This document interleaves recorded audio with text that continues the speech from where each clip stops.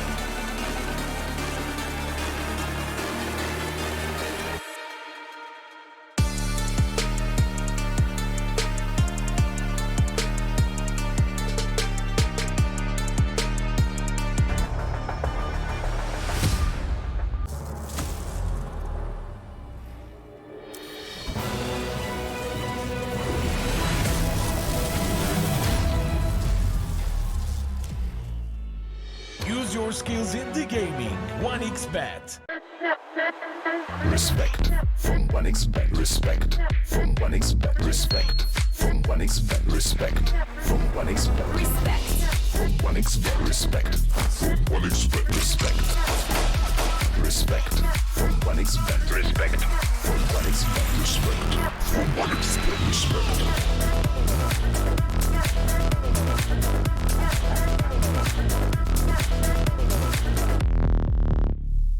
Hello, son. Hi, Mom. Pretty girl. This is Eva. Nice to meet you. Thank you very much. Your dad's just making his favourite dinner. It's duck. Come on inside. They're all probably too gruesome to tell you while you're eating at the table. How's your food? Is everything okay? Good, good.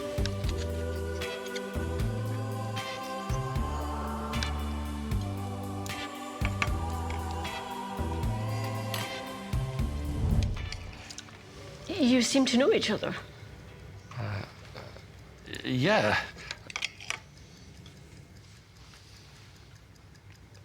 This is the new ambassador for 1xBet. Oh, I see.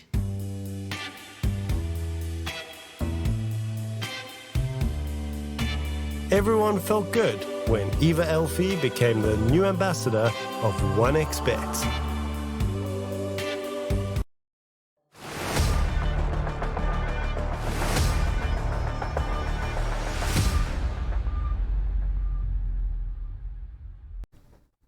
And it is playoff time or play-in time here at the Regional Dota 2 series with Harry and Kips. And Kips, I know men, they feel very insecure when women are higher than them, taller than them. So thank you, Kips, for doing that, for lowering yourself just a little bit. And now I feel super good about myself. How are you feeling today?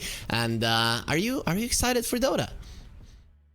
I am excited for Dota. I always get a little sad when there's a break. I don't quite know what to do with myself. I'm like, man, I wish I was just watching some Dota with my mates right now and talking about all the awesome and awful things that are happening. And you know what? Now's the time again. So let's get to it.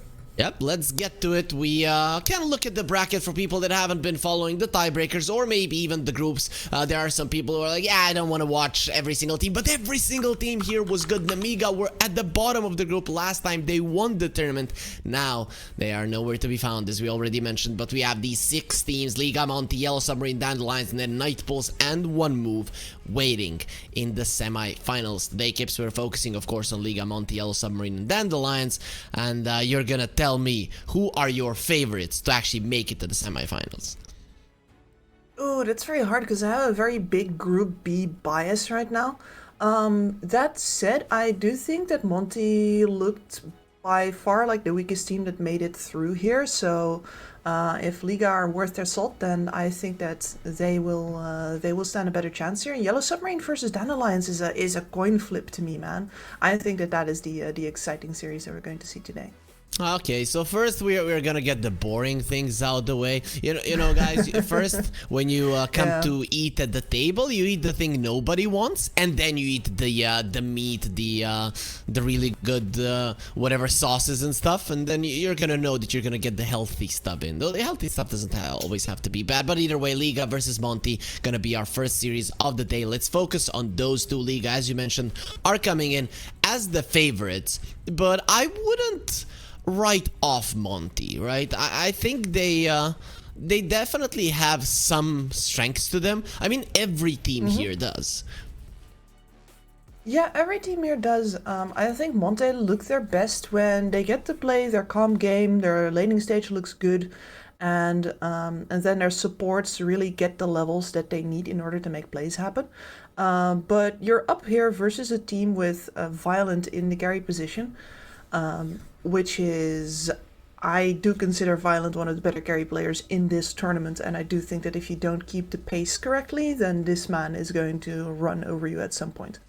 Yeah, if you don't try to at least slow him down somehow, he should be able to win versus you. The carry of the other team, however, is somebody that we know for quite a long time, and that is Crystallize, who has played for Navi. And, you know, during his Arise of Power, Crystallis, the runner-up of the Team Secret carry player, would always have in his name not Navi player, as of course their names are very similar, but we have Moonlight, Infernal, Cubify, and Eknart. Here, Moonlight, he is the one who brought them here because he did win in the tiebreakers, and quite significantly in his 1 versus 1 matchup. SF versus wait, who did he play against? He did play versus Atlantic. Yeah, he pretty much crushed him. So that was beautiful for him, but we'll see now how he will do in the real game, where it's not only about how you see us in the mid lane, but you also have to rotate, kill, be safe, and all the other thing that Dota is asking for us for a successful game. Kips, any particular heroes that you're looking to see? I know I always ask you this question, and I know there hasn't been a patch for a long time, but it is just a part of my job to throw you under the bus from time to time. Yeah, well, let's say that the hero that has been rising and falling in other tournaments certainly has been a Bristleback. I don't think we've cast a single Bristleback game here for as long as I've been doing this tour. So haven't seen it in Group B, and well, certainly wasn't played in 1v1. So this would be our first chance to see it show up in the regional series.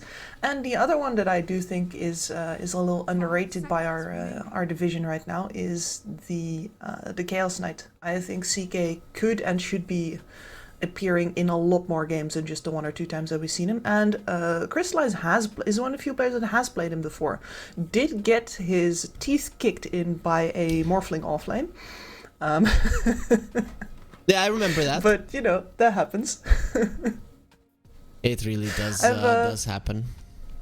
I've looked at that Morphling, by the way, and a lot of it does seem to be carry players being completely unfamiliar with how to lane versus a Morphling. Like, they play Morphling in certain matchups, so they're familiar with the hero and what it likes and what it doesn't like, but it completely short wires when they're up versus the Morphling. Nobody front loads their damage. So, like, nobody throws in the spells immediately so that when the Morphling shifts, it's like, yeah, you're getting more HP, but you're losing armor. But since the spells were already thrown, you're now trading with right clicks, so less armor is actually worse. And nobody fronts load the damage versus the Morphling, so I wonder if other teams are gonna try it and if carries are going to catch up to it. I mean, I'm not going to get to cast Night Pulse again, I don't think, so I have to offload this information now. yeah, just get it out of the way. Yeah, I think that in the off lane, in general, in terms of positioning, it's much easier for a position 4 and an offlaner to get the harassment in for the first 2 waves, and I think that's what makes the Morphling hard to play against. Obviously, here with Vierk being the offlaner player from L1ga, I don't think that Crystallize is gonna be dealing with the same shenanigans, but who knows? In tournaments, teams tend to steal strats from each other, and these are some very interesting openings from both of the teams. L1ga gets a Slardar, which is not unknown for them, but a first pick, very weird, and I guess we have seen a couple of first picks Dark Willow. Some teams prioritize the hero, some teams don't care about it whatsoever.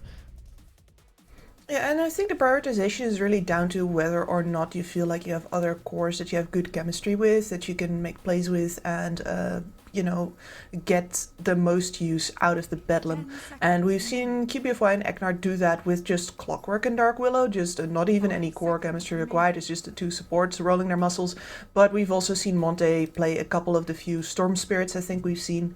Yeah, they have played the Storm Spirit Willow twice, no, 3 times actually. So this is very much a setup for them for chemistry between the supports who are going to be a big part of the driving force of their team. And you do want to feel that agency. You want to feel as a support who wants to make the team move like you are. You having a good game gives you motivation to push the rest to have a good game. Willow is the kind of hero with which you can really empower the aggressive elements of your team. That is true. And you know, back in the day when I would see a Slardar versus a Storm, I'd be like, Storm doesn't care about your stuns. But I've seen recently, let's say Slardar Zeus, that combination kill a Storm. Jump, crush, bash, and Zeus gets the damage out, and the Storm Spirit dies, you know? So the burst damage has definitely increased in the past couple of months in terms of prioritization in the meta, and thus the Storm can die. But in general, even with the Bane here, I think a Storm can be a good pick for Monte. The only question is, do they pick it now? Do they save it for later? Or is this enough to scare them and dissuade them from it? Let's see. I mean, I'm personally just interested already by the fact that you first pick a Slardar, because there are several carry matchups where you're just going to suffer. And I'm wondering if that means that L1ga is actually ready to run it into the mid lane as well, just in case. Yeah, now we're gonna be seeing a Veno. As far as I know, Eknard has played this. Am I wrong on this one, Kips? I know that you have been casting Monte a little bit more. Yeah, Eknard has played it twice. Okay. Yeah, twice. But I think that's always been in the games where they didn't have a Dark Willow. So it's curious to see both of them in the same draft together right now. We'll see how it works out. In terms of winning with it, I can see 1 loss with the Veno. I can't find the other one, but we see an SF. Okay, so that's extra minus armor. SF is both a Rebel and a Violent hero, and I think they're looking at this Doom, which Crystallize has, Moonlight has played in the mid lane sometimes, and they're thinking, yeah, if you send him there, we're gonna destroy him. But this is, I have to say, it's a weird pick. I've seen a couple of SFs and I haven't been like too too happy with any of their performances. Let's leave it at that. I mean, it's such a feast or famine hero, right? Especially when played from the safe lane. The fact that you don't have levels means that you don't really have, and usually not the regen either, so you don't have a bottle, and you don't have as many levels in your spells, which means it takes that much longer to catch up for a safe lane SF. So I've always regarded that as being a very risky pick. I mean, I love Abaddon though.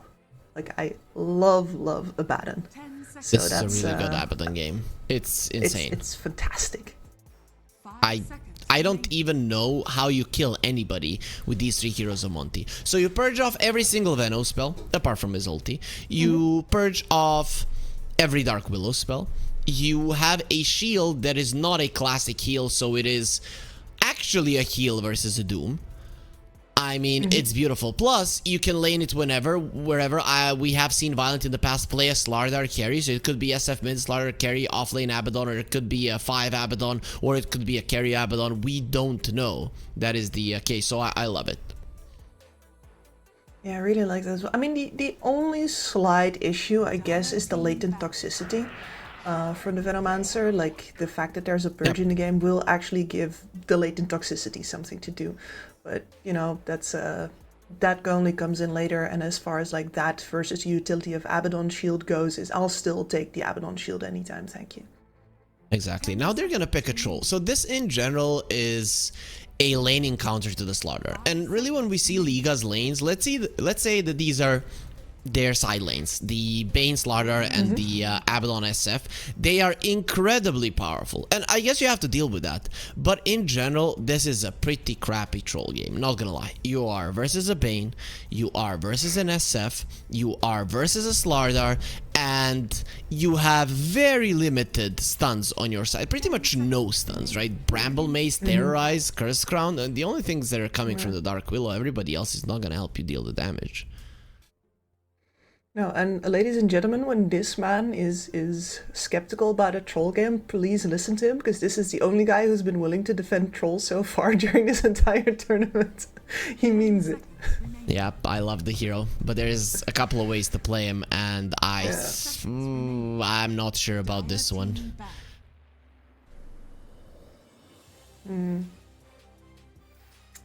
No, I'm not so sure either. So what's the play, Kips? Particularly about the matchup. How do you round it out? How do play? you even round this draft out? I am already not liking what Monte have, but it is a type of an annoying draft that can catch you off guard. I'm not gonna lie, but in general, I think there's so many holes to exploit that Liga can pretty much pick and choose. Yeah, I think so as well. There are several avenues that Liga can go. As for Monte, I think I completely agree with you when you said that there's like no stuns whatsoever for this troll to capitalize on. I would like to see some form of team fight control for the last pick here. And ideally also some magic burst. Yeah, Puck sounds like it fits the bill in both ways. That would be probably the very best pick you can come up with. I'm thinking Puck, or course, I'm thinking Mars. Then you swing the SF to the mid lane, and then the Puck gets a run over. So I'm not sure if it's actually an option. I guess, but I've seen Pucks in the past with controlled aggression actually give SFs a run for their money, right? Though the problem here is in general Bane out-rotates both the Willow and the Venom. Willow can be nasty sometimes with the Shadow Realm attack, but they go Sniper. Okay, is this 2016 Kips? Like what's happening? Oh, of course the synergy is not there anymore, but I guess you have yourself still a frontline brawler and a backline hitter, and this really puts the onus on Liga to be the ones to engage, right? It's like, yeah, you have a Slardar, but you can't just, you know, run up and bash. You guys are actually going to need a couple of layers to your engagement. You're going to be looking for this sniper. And right now they don't really have a lot of reach to get to this sniper at all. So maybe this is Monte's way of saying like, yeah, sure, we have a bit of a wonky draft, but you know what? We're not going to need to force anything in this game. That's wild though. Well, bring him to me, right? Rabel is gonna be a mid lane pudge. Let's go. I was thinking something more along the lines of a Storm, or something along that line, but I'm very surprised they went this route when you're versus a sniper, playing a low armor hero versus him. That headshot is gonna hurt. I don't know how to feel about this. I mean, if the hooks are successful, it's gonna be amazing, but are they going to be? Yeah, that's always the question with the Pudge, isn't it? The big if, the capital letters if. I don't know. It feels like this Pudge. I mean, even if he doesn't do well in the lane, he's definitely still going to have a utility function here, because we have now determined that Monte is most likely just going to hold position and say, right, L1ga, please come deal with us, like you come to us, and the Pudge can always change that. You only need one hook at the right time to change an entire game. So I think even if he has a lot of trouble in the lane, he could still be useful, but that does require the other two lanes to do really well. Slardar might not hold up so well versus the versus Crystallizer though, so that leaves us with Violent as probably the guy who needs to drive a lot of the game. On an SF, I'm not sure about this Pudge, man. No, me neither. Sure. I mean, I'm loving that we're seeing it first game in the play-ins. Yeah. L1ga definitely know what they're doing. I'm gonna assume they do, but I wasn't expecting this. I guess, you know where the advantage might come from? Rotations from the Bane to the mid lane, sleep into hook could be the way to go. Also, the way to go for our viewers, scan the QR code. Everything is so easy for you guys. The way you do it, if people don't know, let's say they are boomers, they're not aware, you take your phone. If it's an Android, I don't know about iPhones, you can tell them about that, Kips, if you have any idea. And then you just open your camera, you point it at the QR code. There is going to be like a new button that appears. You click on it and then it will take you to download the app as we get ourselves into the game. And we have 10 heroes smoked. Everybody game to fight early. Would I go with the Venomancer in that exchange or with the Bane lineup? That's a hard. I think I would rather play the Venomancer in that setup. So that's some wards being placed there. Pings are coming out, so it seems that Monte are aware where that ward was placed, or at least they're gonna check. And for this second one, they're 100% aware of what's going on. I'm interested in Rabel starting items. Okay, he got the Ring of Protection, thank God. No, he needs that armor. And I think you also buy the chainmail before the boots here. yeah, sure. Probably. I'm pretty sure you do. Let's focus a bit on the side lanes. This mid lane is definitely gonna be interesting, but let's focus a bit on it. So, Troll and a Veno versus two. Okay, it's not two melee heroes. Abaddon will be laning on the bottom lane. Either way, Troll Veno versus Bane Slardar. How well is the Slardar going to do, or how badly? How badly? I mean, the worst case scenario is that they just literally get shut out of the lane, right? This could go incredibly awful. Bane is really good versus lanes where, you know, you trade directly on right clicks and or lanes where he can intercept kill attempts. And this is going to be neither. You're just going to get hit by Gales a lot. And then anytime you tank a Gale, especially if any double Gales show up, you just have to get the hell out of dodge. Okay, we'll see how if you trade, like we can see here, he's trading with Egnard over on the side right now, but that just means he leaves the Slardar in a 1v1 versus the Troll, and the Slardar is simply not going to win that. As a support in this lane, you need to, in some way, add more. Egnard got smacked though. He does have a healing salve. He did get smacked. It just goes to show how powerful the Bane is. With the hero... Oh, Bane?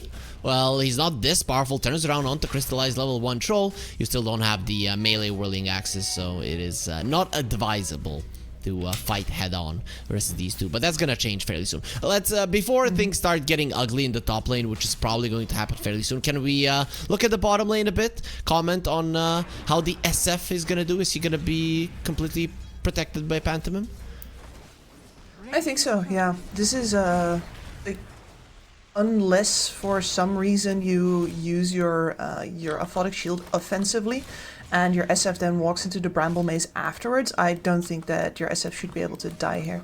And the other way around, I also don't see a good way for you to get kills onto the other side unless Monte overplays here. So this one, I mean, SF is fragile. Stranger things have happened than an SF dying in the lane, but certainly this lane should be fairly calm, and I think that's to the benefit of Violent here.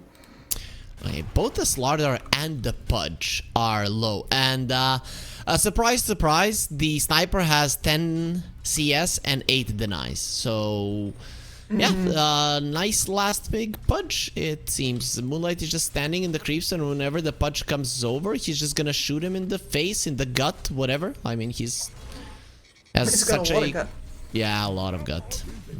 Rabel is running in just to get shot again, now in the back, though pretty fat back as well. Poor guy. Thick. No, but it's I don't see how that changes. And I wonder, do you get like the more take aim levels in this lane even? Because we've normally just seen him take a couple of levels in take aim and headshot and then max the shrapnel. And Yeah. 1J? Everybody's so low, and is he gonna take out? He's hoping that the tower region. No, don't run away from the tower. Okay, he wanted the tango. Now you need to eat it. No, he doesn't need to. It was close, but it wasn't close enough. 1J survives. Slaughter survives. Has a healing salve. And they are getting some CS here in the top lane. Meanwhile, mid lane, Rabel is trying to TP out and will be successful at doing so, but the Pudge has been pushed out of lane. I think this Bane needs to smoke and go and sleep this the Sniper. It's a necessity at this point.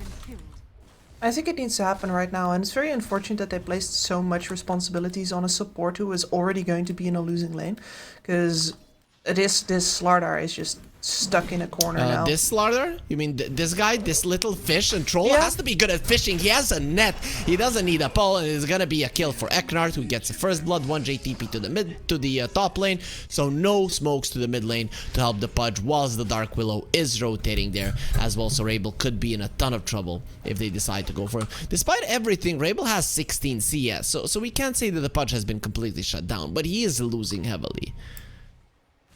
He's losing heavily, yeah, and I do think that he's been paying a very heavy price for the couple CS that he has gotten, and if he has to go to base again, this Sniper is just going to have level 6. Violent is in trouble as well, protected by the Aphotic Shield. Pantomime comes over, but doesn't change the fact that Violent is going to be super low next round of spells from Monte, and his life could be in danger. And we're already seeing this, well, this Liga team that did pick really strong lanes now struggling. Vieira gonna be pushed out of lane once again. It is so nasty to play versus these two. It's dirty. Dirty is what it is. But I think this is the nuance to strong lanes, right? Strong lanes are just lanes that are going to do well against most matchups, but every single hero has a counter. And it does look like Monte got themselves the right matchups for these strong lanes, and they might be able to push that advantage quite significantly. Rabel did kill the Siege Creep, but he loses half of his HP for it. See how he does in general. Well, 1J is going for interesting move. I guess he could. Okay, there is a line. Look at that. Look at them just saying, yo, the Bane is here. Be careful on the Sniper, and the Dark Willow is in the vicinity as well. So even if you would get a connection on Moonlight, it doesn't mean that he would die. He would probably just turn around and kill you. And that ward that we saw based on his flank has already been dewarded a long time ago as well. Eknard throws in a proper ward just for the scouting, and now they know that 1J was indeed there. Nothing happens except for the Punch taking the AD rune.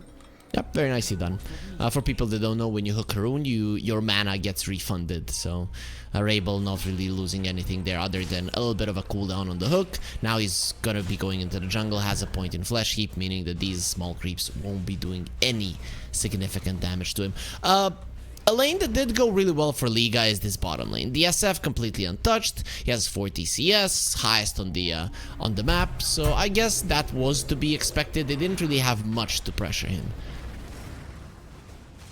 No, No, they didn't. And I think that if you go Dragonlance here, like in general Dragonlance, the full Hurricane Pike upgrade might come out decently early during this game, just because it's so good.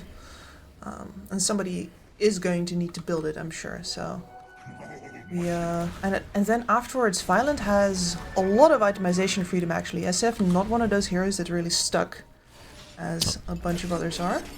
Oh, that is gonna be an Ethan Doom. Rabel gets the kill, TP out from the Dark Willow. Very nice chase down by the SF. Understanding that Scorched Earth is gonna be expiring and you're gonna have the movement speed necessary to run down a Doom. Meanwhile, top lane, Vierk standing his ground, doesn't get the double crush off. Eknard will die either way, but at what cost? Vierk next on the menu, Crystallize gets it. 1J could be going down as well if Crystallize wants to chase. He decides against it. Good choice, as really there are a couple of creeps, one of them being a flag bearer there in the lane.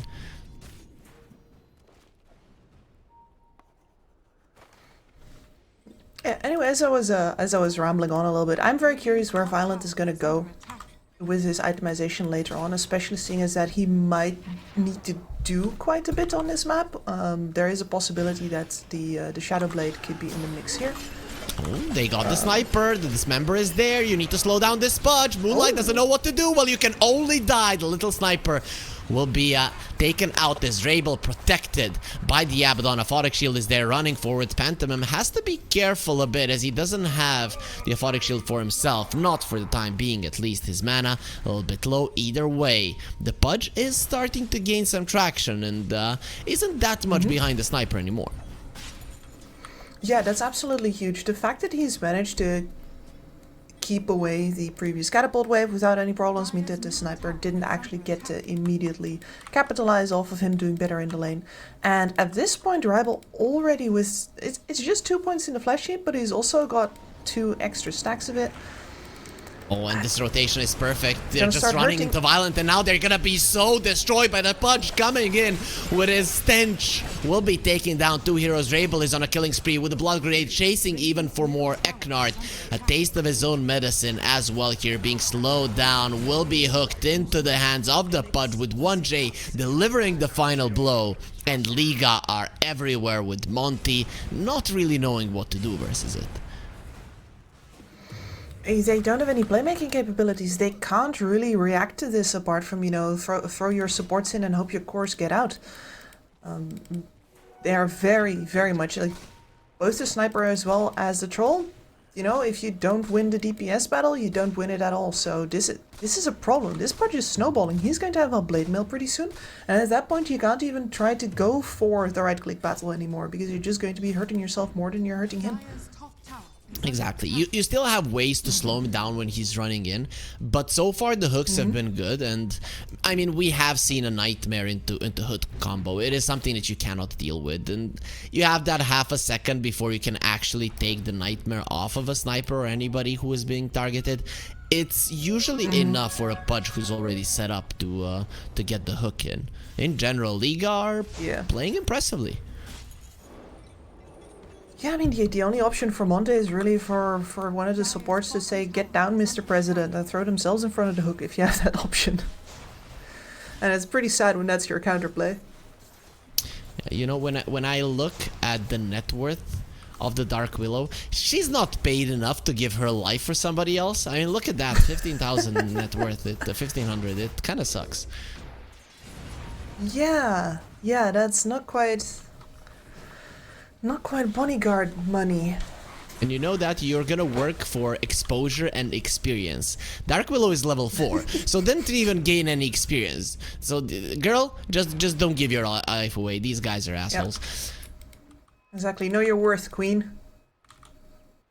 Good sidestep from the Queen. Yep, they dodged the hook. She doesn't need her father's money, she makes her own, though at this point you're like, Dad, Dad, please. As 2k gold lead for L1ga in general. No towers have fallen, no towers have even been pressured so far in the game, which kind of makes sense when we look at the teams. Monte can maybe pressure, but then you're afraid of the hook. Exactly. And L1ga is like, you know what, we're into sniper troll. We can just farm our side of the map, it's fine. We'll do something if they come to ours. Usually a sniper likes to be a little bit more aggressive early on, but it it's so risky. It is so freaking risky. You need that level 6 on one side on the Dark Willow. On the other side, I don't even know what Liga are waiting for. Is it gonna be like a blink on the Slardar that is kind of flying in right now? Yeah. No, in that regard, the Slardar, as rough as the start of his laning stage might have been, I think a lot of the chaos afterwards has really benefited him. All of the supports rotating over towards mid, etc. I gotta say, it's remarkable to me how a laning stage that halfway through looked like it was going to snowball into worse for Liga has now just turned around and like, no, actually we have all of our items, we have all of our timings. And we are going to put a Slardar in your face right now. Literally, yeah. QFI can't do anything about this. QFI, use your Terrorize. Oh yeah, you don't have it because you're level 5. Yeah. 12 minutes in the game. Mechanart will be TPing in. They have a nightmare on the poor Dark Willow. Like, she already isn't living in one. Going for the Shadow Realm. It won't stop the Rot taking her life. Rabel is on a mega kill streak with a double kill, looking towards even more. Protected by the Aphotic Shield. And you don't have to have good pushers. If you kill everybody, then bring in the SF as well. Towers will fall. Yeah, and sure, Egnard is level 7 there, but the Noxious Blade doesn't really do that much versus these tanky targets, and if they don't stand on top of each other, you don't have a way to kill off the initial target, then it doesn't spread either. So nothing to do, nothing to see, no plays to make, and now the sniper seemed like a good way to go for their own strengths instead of for their weaknesses, but I'm still wondering if they wouldn't rather have had something that could make some plays right now. They don't have a playmaker. In my mind, this Doom needs to get a Blink Dagger and needs to get it soon. And he's nowhere near one. 2 points in Devour. So he's not going to have the money in any recent fights. So this is this is a tough situation for Monte in general. And you can see him walking up towards the tower like, I know I should do something about this, but I can't. Fine, just slaps it down. I so love the SF animation. It reminds me of those slapping competitions, right? It really is what he does. Oh yeah. No, I can see SF laying somebody down with a single clap, going for the Monte style, being a phenomenal defensive item in this game. Their eyes do. I think this time he's gonna get slapped. It does get taken out, didn't have his ulti, so no release of the Souls. Pantomime uses his own ulti, but he's gonna get bruised quite a lot by Crystallize a Hook. Does miss there, so Vierk is caught by himself. He got himself into the trees, the Gale will slow him down, and that's just gonna be a third kill. Finally, Monte, they do fight back. They were ready for the invasion of Liga. Yeah, that's really just Liga overstepping themselves, walking up without any enemy heroes already down, exposing their SF in an area where, like, they didn't have anybody to make counterplays soon either. Like, the Pudge is waiting for a hook opportunity there, but no targets that you actually want offer themselves up to him, and now it's just the Abaddon tanking everything. Willow's low, and you have Yerk. Can't resist. How can you resist? You can never resist. Okay, but currently there's a fight going on where they will be bringing down Infernal. Rabel, he didn't die in the previous fight. Was he in a 1 versus 4 and he just got the kill on the hero? Yeah, and he's gonna be getting more because we said something about the Pudge going for a TP out. The Rot isn't gonna be enough. No, not enough damage. Shadow Realm will protect the Dark Willow from Rabel. That's him winning solo. They just don't have the damage, that's nuts. Yep, they cannot touch him. He doesn't even have anything. He has a Blade Mail and an Ogre Axe. Like, he's tanky. This is only going to get worse, is what I'm trying to say. Let's see, they need a net. They need a net that Crystallize will catch the Pudge.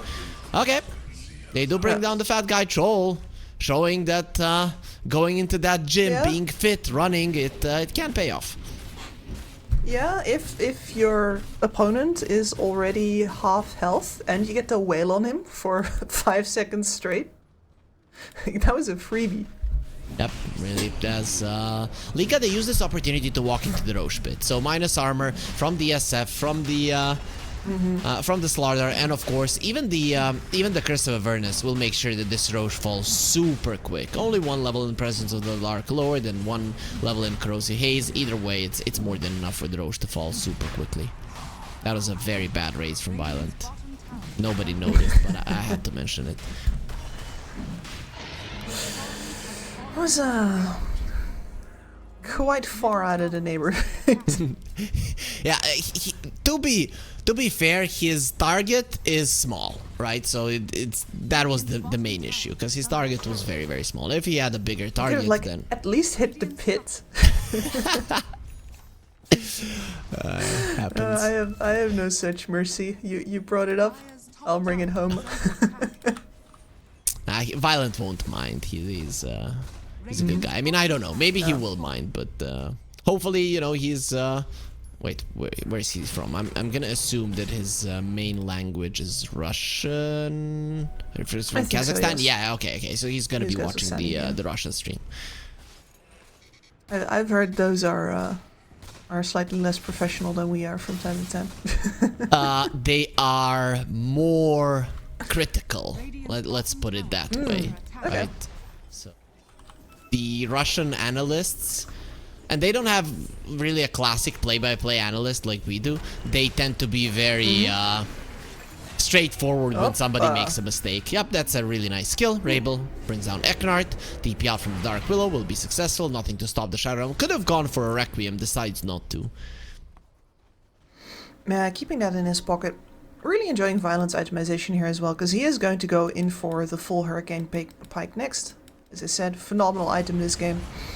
Between that and his Mantisal, I think you can deal with most of the threats that are going to be coming your way. Pretty much, right? The Doom is an issue, but it helps you versus the Doom as well. Doesn't mute your items no longer. Just get the hell out of dodge and sit it out. Get to the fountain. What is the troll No doing? Crystallize is here. They're pinging him out. He's very speedy though, with a Yasha, Phase Boots, and Berserker's Rage. Okay, he's not faster than a fish on dry land, because that somehow makes sense. Crystallize is gonna be ran down by the Pudge and by the Slardar. Verk and Drabel are not gonna have any mercy. They might even force him to use his ulti.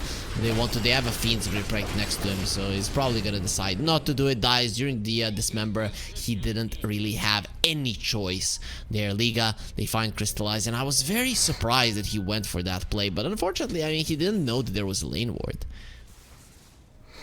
No, he didn't. Otherwise, it makes a lot of sense to go. I think you get that wave and get out, just about.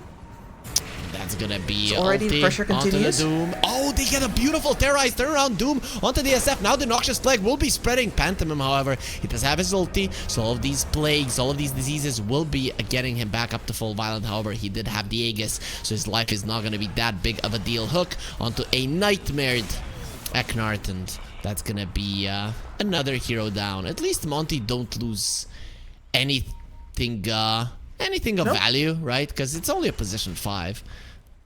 Exactly. No permanent damage for the Aegis. I think that they got away with something right there. That was very good for them. Now, the only question is, of course, is L1ga actually going to let up the pressure? Because I don't think they have to. I think they're at a very strong point in this game. And just because you don't have the Aegis anymore doesn't mean that you can't... wow, QBFY. Crystallize is so low as well. He did give a shard to his buddy, so QBFY will have that shard. Only 1 point in Curse Crown, but 4 points in Bramble Maze, so that's what matters the most in general. Exactly. SF is going for a shard now. Okay, decides to buy the Shadow Blade. Doesn't want it. Yeah, the shard is actually really strong on an SF. Yeah, and it seems to be really player preference whether you go for that or not, because you can increase your DPS by a lot, but on the other hand, there's a bunch of SF players who also seem to feel like it's not as effective as things as better positioning, etc., because you will be hurting your long-term DPS in a fight in favor of short-term. This kill squad is insane, right? It's Bane, Slardar, and the Pudge. They're everywhere, and you cannot even go for that outpush of a lane. Usually when you outpush a lane that fast, you get to live, not versus these guys. I think a part of it is definitely also the vision, though. We had that lane ward on the bottom getting them that kill onto Crystallize. Now there's a ward watching the entire top side as well. This kill squad is empowered by a lot of good positional vision. That said, I am surprised by how little this gold differential is going up in the favor of L1ga right now. They These seem to be tormentors, controlling man. everything, and they're not. Somehow it doesn't Yeah. show. I guess. But That's what I'm curious about as well. It's ticking up a little bit now, but you would have expected that to start earlier already, and now instead there's a smoke coming down already. gonna be have an Blink on illusion of the Doom? No, SF they have ping Shivas. out. They know. Now they know that Shiva, he used it there, panicked. It's gonna be enough for L1ga to just leave. Radiant's middle tower is under attack. Okay, so Portal. Yeah. what about the later stages of the game, Kips? I mean, I know Sniper and the Troll can be very powerful in the later stages of the game, but I just don't think that they have the supporting crew to make them work all that nicely. I don't see how they ensure that they fight in positions that are beneficial to them. Like, L1ga gets to choose with the initiation of a Slardar or with a hook, like, okay, we fight here, we grab one of yours, now you decide if you fight or not. But in the term of Monte, I still think that, you know, if you see any of them, there's still a moment for L1ga to say, like, yeah, we take this, or nah fam, next time. It just feels like it's not quite in Monte's own hands. Yeah, I can see Monte foiling the plans of L1ga with the Serpent Ward. Yes.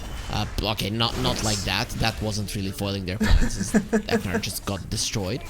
But other than that, I don't see them forcing L1ga to fight on No. against their own terms. So that's a rough situation to be in. Dire are scanning. It is, but that's a decision they very much made for themselves. And as far as this game goes, this could have gone so much worse already.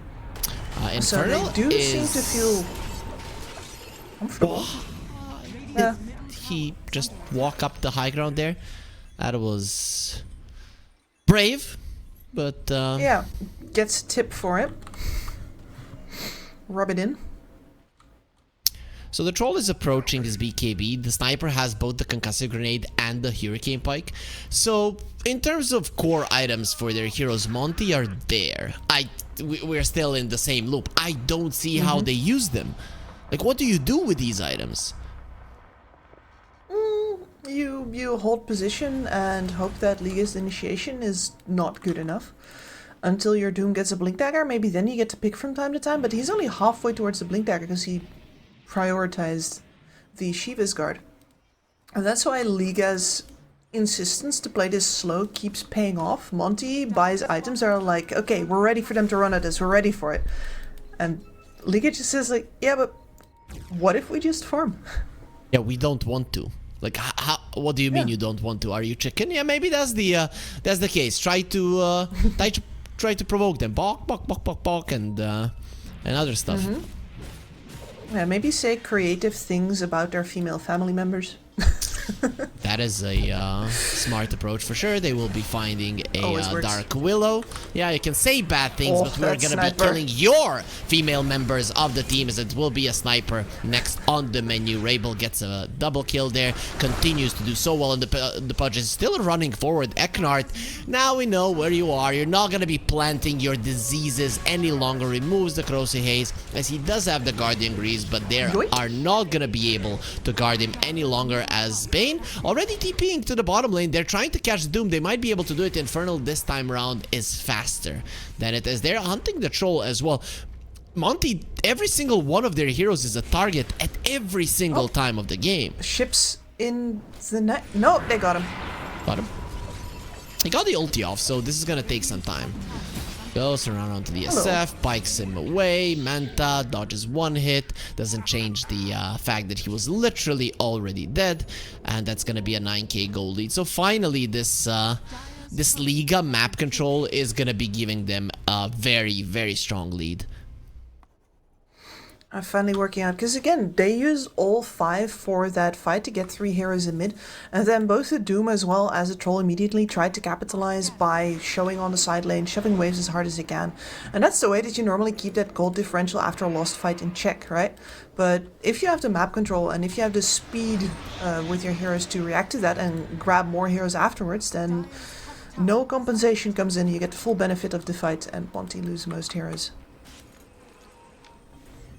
Yeah, Ags up on Pudge.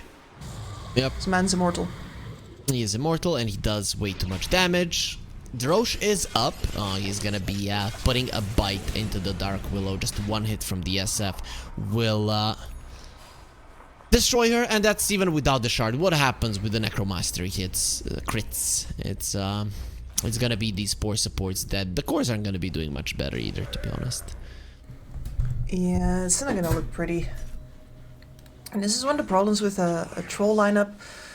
If you don't snowball with a troll, usually one of your problems is that you're just not a burst damage carry. You need a little bit of time to really start wailing on people. And in a scenario like this, where the enemy has minus armor and the ability to take multiple of your teammates away in that time, what's the fact that you're maybe going to kill one of the opponents in return going to do to them? Pretty much nothing, especially in L1ga. They have a gem, so in terms of vision they're gonna have the advantage there. Usually, oh, it's nighttime, the sniper is gonna be seeing more. No, not really. When you don't have a single solid ward on the map, when it's just some defensive wards to maybe get 1 or 2 camps, you are still going to be hunted. The second roach will fall, it will be a dire side roach, meaning it will be a cheese as well. Even though sniper is not an easy guy to go high ground against, with an Aegis cheese 29 minutes of the game and this kind of elite gips, it could be enough for them to at least poke on the high ground. Yeah, you're gonna poke, you're gonna see if you can get any idea of where the sniper is, and once you know where he is, you're gonna go for a little hook. Or maybe you just straight up blink in and start dismembering him. There's not a lot of things that are going to be able to save him. Doom and Terrorize, that's about it. Yules from Cubify, I guess, is another instant way to just get the Pudge off of the sniper. If the sniper can use the concussive grenade and the pike, he can get himself to a safe position. Plus, he does have a Mjolnir, so the damage output of Moonlight is actually quite high. Yeah, not insignificant, but I do think that he would need a couple of seconds of wailing on that Pudge as well. Is under attack. Violent is pushing top lane while the rest of the team is smoking up. Bane on the other side of the map is already hunting. They found a Dark Willow. She will do her best to run away. Curse Crown onto the Pudge. Terrorize does absolutely nothing as he does get hooked and dies to the Aphotic Shield break. Violent. Oh, and they got gets Infernal closer as to well. his team. Yep, they got him because the Bane is always hunting. 1J is everywhere. Decides that you are not worthy of his Fiend's Grip. It will be the Slardar's damage that will be enough. Pantomime, every single time he's the one getting kills, and they found Moonlight as well. Violent is gonna be going for his ulti, getting everybody away, surviving through it all. Rabel will get infected by the secondary Noxious Plague. But either way, it is gonna be a big win for Liga. They still have a cheese, and they still have the pushing force to go forward. Yep, you got that sniper off the high ground, you can now go into their base. There's really nobody who's going to be able to stop you. If you play it right.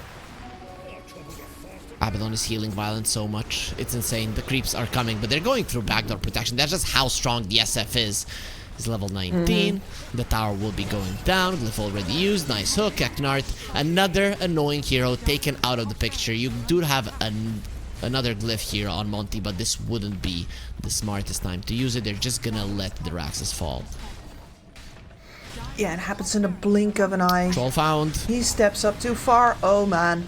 As a BKB, however, running forward, still hasn't gone for the ulti, but they have a Fiend's Grip, so they're gonna use the Fiend's Grip. They're gonna eat him. 1J being destroyed from afar. Abaddon trying to save him, not gonna be happening. Moonlight, at least he gets the kill. Rabel with the Blade Mail. And they don't care going through it, has the Ghost Scepter, however, so we'll be fine. Assassinate barely takes any damage off of that punch. He's so tanky, 4k HP. Vierk misses on clever. the stun, leaves a puddle there, marking this is our territory, as the glyph will get used. Violent loses his life once.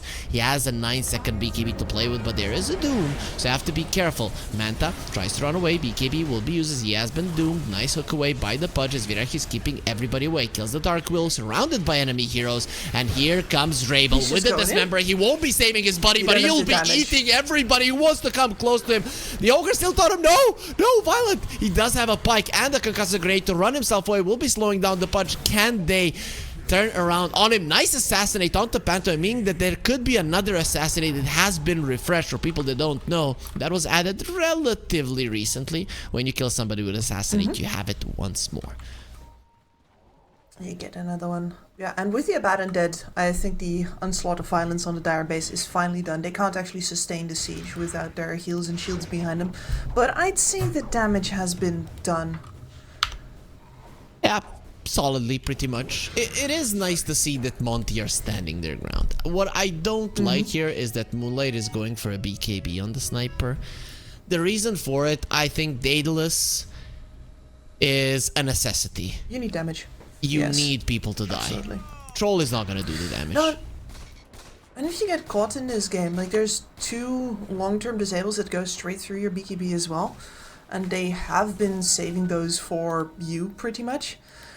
I'm not sure how much the BKB is going to do for you there, but you know what? He's nearly finished it. There's really no no way out of it anymore. At least he's got his level 20. Well, that's a nice one. That's a nice one for the sniper. The knockback distance is actually quite nice, especially with the amount of attack speed that the sniper is sporting at the moment. Crystallize, however, is going for an Aghanim Scepter, and there is an item that you were indicating could be a problem for L1ga, and that is the Shard and the Venomancer. So that latent toxicity is gonna be present. That is a 1.6 second stun when you dispel it, and Yeah. pretty low cooldown spell with 20 seconds on it. Radiant are scanning. Exactly, so it doesn't quite match the Aphotic Shield. In fact, the Aphotic Shield cooldown very, very low. But certainly you're going to get a lot of use out of it if you've seen how liberal Abaddon has been with the application of his shields. Pudge has an E-Blade in the Shard, so he can dismember his own teammates from quite far away. He can hook them from quite far away. Your Doom does nothing. This is one thing that we haven't discussed is eating your own teammates during the Doom is a huge save versus this hero. Yeah, they're just off the map. DOT stops. And nothing you can do about it, because certainly you're not taking this Pudge down anymore in this lifetime. Are scanning. I would be very surprised if Rebel dies. Yeah, I would be surprised if he dies first. If he dies like 3rd or 4th in a fight, it's possible. But Yeah, I guess. Oh, Vierk, this is the crush. You don't want to go into the puddle. Monte not great at swimming, and hooks, they just don't miss. The poor Dark Willow is just gonna use the Bedlam on her, as Infernal is gonna be coming forward into the Fiend's Grip, and Rabel is gonna be putting his teeth into him as well. He doesn't even get the Doom off. Look at the Chasing behind the with life. lines. Violet, however, dies. There's gonna be a lot of damage from the sniper, but ultimately he will be losing his life as well as Vierk in a little bit of trouble. Nope, he's just keeping them in place. They're killing everybody. Leave the Troll all on his lonesome. There is another Dismember with an E-Blade and a Dismember. Rabel will get a triple kill, and there were some casters that weren't sure about this Pudge pick. Rabel has shown them that he is a god and has just dominated this game over and over again. he's been fantastic. I have no more notes. Yep. We can talk about other people. And you had a 'cause perfect understanding of this fantastic fight is here as everything. well. Like, it's just like, hey, by the way, you guys are not walking up here. We're not giving position away. We choose when the fight happens. That means the Crystallize has to back off. The Hook decides that the fight starts, and now L1ga has said, okay, this fight is good enough. We're taking it. Never on Monte's terms. You don't have to do that. So they just ignore this Troll, kill the Sniper first because he had to walk up that way, and it's now all Ogre peeling the layers away like an onion. And they're killing even more heroes. Finally, the troll will buy back, but the sniper will not be there for at least 12 seconds. Finally, the Doom onto the Pudge. The question is, can you take away 1/5 of his HP? And they will be able to do it. But kill him? Well, that's a completely different story. Now, Crystallize, he has to run away. He knows that he doesn't do that much damage. A very long-range dismember. This guy has some very, very huge teeth. And finally, he's gonna be dropping low with the sniper coming back. Crystallize, however, loses his life. He's gonna be down for 1 minute and 40 seconds as Violent joins in on the phrase. Well, buyback from the Pudge. Gonna be rejoining the fight, coming through the outpost as well as Moonlight. He won't be expecting the Pudge to come this fast, and you should. The buybacks coming through. They want this game to end. Jumping in to Bramble Maze. Vierk will be in a lot of trouble. He needs the Aphotic Shield to save him. For the time being, the Nightmare won't be enough. That Abaddon will take some time before he rejoins the fight. Rabel, he just bought back. He cannot die again. Violent is gonna be shot in the face from very far away. He turns around with the BKB and says, "Who can fight me now?" Rabel, however, with the Curse Crown, has an E-Blade to protect him from the damage of the sniper, but let's see how long that's gonna take. The look is gonna be perfect. They found Moonlight and they have the Fiend's Grip. They're not gonna let him go. Nothing to cancel it and everything to smack his face into the ground. GG was called. Monte, they know that this game 1 is over. They're just 1 game away from being eliminated. And quite dominantly so from L1ga as well. We had our doubts basically only in the laning stage, and after that it becomes harder and harder to see what exactly Monte can do. If they don't have any momentum out of that laning stage, if they can't take towers just by walking up to them, standing there and going, "What can you do?" then this entire time it's basically just Monte going places and L1ga saying, "Nah, actually we don't have to fight you, we only fight when we want to," and that's exactly what happened.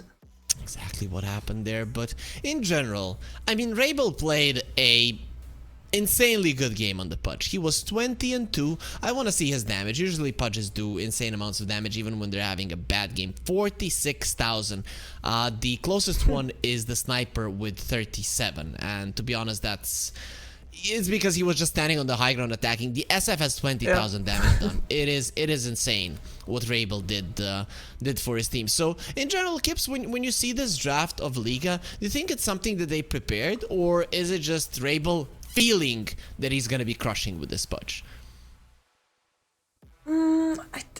I'm tempted to say that it's just vibes. Like, you don't really prepare the opportunity for a Pudge, you just take him when you see him.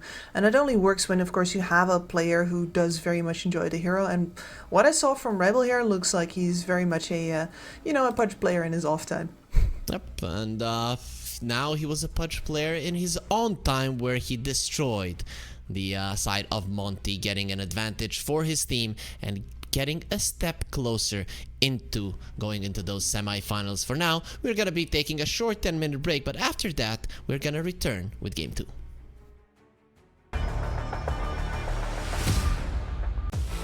OneXBet and EVA Alfie present betting on all esports events on the website and in the OneXBet app. OneXBet. Play with EVA.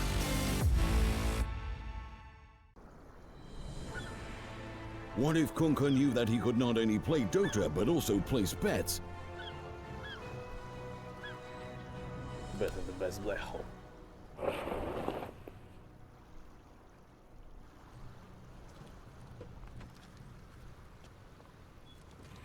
OneXBet, bookmaker company.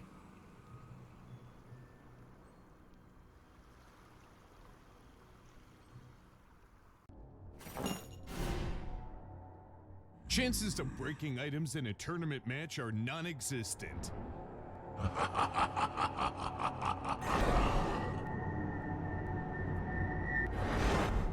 Chances of winning at 1xBet are always real.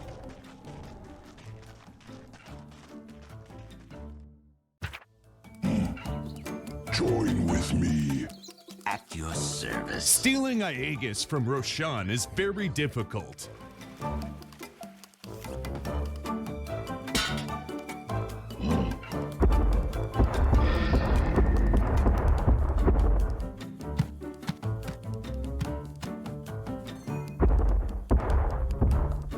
Winning at 1xBet is super easy.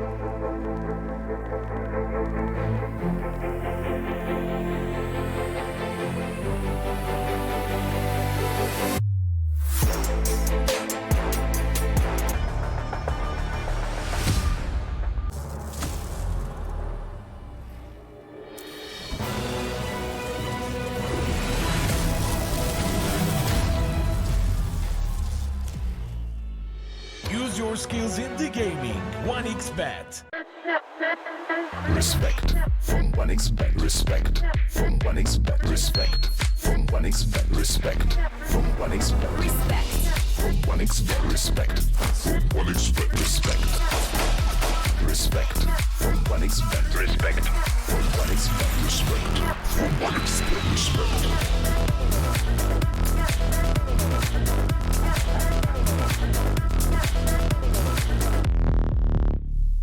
Hello, son. Hi, Mom. Pretty girl. This is Eva. Nice to meet you. Thank you very much. Your dad's just making his favorite dinner. It's duck. Come on inside. They're all probably too gruesome to tell you while you're eating at the table.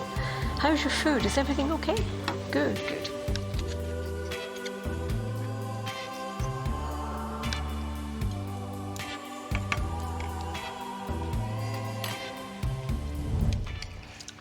You seem to know each other. Yeah.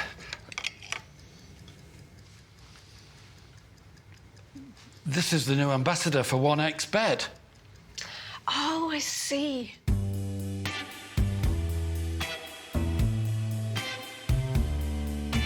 Everyone felt good when Eva L1ga became the new ambassador of 1xBet.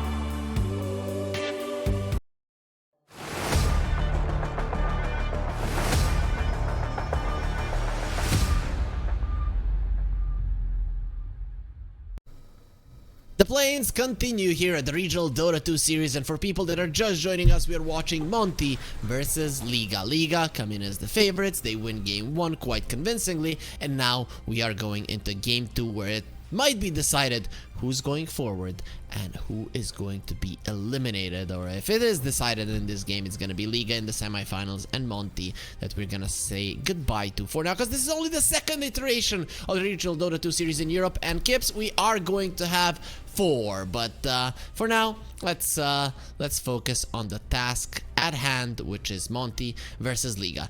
You coming into the series, you said that L1ga are the favorites. Have you seen some redeeming qualities from Monte that will allow them to win a game, maybe even the series? I definitely think that Monte should stick to their own lessons that they know. Like, for example, they've never played the Venomancer and the Dark Willow in the same draft before, just because I think they know that that leaves them with a very passive duo. But, you know, here it's like, okay, we already picked the Willow, but I guess this is sort of a good Venomancer game. We don't really know what else to do. I want to see more decisiveness in the draft, because they do have that support duo. They can leverage it. I kind of do want to see that Clockwork out here, for example. So that those two can do things while the rest of their cores farm, which is something that I've criticized them for before, right? They do feel a little farmy on the cores sometimes. Is that because let's say you don't have any ideas on how to play? Like, why does a team go back to farming every single time? You've coached teams, you've been on pro teams. Is there like a reason, an atmosphere that is usually there when a team is just retreating into farm mode? Yeah, it basically is like, hey, I need one more item syndrome, and then when everybody still needs, there's always one guy that needs one more item, and it discourages the rest from doing something right now. And this especially happens when there's some players that will just, you know, if you, for example, have a carry that really doesn't join if he doesn't have his items, even though you need 5 right now to fight at certain points in the mid game, and you have 2 cores with an important item timing, or maybe a core and a support, sometimes it's just still like, no, I need another item, and then the rest of the team is like, okay. And that can happen multiple times in a match where there's every time somebody else still needs an item. That's often the cycle that you get into. And I blame this on pubs. In pubs, in general, you're going to be raising more MMR if you're more patient with getting your items. In competitive gameplay, if you have warded nicely, shoved out the waves, even if you're 50 gold from your key blink dagger, it's a much better time to go for a smoke than wait for a creep or 2 and then you lose that positioning advantage that you had a second ago. In a pub, it's completely different. So I guess you get into that mode when we see tier 2 Dota, when we see stacks as well, because you're not that used to playing with each other, and maybe you don't have that much faith in your teammates. Yeah, that's the other thing, right? It's like, okay, if you're mostly used to pubs, like, okay, sure, you have a timing, but why should I trust you? Like, that trust is not yet baked in. In fact, it has been deliberately, you have almost deliberately trained it out of yourself. Because in a pub, you're usually not relying on anybody to do the right thing but yourself. So there's yeah, completely agreed. And there's a lot of reasons why these instincts come back up in players that are less trained.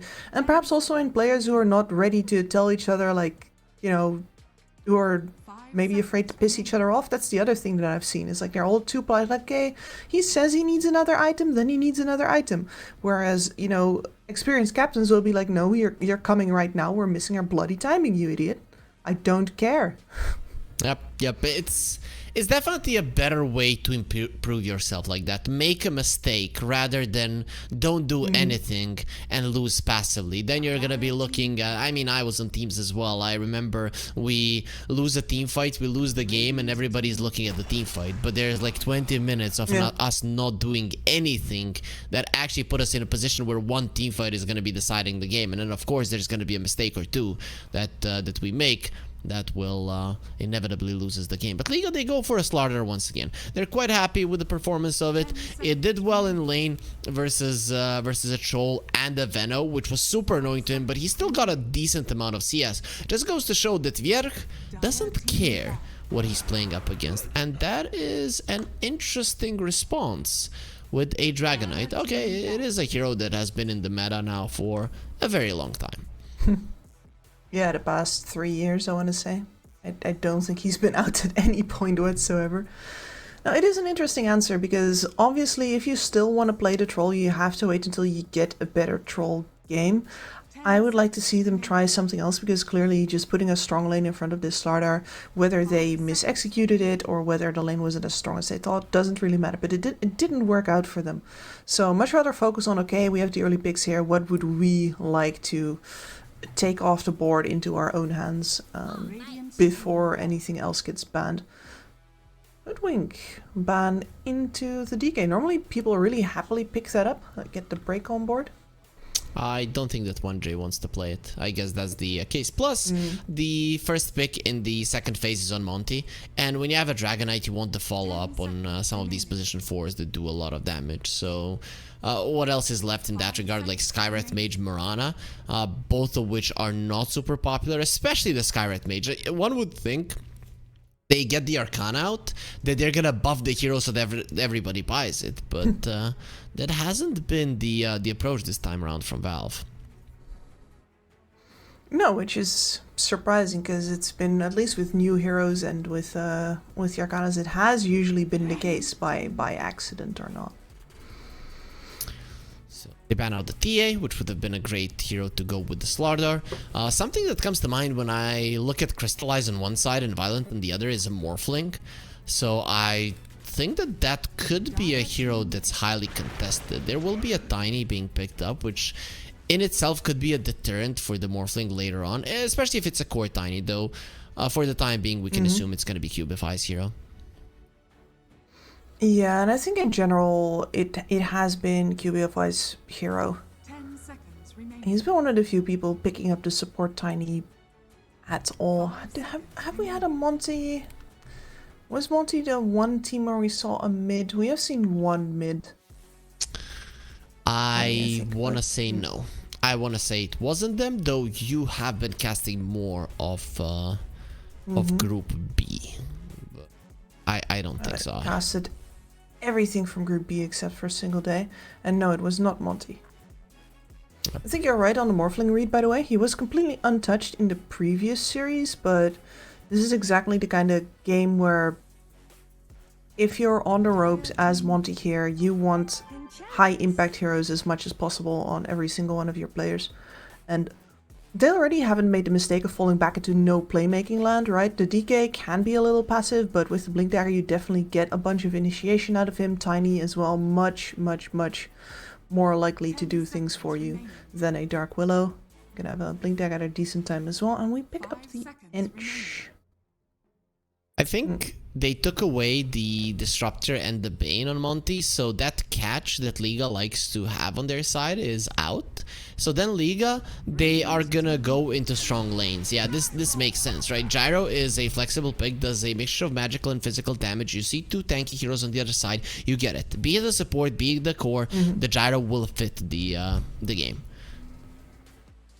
Yeah, and I think the Jackal pick also just made a Morphling much more likely. Monte will certainly have a decent reason to consider it now for their carry pick here. Morphling. I actually Clockwork would be a little bit hard because you don't have damage, but maybe like Tusk Morphling would be a good approach. I'd greatly enjoy a Tusk. The snowball save could do quite a bit for you versus that Slardar. You've got yourself a very, very brawly, initiating heavy melee laner. Yeah, I can see it. The Clockwork and the Tiny feel a little like they're going to be doing the same, if you know what I mean. Yep. They jump a target, and Clockwork is setting up for somebody else to do the damage. Tiny is repositioning them. You don't want that. Sometimes you can make mistakes with two supports like that. So let's see if that's going to be the approach for Monte. I really like the Morphling here. I think it's so good versus all three of the heroes of Liga. The thing is that these three heroes of Liga, they might be set up so that they're baiting Monte into Morphling. They might be thinking, come on, pick it. And then they have something else on their mind to go up against it. Could be, yeah. I've personally found a bunch of the Morphling answers to be unconvincing though. Like people have been trying Lina, I think. Haven't really seen that work out too much. Best you can do is usually a carry matchup that sort of goes past it, I want to say. Are we going to see Liga end up with something like a Faceless Void, for example, or an Anti-Mage? I wouldn't mind an Anti-Mage, right? It is a violent hero. It is the type of hero that he likes. It doesn't necessarily go too well with his team. We'll see. There will be a Grimstroke, however, so no melee position 5s from what it seems, unless they're putting the Grimstroke on 4. Unlikely with the Tiny being part of it. Monte are really taking their time. Yeah. And I understand that these two picks are going to make or break their lineup. Okay. No, with the Grimstroke, for a second I was like, okay, so are you going to go CK then? But I think maybe with CK you still set yourself up for too hard of a matchup versus a Slardar later on in the game. The amount of AoE damage physical that comes out of that guy as well is a bit of an issue. Listen to me now, Kips. You pick a Lifestealer. Now put the Gyro on 4 and you have won this game. And they're not gonna do it. They get a Coddle who has been forgotten for some reason, but this is such a good Coddle game until you get the shard on the Grimstroke, which is gonna be 15 minutes plus. You are gonna get annihilated by this Coddle. He's so good versus every single one of their heroes. He is, yeah. What you need for Zakotl are at the very least cores that can deal with or can ignore having a vessel on them, and that's neither of these two. And the supports are also just going to die. Tiny, not enough range to stop a Coddle from blasting him. Very sad. And yeah, as you said, the Grimstroke is eventually going to supply you with a Purge, but that's going to be quite a while. And now you still don't know where this Gyrocopter is going. What a mess. Monte's in trouble. They definitely are. I'm leaning a little bit more on the carry. It is a violent type hero. L1ga has played the Gyro in the past, however. And look at Monte. They are banning out the supports, so they understand that. So, I mean, there are cores that Liga can pick, and there's a big pool of them. You can't even ban them all out. Supports are kind of lacking at the moment. Remaining. It's true. And either the Rubik or the line would have given them some really good extra control on top of their edge, which is something that with the Gyrocopter you have a rocket. It's already not that much, but especially if you switch this Gyrocopter into a coral right now, what do you even have left? Maybe a Crystal Maiden? I think it just gives Monte a hero to kill. Right now, they don't really have a hero to kill with the Tiny and Swell, stuff like that. Radiant team pick. So, gonna be a support Gyro. Unless it's a support Clinks, which not out of the question. No, not out of the question, but I think it reserved it got a decent stack of nerfs. Have we even seen a Clink so far in this tournament? In this one, no. It has happened in others at the same time, and that's yeah, versus a core Clinks, that's a really good idea. Just pick yourself up a centaur. You know, Clinks establishes himself, you say, is this a good fight or not? If it's not, you press R, you reposition, and you ask him to, thank you, please come again. Yeah, so a double edge is a possibility in this game, or a quadruple edge. Double Dragon Tail, double Lucent Beam once Luna is level 20 is a big deal. I really like Monte's lineup. I think they have solid lanes. I think they have solid push. They have a mixture of magical and physical damage. They rely a little bit on their blink daggers, but their laning phase is decent, so they should be able to get on those at a good time anyways. I think they've got something going here. The only problem is, again, those blink daggers, they're gonna take at least like 10, 11, 12 minutes. The Scuttle is not gonna wait that long. So Rabel, he crushed the first game. I think he has an opening to do so in the second one as well. I think so, yeah. But the center is as good of an answer as you are going to get in a single pick to the Kotl as well, right? Kotl shows up in a weird position. You can still try to pop that to Stampede and get people out of the worst of it, maybe into a position where they can get backup, for example. So it's the best that they could do with this pick. I'm pretty impressed with how they salvaged this in the end. So yeah, I'll still favor L1ga here. Rabel can crush this this game. I do also think that Vierge is not going to be necessarily stopped off in his lane at all. And Clinks versus a Centaur, I'm not too familiar with the matchup, but probably not too much threat towards the Clinks there either. I still think L1ga is going to come out of the lane slightly better than Monte here. This is one of those lanes when you're going to be maxing out the Retaliate on the Centaur most likely. Because you have two guys that are constantly going to be mid-game. Poking you. Yeah, it is a problem for your mid-game, but they're going to be poking you all the time. If you don't do it, I don't really think that you can close the gap all that easily to Clinks and the Enchantresses, and they generally will survive the Avatos plus the double edge. I'm seeing this Luna lane, however, as an opening for L1ga to do some damage to Monte. There is a chance that Luna loses her life over and over again, but there is a chance for you guys to win some money if you scan the QR code, get the app, and of course you're gonna be getting so much info that will help you use these amazing gods. But what will also help you is a banner down below with the promo code 1XRLGEU. If you haven't redeemed that code just yet, you should do it right now, as we only have 2 more days left of this tournament, and then we're gonna have a slight break between the next RES, which is going to be Southeast Asia number 3, starting on the 4th of June. So just so you know, Kips, we are gonna have a little bit of a free time. Hopefully you don't get depressed there without the Dota, because no Dota. No Dota. My video games. 30 seconds. Yeah, don't cry. Man. I'll try. Oh, both of the teams, they want to fight. Smoke will break. Eckhardt, he's the worst guy to get caught. Nice, going to the left there. Now L1ga, they know exactly where their enemies are. Infernal, he's relatively tanky. Only 2 armor, however. Tar Bomb slowing him down. Blood Grenade as well. That's going to be the Illuminate. He gets a nice hoof stomp off, which might actually save his life. Another Tar Bomb will connect. Crush off the mark. Yeah, he gets 2 heroes, but not the one that he was looking for. So, neither of the teams get a kill. No, Is Violent dead? A bit awkward. Violent is in trouble. And almost dead. Avalanche, one more hit. He turns around with the Tar Bomb, slumps down the Tiny. This is going to be a problem for Cubify. He's just being annoyed. There's the Blood Grenade. You wanted me dead, little rock man. And you're not going to be growing, at least not today. Violent gets a first blood. He is on fire. That was too close for comfort, though. Nah, not even close. Let's talk a bit about the mid lane. So usually the Kotl loses the lane. Is that the case versus a Dragonite as well? Does the Dragonite just out CS you?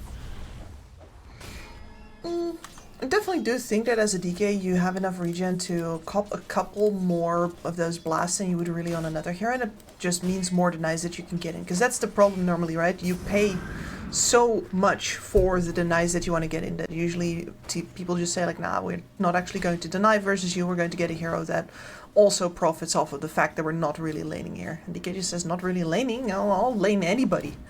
So yeah, I do think that the DK has an advantage here.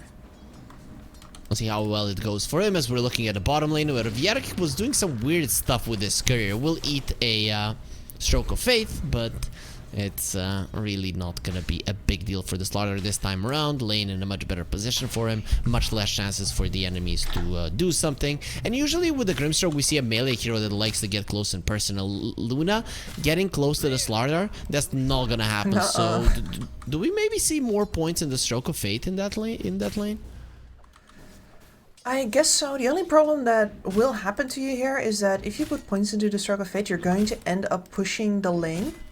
And that just means that there's absolutely no way for you to split up these two in any way, see if you can get a numbers advantage. It just means straight up that the Slaughter is going to last hit everything. Which, not entirely desirable. And the levels into the Inkswell will matter when you go into the mid game, so maybe he's going to level as usual and just the lane is going to be what it is. That's a really nice kill there. Yep, usually the Enchantress doesn't die that easily. No. No, she should not, but then again, you know, you did get the Enchant here versus double melee, both of which can stun you, so if they're already both close to each other, then I guess you only really get to slow down one, and the other just buys enough time that it doesn't matter anymore.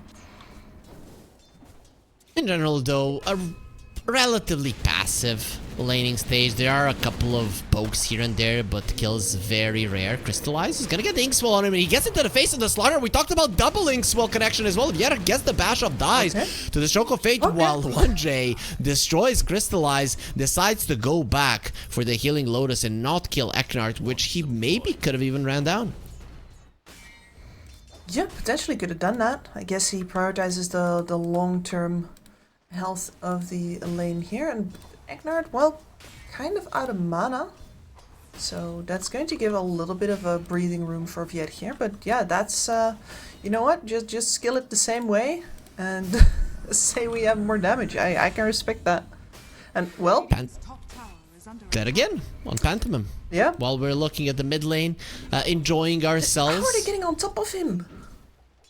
Because that is, like, I have no doubt that he's going to die to the burst damage, right? I was going to say that to you when you said, like, nah, the end shouldn't be dying. I'm like, you know, but there's absolutely enough damage here.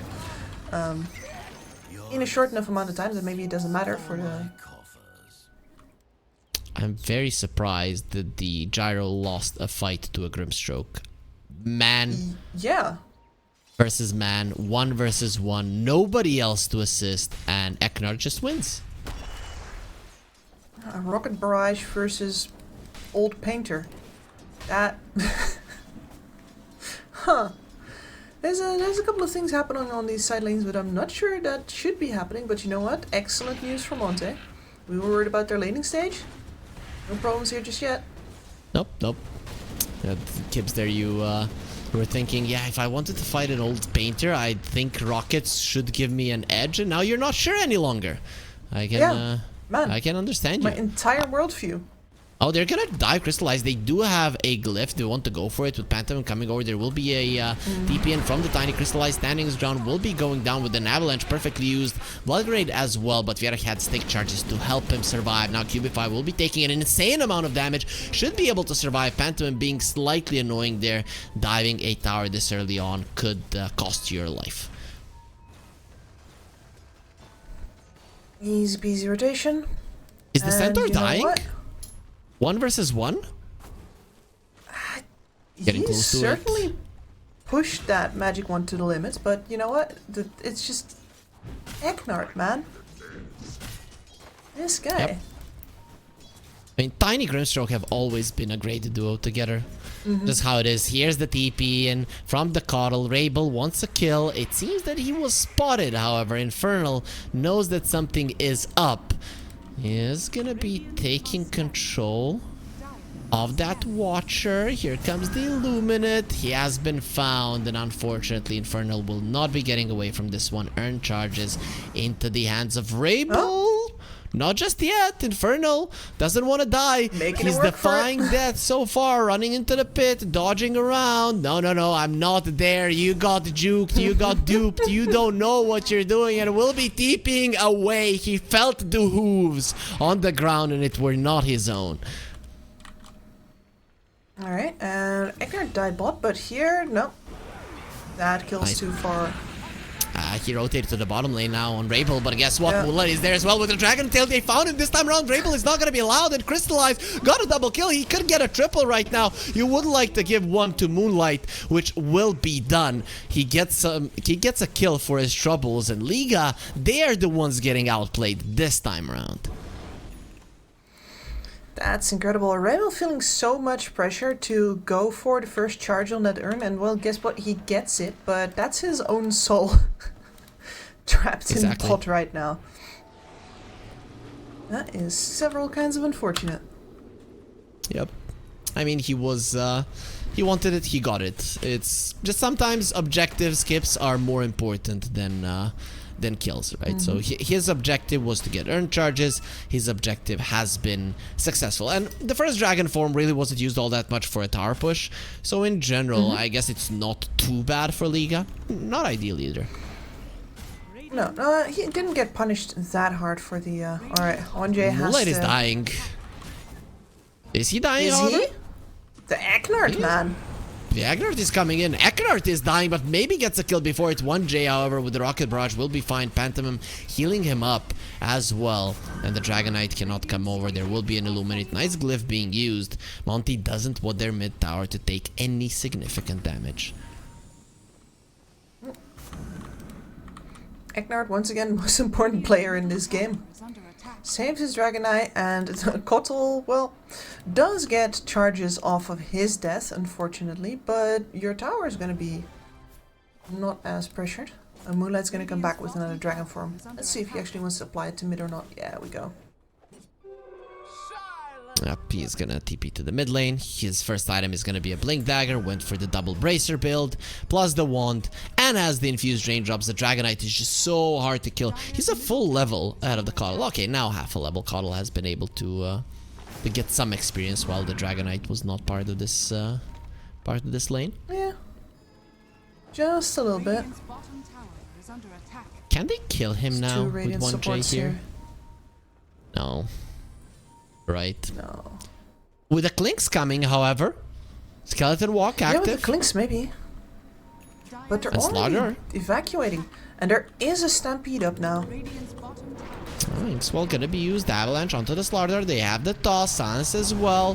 Phantom's Embrace will not allow him to move. It's gonna do its damage. He's gone. Moonlight taking some hits, but crystallizes here. Violent is gonna be coming in. Puts down the Tar Bomb. Destroys Eknard. Is it gonna be enough for him to die? High ground miss.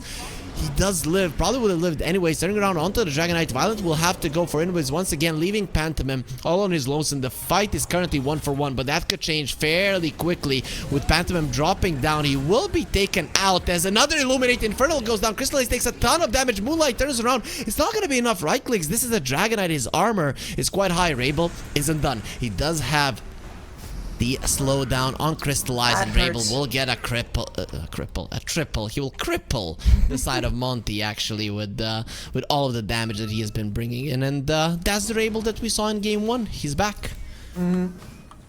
He's back. All he needed was a long fight where they can't really afford to go for the Kotl. I think that's the biggest problem for Monte there, is that they don't recognize that once their Tiny is down, they can't hurt the Kotl anymore, and they have to disengage. Even if they think they're playing a chip game there, like, okay, we fake back, but psych, we're gonna take another one of your heroes. Kotl is just always going to win that one. He has more damage, he has more reach than you do.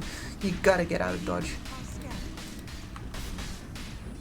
That's 1K goal lead. They also opened up the map, and this is a big deal. This Luna was at the top of the network chart before that engagement, but getting a triple kill usually does boost you quite a lot in the net worth department.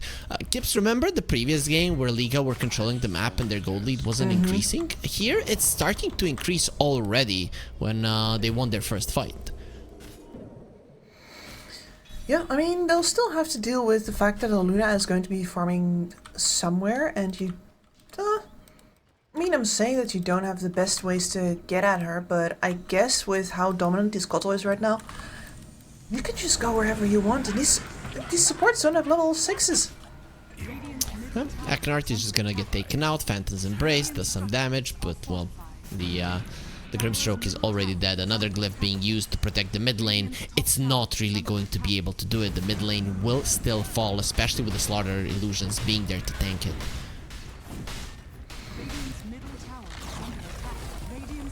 They're everywhere. Like, why are they everywhere, Kips? Because there's nothing they have to tend to themselves right now. Normally you're, you know, if you're pushing somewhere, another lane is getting shoved in at the same time. You might have to split up afterwards in order to deal with that, or maybe you get discouraged because you're going to lose too much in trade. Monte is not in a position to trade anything, which means that if you're Liga, you just get to pick and choose where you want to go next. There's always ever going to be one hero on the enemy lane because they need to be spread out, they want to catch up and farm. And since there's only one hero on the other lanes, there's also nothing that's going to be done in threat to you. I'm looking at this game and just so much mobility in Liga, right? Even though they don't have heroes that have insane mobility, L1ga is surviving for a long period of time. He even gets his ulti off Moonlight with a Stampede. He's gonna try to escape, as we see on our screens, very, very unsuccessfully. Cubify will be able to TP away at least. But again, it's not a fight favoring Monte, and they even lose their Ancient stack. This was made for the Luna, and the Luna will not get any part of it. This is going from bad to worse. All three outers down now. Tier 1's completely gone. And you went for a Blade Mail on your Centaur, which works well versus a Kotal, but if you then cannot be at the place where the fights are because you need your Blink Dagger, what's the point? So yeah, he's TPing right now, and we're going to see an attempt to kick him out of the triangle. Oh, let's see if they're gonna be able to do it without losing way too much. Cubify has already been caught, taking so much damage with the minus armor without the grow. He's in so much trouble. Double Dragon Tail, however, will be a huge deal. They try to remove the silence, not gonna be happening. Blinding Light, Rabel, they're missing him so much, will die to the overtime damage. Phantom follows him into the grave as Crystallizes right clicks. They do hurt quite a lot, whilst the Verk with his Blink Dagger will get himself to safety. Violent as well. So in general, Liga do get pushed out, but it is a huge commitment that Monte had to go for. That was literally everything they had to throw, and their Tiny, who's really pining for a Blink Dagger in this game, is not anywhere near it either. There's no space for him to get given a lane or anything. No, man. They found Moonlight, or who has found who? There will be an ulti from the Gyro. Violent tries to use the Death Pact, and in the end, no pact, only death, as Crozier versus Moonlight doesn't do all that much. You need your Coddle to do the damage, and the Coddle will be coming in. Moonlight is still marked. We see you clearly. It's like, I need a 4-staff, I need a 4-staff. Where are my supports? Why didn't you buy one? It's 15 minutes into the game. Everybody should have it to save him. Obviously not the case. Rabel coming back from the dead and instantly killing his mid lane counterpart. Yeah, instantly killing his main lane counterpart, but that was the Desolator review on Violent. He's very clearly aiming for the backlines, right? But he was already spotted there. And I think Crystallize even gave it away by casting a Lucent Beam on him and then cancelling. As Rabel increases his spree there. That was a little sloppy from Liga. His Rabel coming in from the right-hand side late as well, only contributing to mopping up. That could have gone better. But you know what? 4k gold, not bad. It's not bad. They did get Pantomime down. The poor guy has been dying so much in this game. He died 7 times already, which is almost half the deaths that his team has. But I guess that's the harsh reality of position 5 support sometimes. Yeah, sometimes. The problem with it though is that, well, I think the points in the impetus need to start coming in now, otherwise you also don't contribute anything towards the mid game. It's about time. And if you don't contribute anything to the damage in the mid game, you can't keep your distance and stay alive, then it's going to be even harder to get back into the game as an Enchantress. And once again, we're gonna see the Roche. Lincoln's gets broken. And they're gonna destroy him with the Tar Bomb, with Deso, with the Corrosive Haze. Pantomime trying to tank it, but this Roche, he hates the Slaughter, so he's gonna focus on him. And now he's gonna try to touch the untouchable. I wish him good luck. Kotal has the first level in the Dagon up, by the way. Go. Usually they leave it on level 1 and just go for Octarine. Yeah, that's exactly what he's gonna be doing. As Violent picks up the Aegis, and I can't wait to see just how annoying this Kotal becomes from now on. He is already being fairly annoying, as he doesn't have any Spirit Vessel charges now, however, so we'll be looking for that. I guess that's something. But yeah, especially the spell lifesteal, pretty nuts. And I feel like we have been spared this mostly with the Kotals in our games. I think over here, Kotals have mostly been skipping the Dagon. This is the first one I see. I maybe have seen one or two. Not to say that isn't a normal build. Yeah. We see level 1 from time to time. Now there's a smoke from Monte. They have a blink on Centaur. They really want to make good use of it. And L1ga, they read it perfectly. They got themselves together in the mid lane. And now they want to turn it around. In terms of positioning right now, L1ga should crush Monte. Let's see if that's going to be the case. Muller, he just comes forward. He's going to get annihilated. Here comes rockets from the sky. No, the toss doesn't allow him to run away. Infernal is running around trying to slow down everybody. But in the end, they're going to get annihilated in 3 seconds. 3 heroes die. L1ga, the setup was just perfect. It was clear that they were gonna win that fight. It was, yeah. But man, that toss that was very, very sad. Trying to toss him out, instead wasting all of the time that he could have been charging away. And a little bonus kill. But did you see what happened? Grimstroke used the Inkswell on the creeps. The second he does that, Rabel moves in, right? He used the Inkswell on the creeps. You're not going to be able to remove the Solar Bind. You are not going to be able to survive. That's pretty much how it goes. That is the life. Or death. Or death in this case, yeah. Hey, I saw it coming this time.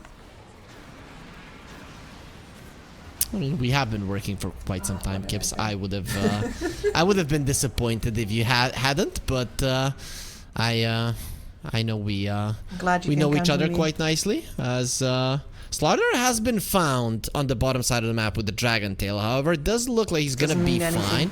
And is actually just gonna turn things around. Infernal taking a lot of damage from Violent and his minus armor. He is doing some damage to Violent as well. His Blade Mail will expire. Cubify already taken out on the other side, and Violent being healed by the Seeds of Serenity. Moonlight, blink away, will be able to do it. Vierk doesn't feel like it is necessary to dive the tier 3s just yet, as the Dragon Tail will slow him down. Moonlight, you have to be careful. Pushed out of the base. Inkswell will remove the Solar Bind. Eclipse. Vierk will be able to outrun it. He's way too speedy. Look at the other side. Violent. He was able to run around the triangle. Just imagine how speedy this hero is. Manta to remove the Corrosive Haze, which will allow the Luna to live. But is this really a life at the moment, Kips, when you're stuck in your base? And you're stuck in your base before your tier 2s are even down, because the enemies are completely unafraid of just cutting in between them. Under home arrest. You so desperately need to be able to punish them, and like you have the tools to do that. Technically, you do have a Tiny with a toss back. You should be able to yeet anybody who does that into the base, but he does not have a blink dagger because they've just been running around trying to put out fires and punished for it every single time. This Tiny has had to do too much. And in the end, he didn't do much other than die. 1, 7, and 10. He maybe they need to give him more kills. Now with the smoke, he's gonna be finding an angle. Stampede is at the ready. They did get the Tormentor down. Blink in. Inkswell as well. Violent will be left all alone. Slaughter comes over, and now with the Soul Bind, your souls are gonna be bound together in death. Actually, the Slaughter escapes, and now with Rabel in a good position, they do have that Aegis still. With the heals from the Illuminate, it isn't gonna be enough. The Avalanche is nicely used, not nicely enough for Cubify to survive. Now the Luna will be next on the menu as the Manta removes the Corrosive Haze once again. The Glaives are bouncing. There's the buyback from the Centaur, turning it around. And Rabel will be trying to run away. Crystallize gets a double kill. Nice turnaround as Vierk will try to outrun his counterpart on the other side of the map with the stun will be able to do so. Actually, turn around from Rabel. They want to get the bash in and he's gone. No. Nice buyback. Dead for 70 seconds. L1ga just understanding their strengths and weaknesses and using them perfectly. That is so sad, especially because one of the reasons that you buy back on your centaur there is because the Kotal is still alive. You want to have a threat in that fight to be able to get follow-up kills now that the range has been re-established. You need somebody who can cross it again. And instead you overstay on the top side and the Kotal gets a dieback out. Tiny has a blink. Tiny has a blink. There we go. Are we super excited now? I mean, he did sell his wand to buy it. So. He's buying a new one. It's okay, you it's can one of afford those situations. Yeah, when you cannot pay up your debts, then you sell your couch and stuff like that. It's not an ideal situation to be in, but at least you are. Yeah, you can sit on the floor. Exactly. Of your So Kips, house you're a that you still gamer. have. Does it work differently for gamer girls? Because you know, this is what my friend usually says. He says, you know why my wife hates me? I'm like, why? Because I need so little to be happy. Like I need a chair and a TV and everything is fine. And you know, it's kind of a meme going around the internet. So let's see, is it the same for gamer girls, or are you just a girl deep down and you need so much more, like flowers and nice walls and stuff? The apartment that I'm currently in, the only redecorating that I've done here is put up the isolation panels for my casting. Okay, so you're one of the bros. That's nice. I guess so. That's gonna be that 1J. And the second that Cubify got this Blink Dagger, Monte are able to get a couple of things going for themselves on the map. The gold lead, however, is this something that you can come back from? Yeah. You chip away at it, right?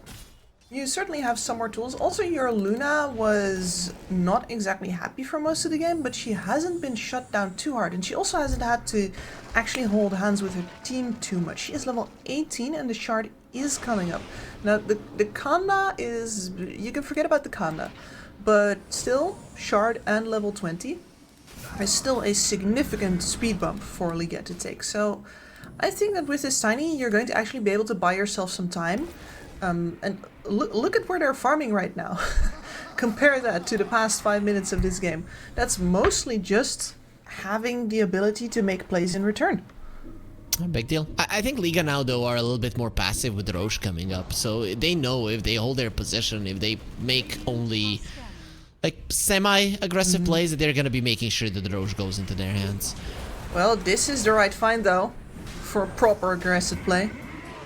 Exactly, double illuminate, kills him. They're searching for more Infernal. I don't know if you want to be in those trees, but he's gonna be staying there either way. Not too many options, I think. BKB on the Clinks, that is a big deal. He's already relatively tanky with the Death Pact. That means it's just down to, especially how big the Luna is, if you can take him down. DK, ooh, not close to the BKB at all. Clinks is usually not a target for a Luna. He's a little bit too far away in terms of range. Maybe when you have that Kanda in level 20. Yeah, I mean, you're saying that, but Violent has been putting himself in harm's way a lot. Exactly, and he's coming forward. Let's see, Moonlight.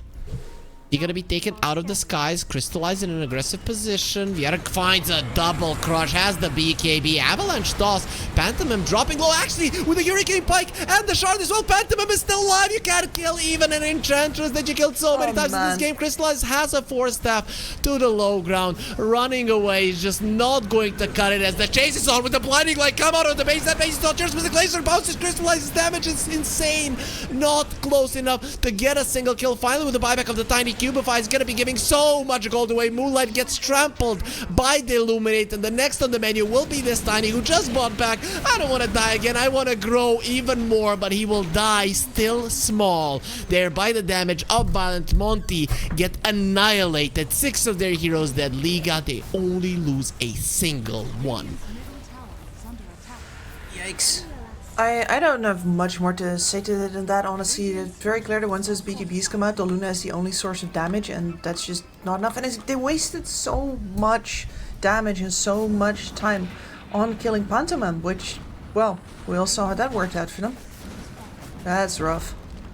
That really is rough. Once they used all of their spells, he just started healing up with the wisps.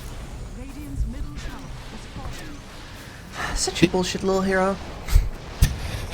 Are you one of the Enchantress haters? I have to say I am. I'm 100% an Enchantress hater. Going into the Will-O-Wisp. She's annoying as hell. They want this Clinks and will probably be able to get him. Pantomime, however, is a completely different beast that is very hard to kill. Moonlight slowed down by the slower bind. There's the Sproing doing a ton of damage. 1J a little bit too deep, but he's baiting for Verk with another crush and the Blinding Light. I think I've seen this one already. There will be a Will-O-Wisp and Crystallize. He's looking at it. No, don't look at the light. Don't go through the tunnel. He turns around. I'm gonna be taking you all through the tunnel myself. Well, not really gonna be how it works out. Cubify will get back into his base. The ward has been placed. They see him clearly. No reason to dive him. However, 2 supports being alive on Monte changes nothing at the moment.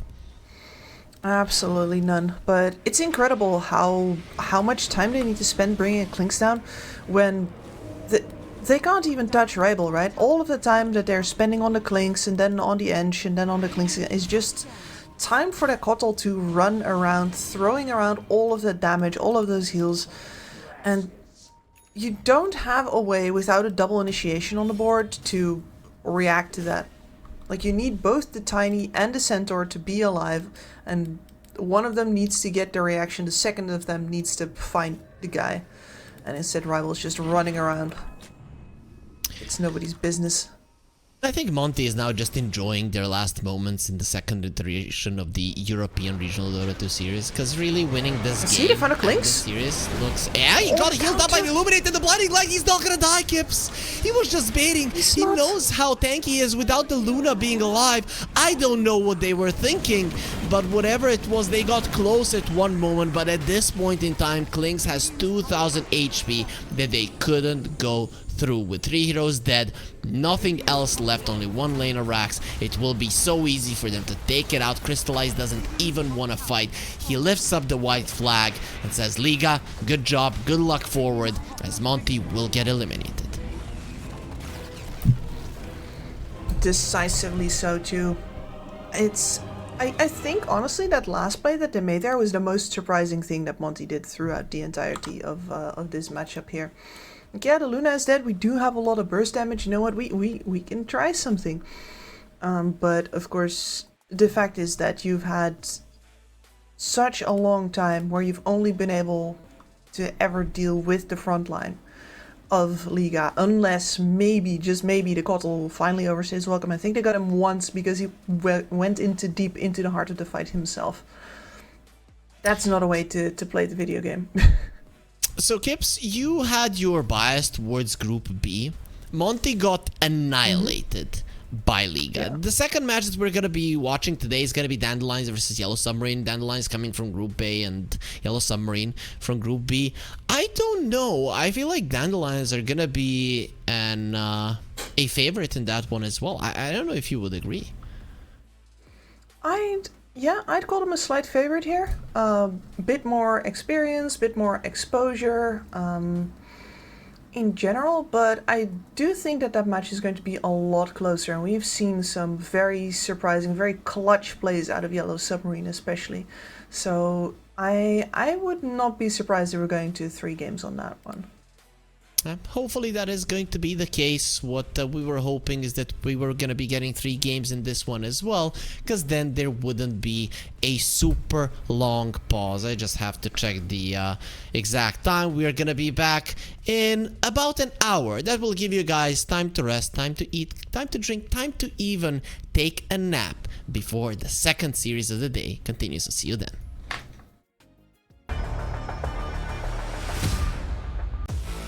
OneXBet and Eva Alfie present betting on all esports events on the website and in the OneXBet app. OneXBet. Play with Eva.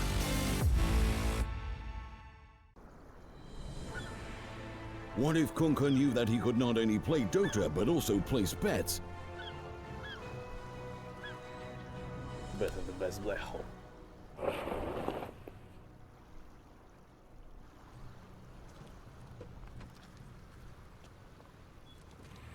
1xBet, bookmaker company.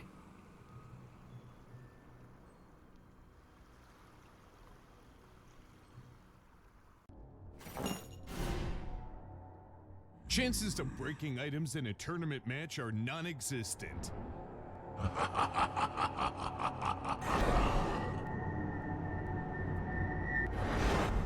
Chances of winning at 1xBet are always real.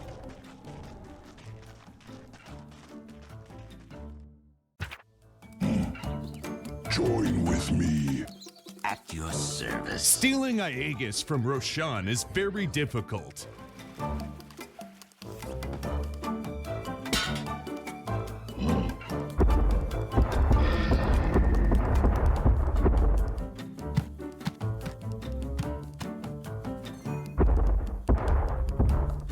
Winning at 1xBet is super easy.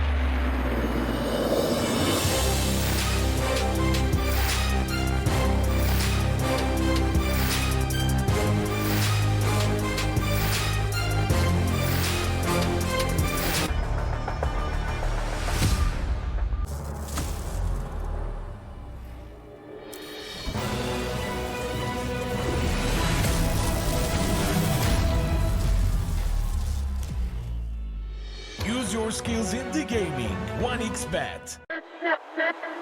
Respect from 1xBet. Respect from 1xBet. Respect from 1xBet. Respect from 1xBet. Respect from 1xBet. Respect from 1xBet. Respect.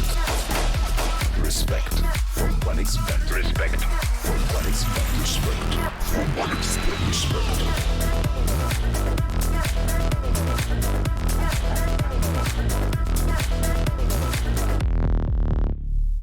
Hello, son. Hi, Mom. Pretty girl.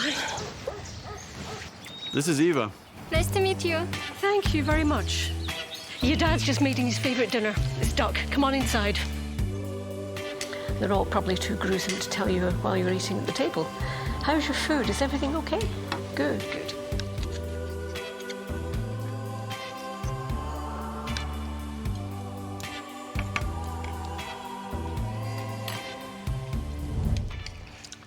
You seem to know each other. Yeah.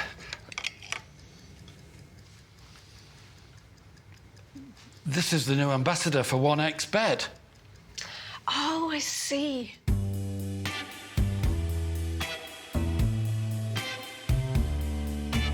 Everyone felt good when Eva L1ga became the new ambassador of 1xBet.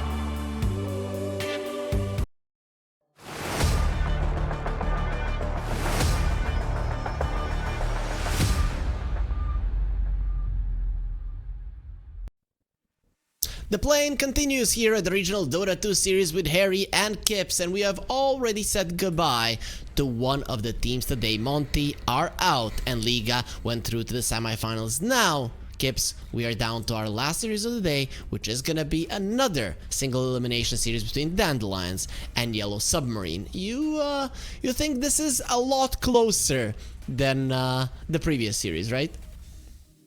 I think so, yeah. I think that Yellow Submarine have a bit more of like a sting in the tail. Like maybe they don't quite have the experience to keep up necessarily. Maybe, you know, Dandelions has this kind of skills to outplay them on the map. There's a lot of experience on that squad.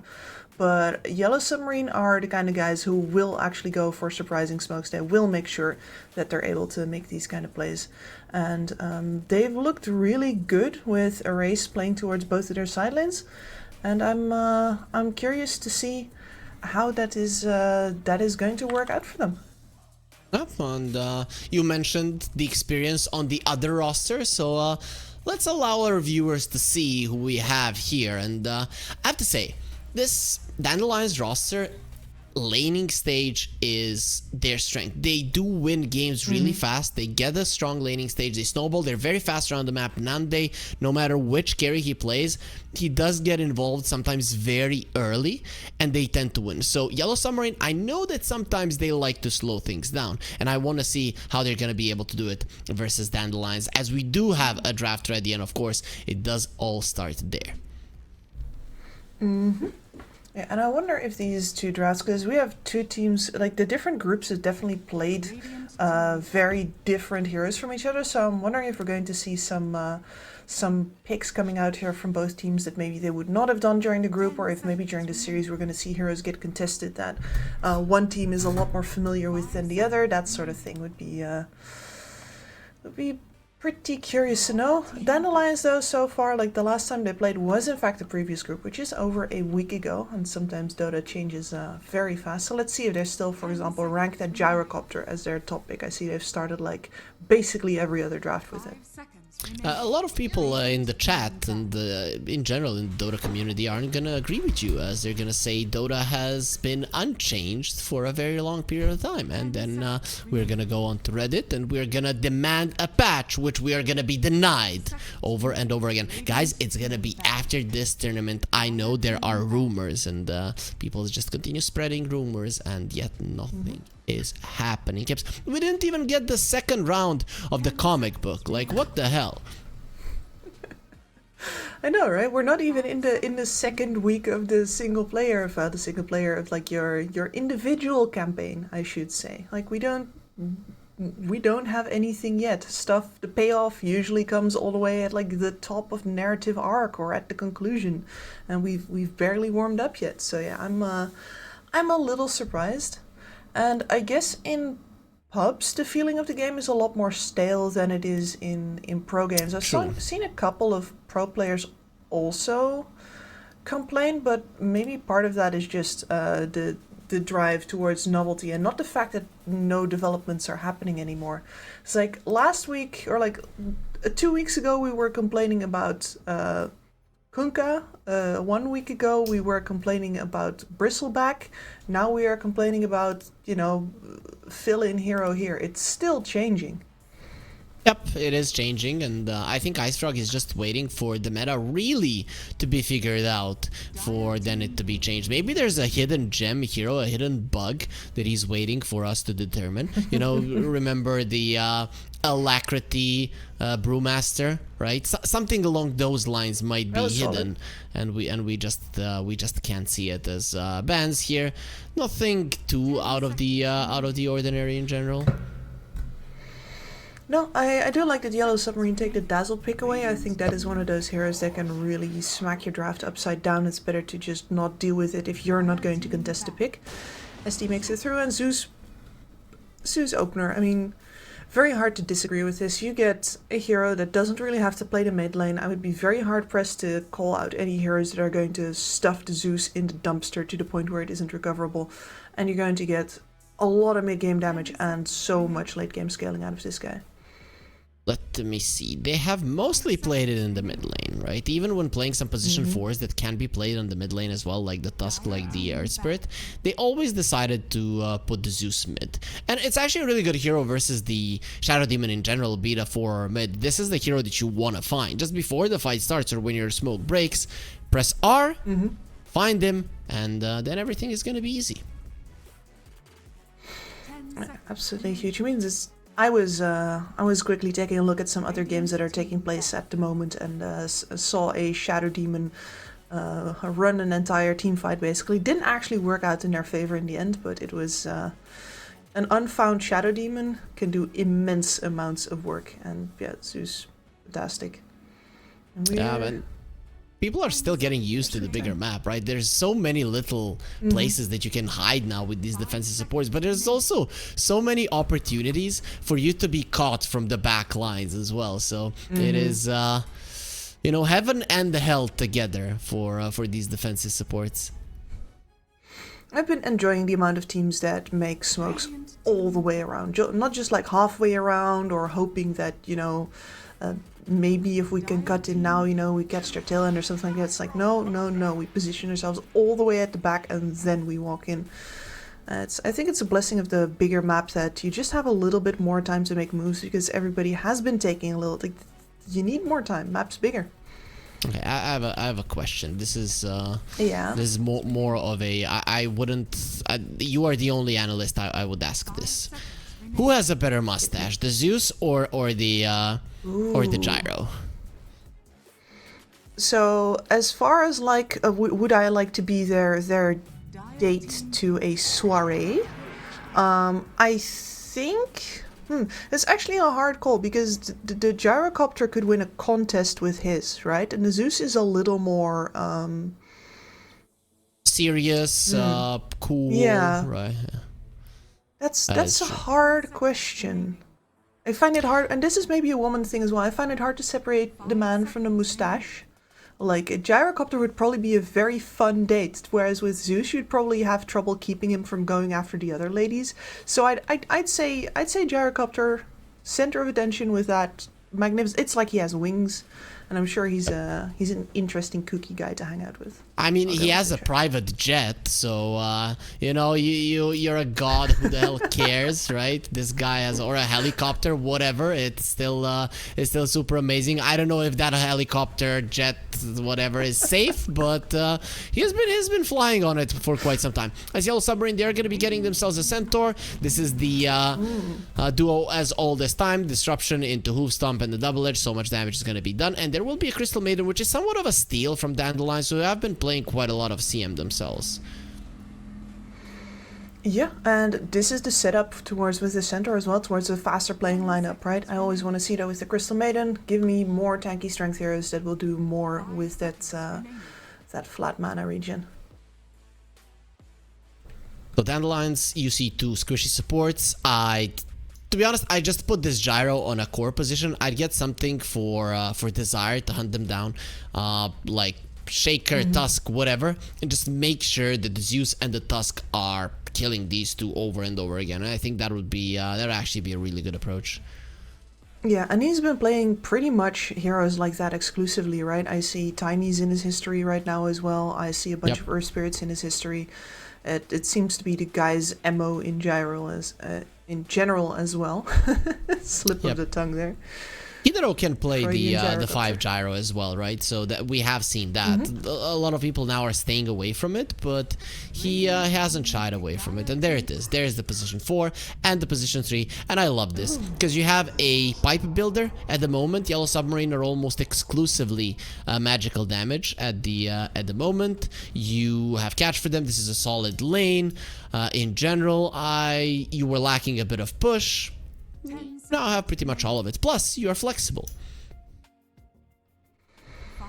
Yeah, and the Visage now very hard to deal with in a single pick here, though. I do think that perhaps now that he's on the board, you can start thinking about something like Monkey King. Bristleback? Which is Bristleback. Not my favorite. Naga into a Zeus. I mean, it's not a PL, but it's still into a Zeus, into a whole lot of magical damage. You can dodge one soul assumption in the lane. It's not gonna be easy.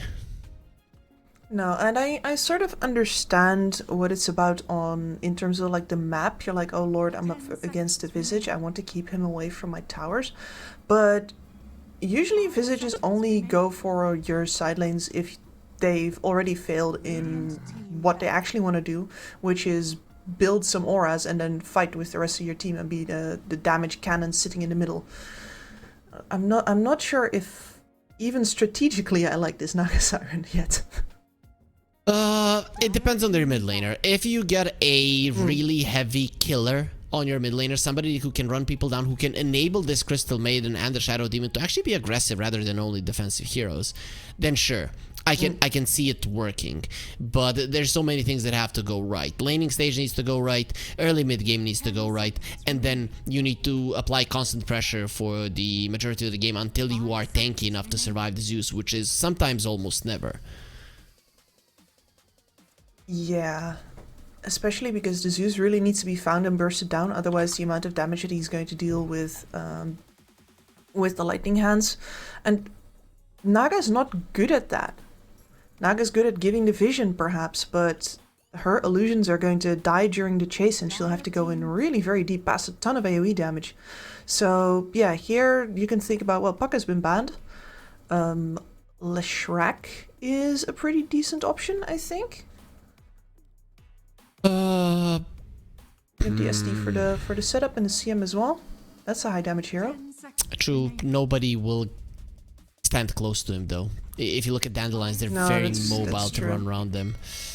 I am okay with the Kunkka. It's catch, but it needs a good start. This is one of those games where I would maybe prefer an Orchid on the Kunkka early on.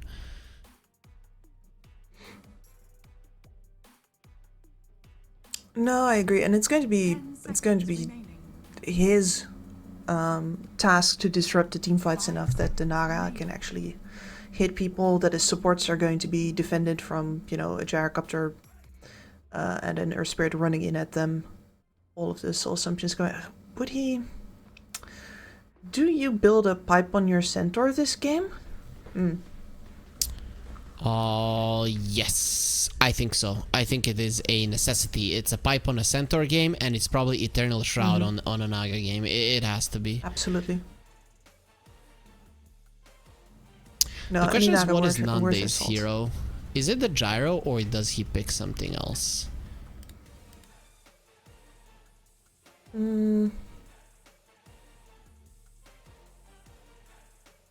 Gyro Naga matchup is not like super hype for the Gyrocopter.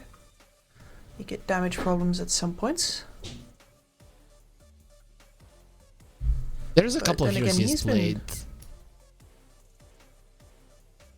Playing some weird stuff, yep. The Omni Knight is a way to go. He has played Really? Anti-Mage. Yeah. Yeah, I That's what see he does. anime. I didn't realize that the Omni Knight was a carry. And we're bristling. Okay. Every day I'm bristling. With the Centaur having 1 armor, this is gonna be a rough lane for him. I'm looking at Yellow Submarine. Other than the Naga Siren, none of these heroes have high armor, and you have already like 4 magical damage dealing heroes that are gonna be dealing with the Naga Siren. Then you just needed somebody to deal with the rest of them. So this is a killer bristleback game. Not gonna lie, especially because you're probably going to have 1, a lot of damage coming from the Zeus, and 2, you are going to have a lot of auras coming out from Palantimos. Yeah, the auras especially are going to do some work for him. I don't see how Yellow Submarine get the damage together to kill a bristleback once this game goes anywhere past, like, I don't know, 25 minutes or so. King would need to have one hell of a game, because the Centaur doesn't scale in damage like that, and we've already talked about how he probably want him to build a pipe and then erase. Like, these Kunkas are all utility builds these days. We're going for the Aghanims, we're going for the Shard, we're going to, you know, buy an early BKB and stand in the middle. That also does nothing against the Bristleback. I agree with you completely. This is a killer Bristleback pick. Yeah, looks amazing. I mean, I'm on the Dandelion side, but there's one thing that I'm definitely certain of, and that this game is going to be fast, right? Even if it's slow paced, it's still gonna be Yellow Submarine that are getting kills and just delaying the time for the timings of their Naga, which they're gonna be able to use around 30-minute mark and win, or it's gonna be Dandelions completely just running Yellow Submarine over. Those are the 2 scenarios I see in this game. I am having a very hard time, especially with how Dandelions have been playing Dota, to see this game going later. I just don't think it's not something that either of the teams are gonna be looking to do. No, like, Yellow Submarine should at the very least try in the first 5 or 10 minutes, maybe even of the mid-game, to match the tempo of Dandelions, even if that doesn't work out for them. And then maybe afterwards they're going to try and slow it down with the Naga Siren, but I don't see that as a good reason for Dandelions to slow down, so fast no matter what. Yep, and if you want to have a fast download of this app, you just scan the QR code, you get the app on your phone, and you're gonna be getting even more info than we as casters are ever able to transfer to you as the viewers, as we're gonna be seeing the odds here actually favoring Yellow Submarine. I have to say I'm surprised by that. I mean, Yellow Submarine, they lost the game to Monte. The side of Dandelions, they won 1 game versus L1ga. So in that regard, I mean, for me, they are the favorites. But let's see how it goes. I'm a big Mobay fan, though. I mean, easy to be a fan of that man, because he's been performing really, really well. Ever since he joined the scene. Yeah. Been very reliable as well. And of course, like, I feel like we've skipped over it this time, but we do have my man Palantimos over on the on the Visage as well. So yeah. I am here because I did used to coach teams, and Palantimos is one of the guys that I used to coach, guys. So we know each other from way back. We did a terrifyingly dark and cold winter in Russia together. Yeah, you survived, and you definitely like the cold because you're in Finland now. So that's maybe when I got used to it. Oh, okay. You still don't like it?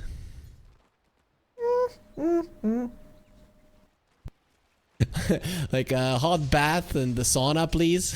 That's. Yeah, no, without the sauna I would never be able to do it, actually. That's for sure. And I'm pretty sure that without the sauna most Finns wouldn't be able to either, so. Really? I always thought that they were like indestructible or something. I don't. No. I have Finns constantly telling me, like, why do you think we're so good at surviving here? We put warm clothes on. I think. Is it you're from the Netherlands. Do people in Netherlands say like there is no bad weather, there's just bad clothes? Do you have a lot of rain there? Oh, the only people who have more rain are the Brits. Yeah, okay, so I think it is then the Dutch that that I heard say something like that, that you like to ride bikes and then you just put on some really cool clothes, and even if it's pouring down, you go and you ride your bikes. Yeah. And then if you complain, your mom just asks you, are you made of spun sugar or something? And she'll push you out the door. Makes sense, makes sense. That's the right parenting approach. I 100% agree on it. As we are gonna be continuing to look here at the lanes. So Bristleback, we talked about it. I don't think Nande is getting pressured whatsoever. Maybe, just maybe you can die to some shadow poisons once the Shadow Demon is level 3. You survive that situation, or you don't overextend in that situation, and I think Nande is gonna have a great time. Yeah, exactly. You should be a little careful about that, but even then a Bristleback usually trades very well in the small area. Like Shadow Demon, not even that high of a range usually, so I'd be surprised if they can actually bring him low enough for the Shadow Poisons to be a proper threat already. But one of we've seen Centaur damage output surprise before yet, and he's just going for it. I mean, Nande is dropping low. One of Mobe's strengths have always been the laning phase, and he's actually winning versus L1ga as Ru. He's taking a ton of damage from Kidro. Is he? No way that he solo kills him. If maybe he had a level 2 Rocket Barrage, he could have gotten him down. But you have a Fairy Fire, and now you have a Salve as well. So Kidro, it seems that he didn't even come close to getting the kill there. Yeah, no, the Shadow Demon is fine as soon as he steps under the tower. It's like, yeah, that's cool and all, your Rocket Barrage, but I get bonus armor right now. And you can click me for all that you want. This is dangerous, though. Well, they're gonna go for Nande, the double edge, doing some damage. Blood Grenade as well, turns his back as 5-1 charges. Emptiness has quite a lot as well, and Ru dies first. Now Emptiness could be next on the menu. This is why you don't go for a Bristleback. He does look like a very nice punching bag. The thing is that punching bag is spiky, has those quills that are gonna hurt over time. Oh, they are. It reminds me of those dogs that go after porcupines and then have to learn a very spiky lesson indeed. They still do it again. On the Naga Siren. Yep, and unsuccessful one. King does survive. We are seeing that he's a fan of Yatoro, as is everybody. Is there anybody who doesn't like Yatoro? I don't think so. That's just one of the best Gary players ever, period. And he's never really given anybody an option of disliking him personally either, I don't think so. Yep. Do you think maybe in a couple of years, let's say, if Team Spirit or whatever Team Yatoro is in the future starts losing, are people gonna start making fun of him like what they're doing to Arteezy? Because you know Arteezy was universally loved. Now, I don't think that's the case any longer, as Kidaro uses the sticks, the Fairy Fire as well, baits them in. The homing missile onto his own illusion, the other one finishes him off. So Ru, who was the guy giving away first blood, now is gonna be taking a kill in return.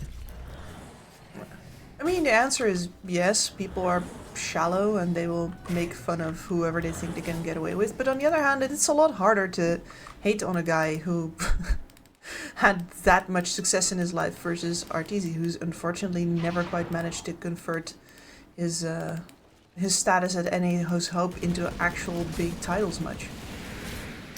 Yeah, that is very true, right? But I don't know. For me, Arteezy, Arteezy has always been the most impressive player. You watch his stream and it's play after play. Of course, plays don't win you tournaments. It is constant, just being constantly good, consistently good. But it is still awesome to watch him play and just see how quickly his mind works. As we are still continuing in this laning stage, only 1 kill each. I was hoping for more action, especially on the top lane, not gonna lie, but we're getting some on the bottom lane, as again Nande is stacking on Ru and will die there to the Thunder God's Wrath. Mobe, like a great Zeus player that he is always gonna be taking those kills. Hey, listen, it doesn't make sense to press it beforehand, okay? When you don't know if your side lane's going to convert or not. Just do the maths. Of course, of course. as the core gets the region runes, so none of the mid laners are gonna be enjoying getting their bottles refilled or HP refilled, as the Kunkka doesn't have the bottle, so he did go for the bracelet builds. Desire has to roll away Kunkka. He sees him clearly on vision, but Desire is aware of his life being in danger, runs to the left, saves his life, and Erase will have to go back to the mid lane, where he still hasn't used his boat, hasn't attempted to do so just yet. No, I think you wait for an opportunity where your supports come in there. As long as the Zeus keeps the Heavenly Jump in his pocket, it is very hard to solo kill that man. If not impossible. Emptiness, he is level 5 on the Centaur, has the phase boots, ring of protection, the armor is there. So he should be fine. With 7 armor, you should have more than enough to survive a couple of cool sprays. If you try to kill Nande like before, you're still gonna be in trouble. But Rue is doing his job correctly here, getting some stacks off. Most likely for the Kunkka, right? Because nobody else is all that good at taking him down. Yeah, that's for the Kunkka, and usually it has been for either the mid or the offlaner. The amount of times that I've seen carries take these kinds of stacks has been the heal.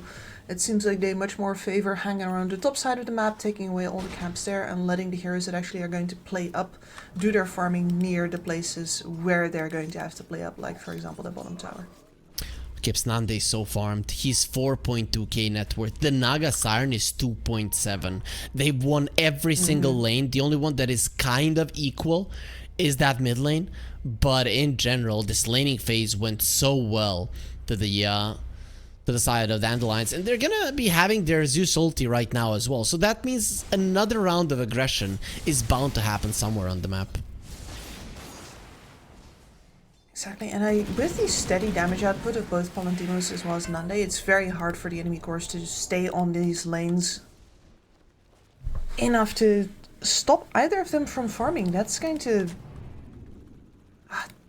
I'm already wondering how you get out of this if you're Yellow Submarine, because clearly it's going to have to come from the mid lane, right? But with both of these targets being so hard to take down, yeah, what do you do as the core goes down? Yep, they got him down. They got the ward down as well. Palantimos is level 6. His damage output is insane. The Bristleback is approaching his Aghanim Scepter. It's not even funny. He's 1500 gold away. This is very dangerous. Once you use that Bristleback, those quill sprays, they're gonna kill everybody. I just don't see how anybody's gonna be able to survive through it. Yeah, same. I mean, I think what you need in this game is... I mean, I say that as if it matters, but a miracle, yeah. And I guess I want to see Silver Edge on this Kunkka very fast, which is something that you definitely don't see in the regular build-ups right now. But who in the blazes else is going to do that? I don't like the blade mill that the race is going for, especially in this game where running circles around your opponents and having spells that do little bits of damage is... I don't see it being that great. Maybe if Mobe makes a mistake and uses all of his spells onto that blade mail, but that's very unlikely to happen for Mobe to put himself in an uncomfortable position that way. I guess it does give you some time for the Kunkka to run away, but in general, I just don't think that is the right approach for a race. No, the times when I like the blade mail the most is when you can actually walk up and claim terrain with it and then say, alright, you're going to have to hit this blade mail if you want me to leave. And that does work better when you have a threat sitting behind you as well, say a centaur with a blind dagger. So, you know, Emptiness is working on that. He's going to buy that one first up before we go into the Eternal Shroud. So I do see a way to play with it, but it doesn't feel like it's gonna do anything for him in the long term of this game. Palantimos lost the recipe for the phylactery, so I guess something that you can say is good for Yellow Submarine, but when 10 minutes in you have 1 kill, which really didn't matter all that much, you're 4k goal behind basically, and the only thing you can kill is an enemy courier. You know that you're in a bad spot. Centaur has the Stampede, trying to force it out, of course, gonna be unsuccessful. Emptiness already under his tower, but as a Bristleback with 6.2k net worth, you just want your Ags to get finished, which it's gonna be after this camp. He is stupidly farmed. Like, 11.5 minutes flying in your eggs? Yeah,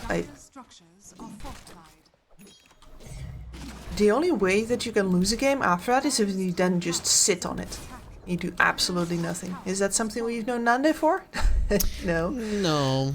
No, not really. But it is, you know, Aghanim Scepter on the Bristleback is still a very strong farming item, especially if you have some stacks, which we're gonna check. Only one stack in the triangle for the Ancients, nothing more than that. So I assume he's not gonna be focusing that much on farming, rather on applying pressure, being deep on the enemy side of the map, and just claiming more farm in general. Yeah, I think that would be a much better use of his time. Take farm that would have otherwise been taken by the enemy. Always counts double. Is that simple? I think Zaya heard you though. He's gonna make an extra stack. Yep. Just because. Nande likes stacks. He's probably telling them stack, stack, stack, stack, stack, and well, it's gonna be coming. Boy, there's. See? Yellow Submarine, I would be claustrophobic if I was them at the moment. Like, look at them, how close together 4 of their heroes are. They do get a Blink Dagger on the center, and you have to make this count. If you don't, your map is just gonna get significantly smaller. Exactly. You want towers to go down, especially so that the wave pushing of the Naga actually means something. And that's just not happening right now. And this Blink Dagger represents a huge chunk of money that otherwise could have gone into damage or into defense. So yeah, he's TPing to mid. Yep, and they smoke. An attempt made right now. Scan is being used. They're coming towards the top, and you're versus a Zeus ulti. Kidaro in a perfect position to break the smoke. They will find Desire and do a lot of damage into him. He does roll to the side. Pretty much it's certain that he'll be going down, especially with the Demonic Purge being on him and finishing him off. So you get a support kill. Very likely that they're gonna try to turn this one around. Actually, Visage in a lot of trouble. He has the Gravekeeper's Cloak level 3, but they're gonna go through it quite easily with the Frostbite now. Here comes the cooldown and a couple of solid rockets from the gyro. But in general, the Yellow Submarine have taken the map, the top lane back. Yeah. Visage really not that tanky versus the multiple damage instances coming his way, especially from that Kunkka. So that works. I think it's a little unnecessary for Palantimos to overstay there, but I can understand that he doesn't want to immediately give that space back just because the center has a Blink Dagger. Nande's already mid. King is stealing the Wisdom Rune though. That is a big deal for sure. And on the coming mid, Homing Missile connects onto Erase. They're gonna be applying pressure, but King does steal some experience, which for a Nagasaran is big. This hero uses illusions to shove out waves, so usually you have some experience issues. If you steal a Wisdom Rune 14 minutes in, that's gonna be dealt with. Yeah, the second one is usually still pretty decent blow. Especially if you're going to be grouping up here as Dandelions. That's going to hurt your supports quite a bit. At least they have 6 on your Earth Spirit as Centaur gets casually deleted by Mobe. Solo killed Mobe. That's a beautiful play. He even baited out the Stampede. Ru is going to be in a ton of trouble. Some Snot flying towards him. Kidaro using the Homing Missile. Ru is in a defensive enough position to be considered safe, especially with the Disruption. 9-1 charges and of course the Fairy Fire all on his side, so will be fine. And this aggressive move from Dandelions is, well, only going to get them the Centaur, but that would have happened anyways. It would have, yeah, but at first it took over the jungle, they got kicked out there, so we're fine, we're gonna be in your triangle instead then.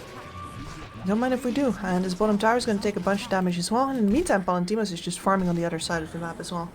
Gold difference still increasing.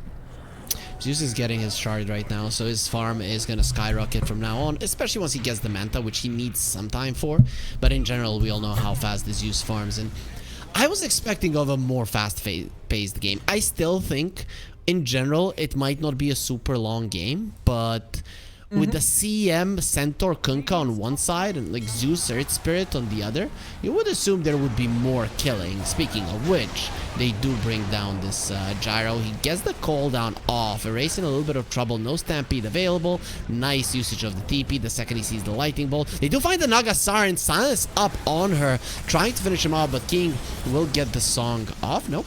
Actually, they turn around and kill Desire. Song not even needed. There's both of the supports down, and most of the control lost for decided Dandelions. And I think this is where the pain point is. Normally, when you're playing a fast game, you're like, oh, Mobe overstayed. Yep, he has a heavenly jump. The question is, will he ever be able to use it? And the quick answer is no. Rue finishes him off. There's gonna be 3 kills in a row for Rue, who is basically the one getting kills for his team. There are a couple here and there for his teammates, but he has been the one. Look at the net worth on the Shadow Demon. He's looking good. That's really nice for him. And finish Glimmercape in this game. Sure, the invisibility is not going to do as much for you just because you're up versus Zeus. But on the other hand, you're up versus Zeus. That's extra magic resistance. That could mean the difference between life and death for whoever you're glimmering. Exactly. It's no longer percentage based though. I still remember those days, but still having that is it 400 magic damage barrier? I think it is a huge deal. 300 only, but you know. Ooh. That's still a couple of spells. That's still a couple of seconds. True. Vampire so what I was gonna say is that in a game like this, where you can take all outer towers, but then afterwards you don't have any blink daggers and you don't have a lot of hard disables on your cores, it is actually really hard to make the fight stick. That's not a good usage of the sleep. Naga has to run away now. You didn't even save your support. Does finish off the Orchid. Has a Manta, has an Orchid. This is Naga at her best. We talked about the Orchid and the Kunkka, but the Naga getting it this early on actually does open up killing possibilities for her.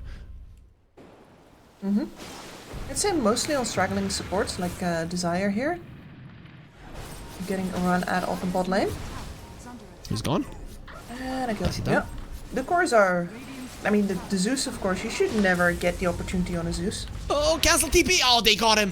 This is now not worth it whatsoever. Here comes the Soul Assumption. The Soul of King will be taken out. He actually does dodge the first stone form, and he silenced that other bird, but for some reason it still stunned him. So it seems that you cannot do it versus the familiars. That was kind of weird.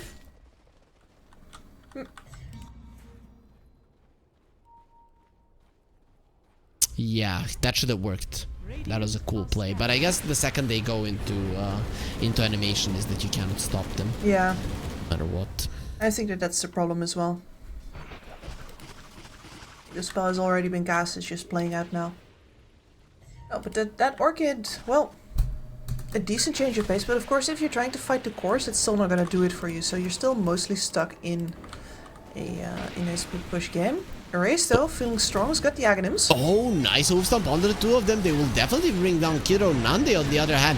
Bob's the Bloodstone. You have to run away from him. You have to run away from him now, especially with it coming from the other side with Palantimos. Erase, he still has the run buff as the core lets it go. And the freezing field is there. Nande has to be very careful as he is low. They're going to be going on the double edge will kill him, but no, the healing load is given by the Zeus. Nande is still alive. Going to be silenced up, turns out around his back.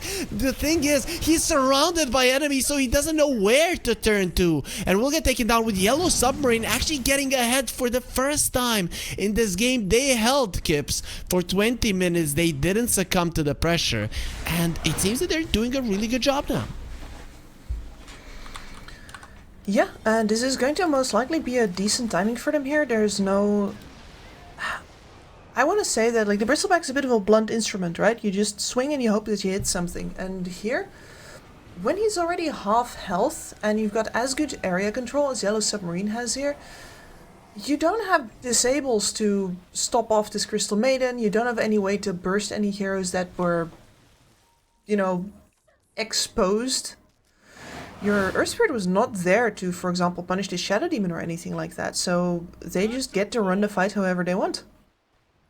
And then it doesn't matter that you're the strongest hero on the map because they work around you. It's a 2k gold lead for Yellow Submarine. Now it's going to be even more once the Tormentor falls. Let's see who's going to be lucky. Is it going to be Rue or Aztecore while their enemies are walking into the pit? It will be the Demonic Cleanse. I'd say that's great versus the Earth Spirit, versus the Visage, versus the Bristleback as well. The Cleanse is going to be amazing. Cleanse is really good in this game, yeah. That's the best shard they could have possibly gotten. And he's actually making significant pace towards his Aghanim Scepter as well. That is nothing to scoff about either. Bristleback is not the kind of hero that deals well with the Demonic Purge. No, definitely not. He's going to be level 12 fairly soon on the Shadow Demon. That Aghanim Scepter pretty much on its way. He's doubling every single other support in terms of net worth. It just goes to show how good of a game Rue has been having, though he did start off by dying quite a couple of times, and well, now he's unstoppable. Yeah, I mean, at Triple Adverts, I think the draft started off so well for Dandelion, saying like, okay, well, you're always going to be able to find the Shadow Demon. But the question is now actually like, okay, with who? With who? Because your Earthsphere is going to die if he goes in, and he's really the only one who can. Lower net worth than the CM. The Zara has really not been looking good. This is why the Earth Spirit is not being played all that much as a position for the hero. Just doesn't work. Something like a Tusk probably would have worked a little bit better in this game in general, but he's stuck with an Earth Spirit and currently not looking hot. Yeah, I mean, for the Earth Spirit, you do get interesting things as you scale. You do get a silence as well, which is in some cases a huge bonus to have. But in a game like this, where there's really the problem is just finding targets and then making it stick. Like, no, you go back and hit that tower. You're not getting a fight. Yellow Submarine doesn't wanna, and they don't have to. They will shove out the mid wave, the bottom wave. The towers are not that likely to fall though. Mid lane tower gets taken out. Bottom tier 1 could drop as well. Is this a worthy trade at all for Dandelions in the end? I'd have to say yes, just because they have to take these towers now while they can. Oh, they found the Centaur. He has an Eternal Shroud. He does not care about your magic damage, especially with the Glimmer Cape being available. There's gonna be so many stones there, but the main one will be dead and destroyed. The top tower still hasn't fallen, so in the end it has only been Yellow Submarine that have been getting towers down. Now the silence of the Bristleback surrounded by enemy heroes. Even with the Bloodstone, he goes down. He does have it the active on it, as there will be a torrent, a boat, a freezing field, a torrent storm. Everything dropped on Nande and he's gone. He did the solid amount of damage to his enemies. Now they found the Zeus as well, who is very low on mana. His damage is not gonna be there. Torrent misses, but Mobe, after the heavily jump has been used, he does finish off as the core. Uses the Manta as well. His damage nowhere near the needed amount to finish off Yellow Submarine, and Yellow Submarine now with a 5k goal lead, and the Bristleback being behind the Naga Siren are in a pickle. Yeah, the game was never gonna needed to go here, right? It was not supposed to be this hard. Nope. And I think it comes down to the Earth Spirit not having a game. That's the main thing. Your main catch, the hero that needed to enable all of these item timings to actually hit their stride, he didn't work out. And I think they also didn't try all that much to force Yellow Submarine into fights, because they were so much stronger at one point, and they were just claiming areas rather than running at heroes. Yeah, but at the same time though, with a lineup like this, how are you gonna make the heroes stay? Like, you'd have to do it, get the Stampede out of the way, and then find another hero again, and then it works. But that's an automatic loss on half of your attempts, just because you don't have any way to stop them from getting out as soon as Stampede is popped. Emptiness goes for Mobe. Significant lack of control here. He saw that the heavily jump was used. Mobe is just gonna get taken down. The boat doesn't even connect. Damage of Yellow Submarine at this moment in time is overwhelming, and something that Dandelions cannot deal with, not even their strongest hero, the Bristleback. We saw how easily he dies twice in a row. Stampede is gonna be used. They're chasing for Kidaro, who is gonna try to juke around here, but the enemies are coming for every side. He will place down a ward that will immediately get taken out. And lucky for him, for now, he's gonna stay alive. What the hell is he doing? Kidaro? Kidaro, please. Please don't do it. It doesn't matter what he does here, really. He could have TP'd out. I mean, he was in a position where you TP out, use the Glimmer Cape, and that's it.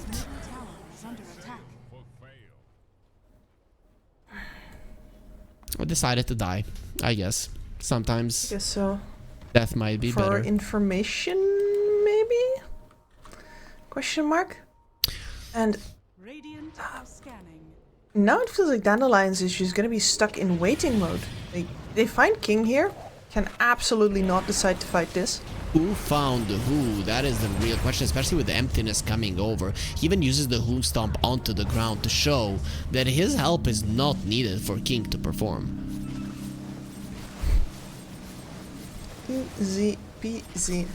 That's 3 cores to the bottom lane for a fight that simply didn't happen because the Naga Siren walked away. We talked like 15 minutes ago, Kips, we talked about Yellow Submarine not really having any chances to kill enemy heroes. Like, what are the chances of Dandelions coming back into this game now? Yeah, because it's the same the other way around, right? And in this case, I think it's much easier for Yellow Submarine to say, hey, you gotta fight here, as Bristle is currently running at DST. Naga Siren is dealing with Kidaro at the moment, so maybe they can kill as the core run away Crystal Maiden, but the little wolf will get ran down. There is a sleep on the Naga that they would like to force out right now. Probably will be able to do it. King pops the ulti, gets close to everybody, and just goes away. Easy peasy. And here's the problem with fighting versus the Naga and the Centaur. Even if for some reason you get to the point where you can kill the force out the Stampede, the waves are all in, you're going to have to deal with them. And if you manage to catch the Naga here, then like they can't get anything else out of this fight, no matter what happens. You just have to buy BKBs and far more. Yeah, exactly. In the first fight, let's say you get a good jump onto Yellow Submarine, they use a Stampede and run away. Second fight, you get a good jump, they use a sleep and run away. And then for the third fight, the Stampede is probably coming off of cooldown. So it's very easy for Yellow Submarine to escape you over and over again. Shadow Demon has had that Aghanim Scepter now for quite some time. Double Demonic Purge, double Demonic Cleanse. A big deal for the side of Yellow Submarine. Huge. Yeah, so your only option as Dandelions here, if you ever end up playing a lineup like this, is that you have to farm up even more aggressively. You have to really be choking them out just with your presence alone, not by killing them. And you need to start going for the kind of things that they need to defend, like their high ground, really early on. Because they will not fight you unless you make them. And the only way to make them is to threaten something that they can't afford to lose. At least Desire is doing a good job promoting their brand. He got the Dandelion Amulet, Kidaro as well. Do you think the team told them, yo guys, this item, everybody has to get it, or we want to see at least 2 if it's available every game? Makes sense. Yeah, sure. Tiny little thing in the corner of the screen.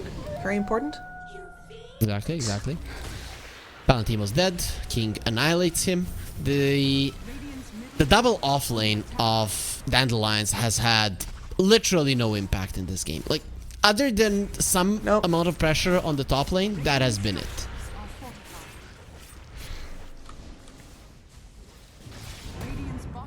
Bobe found.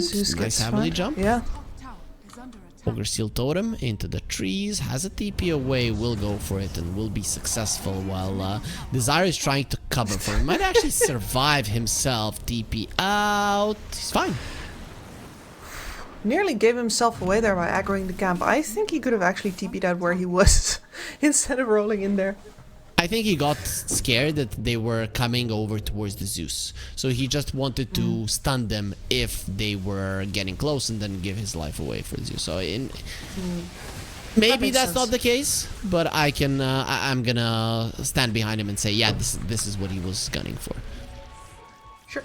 No, I'm always game to do that. In terms of pro players, like, it's just always like, what's the most positive scenario? It was that? Okay, then that's probably what they were gonna do. Alright, level 20 Fernande. Blink Dagger as well. I think that is a super important pickup. I've been talking about how he can't reach the heroes that he needs to be threatening.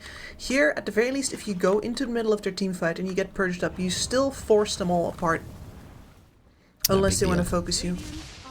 See what's gonna happen. Everybody smoked up apart from Desire. But he is still with his team. Yellow Submarine taking a long way around. They did get scanned, however. So Dandelions are aware that something is coming their way. Well, smoke bots on the back line. Torrent is going to be very nice keeping them at bay as the Air Spirit goes in. Instant BKB from the Kunkka. Buyback is available for the Tsar, so he can join if he wants to. There it is, Buyback going onto the outpost with the TP. Naga not taking any damage. That's going to be a refresher and another ulti from the Zeus. And still, Naga is 100% full. They do find emptiness. He does have the Eternal Shroud. No physical damage on him. They need the Bristol back, and he's on the other side killing the support. Look at the backlines. Even when broken, he's so strong on Nande because nobody was focusing on him. They just allowed their backlines to die. They will be finding the Zeus. That is a really big kill. Race next on the menu. Don't run away from the rocket barrage. He didn't do it. King will be able to TP away, but in general, that is a pretty solid fight for Dandelions. Much better than expected. That required a lot of clever positioning from them as well. The Bristleback was constantly over on the top side of the fight, trying to stay out of dodge of all of the AoE flying his way. And you could see here that they actually moved Palantimos up several times in order to keep the attention focused here with his creeps and just making sure that he is the heart of the fight as the Zeus stops the Centaur from TPing several times here as well. And now the Bristleback, once he makes his way all the way around, gets to go on the support, and the cores have just engaged over on the Earth Spirit for a second time, finally bringing him down, but that is way too late, and that's a way to use the lack of control of Yellow Submarines finally against them again. So much lack of control on both of these lineups actually. Pretty much. The thing is, though, in my mind, Nande has solo won that fight. I mean, I liked Palantimo's positioning and stuff, but it was the patience of the Bristleback that allowed him to get what he wanted. But in terms of gold, not much has changed. You did get the Roche, you got the Aegis and the banner, but in terms of gold, Yellow Submarine are still going to be ahead. Ru even got killed by the neutrals. I don't know if you noticed that. And now they're going to have a Shard on Emptiness. If he was already immortal, now is even more so. Yeah, like the extra bonus strength is going to be absolutely nuts. Listen, I don't want to poop on the party here either. That's clearly a pretty big victory for Dandelions, but they're going to have to score a couple of more like that. And I don't think Yellow Submarine is going to fall for the same trick again. Like, oh, let us just, you know, sit here and jockey for position while we don't know what the Bristleback is doing. That seems like the kind of thing they'll remember for next time. Yeah, there's going to be at least one core that is going to be trying to protect the supports, or they're going to be saving their Glimmer Capes for later on down the line in the fights. We'll see what happens. Though, to be honest, Nande just ran into them. It's not like he even blinked. He just ran into the Crystal Maiden, and the Shadow Demon just ended up being there as well. So we'll see if Yellow Submarine do a better job. But in general, 8k gold lead was kind of the case there before when Roche fell, and now it's 11k. They're getting everything. Nande just jumps in, and I think he's gonna be regretting his life choices. He loses the Aegis immediately, has the BKB, however, banner, that's not really going to help him. Pops the BKB, got broken, and he's gonna get destroyed without your Bristleback. What are you actually gonna do? Zeus ulti just reveals where the enemies are, but you knew about their positioning anyways. Your Ace gets a double kill. The Torrent Storm is just keeping everybody in place, and Kidaro is giving more of those double-edged charges to Emptiness, who doesn't even care about you. He wants Mobe, he wants a bigger fish. As Palantimos is away, but they do find Mobe, placing down Vision on the high ground. Ogre Seal Totem gets him up there, Force Staff to the low ground. They just annihilated the enemy team, and I have no idea what Nande was thinking. No, me neither. Like, it seems like it might just be a thing in the terms of like, okay, I can maybe latch this fight, you know, the enemy is going to stick around here, which means that we will have vision over their position, and we can, you know, the rest of my team is going to be here, and we're finally going to be able to catch the Slippery Devils or something like that. But that's not how they won the previous one. Definitely It's very important for the previous one for him to be on top of the supports and the cores to be engaged elsewhere, instead of everybody forming a circle around him and, you know, drawing a pentagram, exercising him back down to the depths below. Yeah. And now the push is on. We're watching the replay, but the base of Dandelions is in shambles. They already used the glyph. And Yellow Submarine decide to go back. They're 20k gold ahead. They can shove in all of the waves. They can get all of the outer towers, which currently there's only one remaining for Dandelions. And they feel no need to go super aggressive. And it seems it's going to work, because just the Naga illusions are going to be enough to get the range racks, get a tier 3 on the bottom lane. Like it's just without any commitment, they're getting all that they actually need. Well, They here's found the commit. Purge, goodbye. He's dead. 70 seconds on the sidelines. Now you don't care. Now you're definitely gonna go. Mid to today's side. Yeah, there's...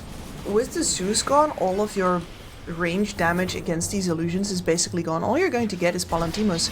And look at these damage instances melting through the Gravekeeper's cloak. Yeah, Gravekeeper. Well, at least he kept one for himself. We know those can be expensive, as there will be a full lane of racks now going their way, and I don't see no reason why you should stop at that one. No.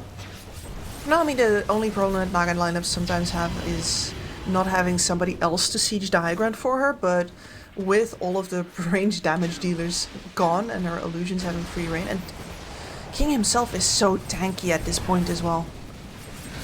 They force out what the are you gonna do? That Eternal Shroud? He is eternal. Yeah, the Eternal Shroud is literally the item that won Yellow Submarine this game. They had it on King, they had it on Emptiness, and it just allowed them to survive against the Zeus so many times. 26k gold lead. The Naga Siren is 10,000 ahead of this Bristleback. Remember just how farmed Nande was. Now he is considered poor if you match him up versus a Naga. Yeah, and it happened, I want to say, without a lot of friction either. He just didn't have any grip on the game, and they pushed him out. He slid down that net worth ladder. So fast and so easy. Yellow Submarine, they took this one over by storm. And this is just the case. Versus Dandelions, a lot of the times when teams are able to slow down the game and then just go for one or two fights that they're going to be comfortable with, that's how Dandelions have been losing overall in general. And Yellow Submarine have been able to do it. I should have said, oh, I see. As I think that sentence has been engraved in all of our viewers. Yes. No, one day their mother's gonna say that to them at dinner with their girlfriend. And they're just gonna die of cringe right there at the dinner table.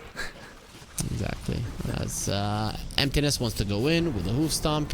Nobody's showing themselves. King is so farmed. Kunkka has a refresher. You have everything you need. Now a heart onto King as well. Good luck killing this unkillable Naga Siren. Has 4.3k HP plus. Then you get the run buff over it. How? How in the hell do you kill him? Not. You'd have to, you know, in a normal fight you'd have to work around it, but since this is your high ground fight and they're coming for your buildings, look at this slug fight, dragging him out of the base.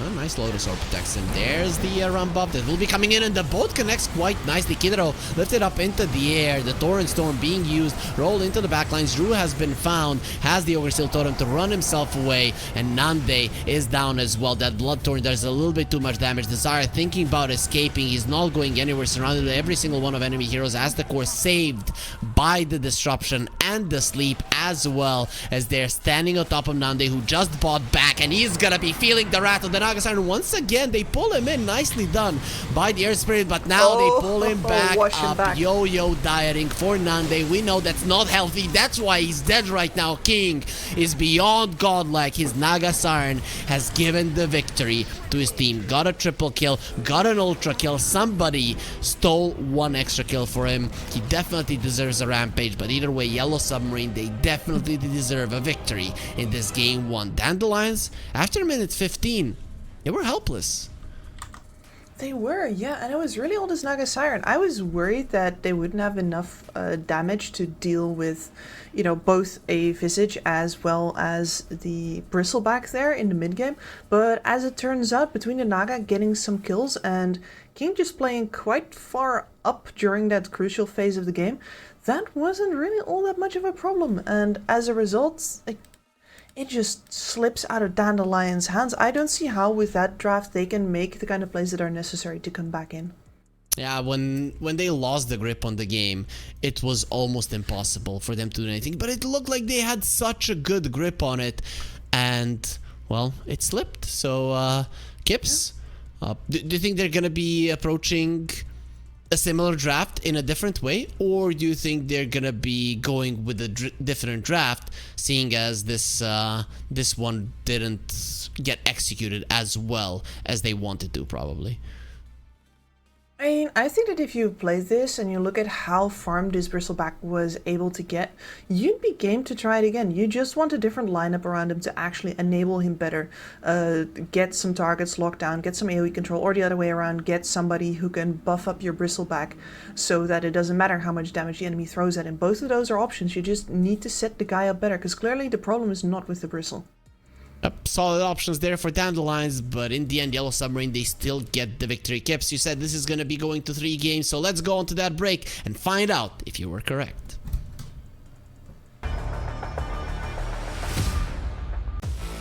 OneXBet and Eva Alfie present betting on all esports events on the website and in the OneXBet app. OneXBet. Play with Eva.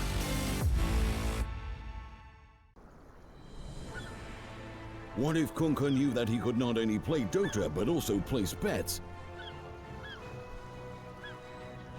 Better the best black hole.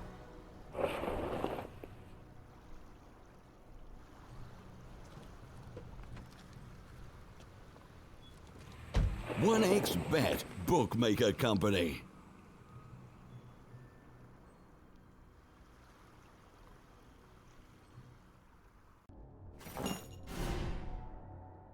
Chances of breaking items in a tournament match are non-existent.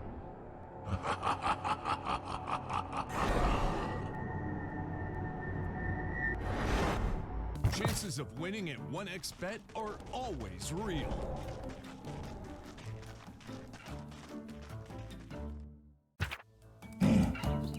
Join with me. At your service. Stealing Aegis from Roshan is very difficult.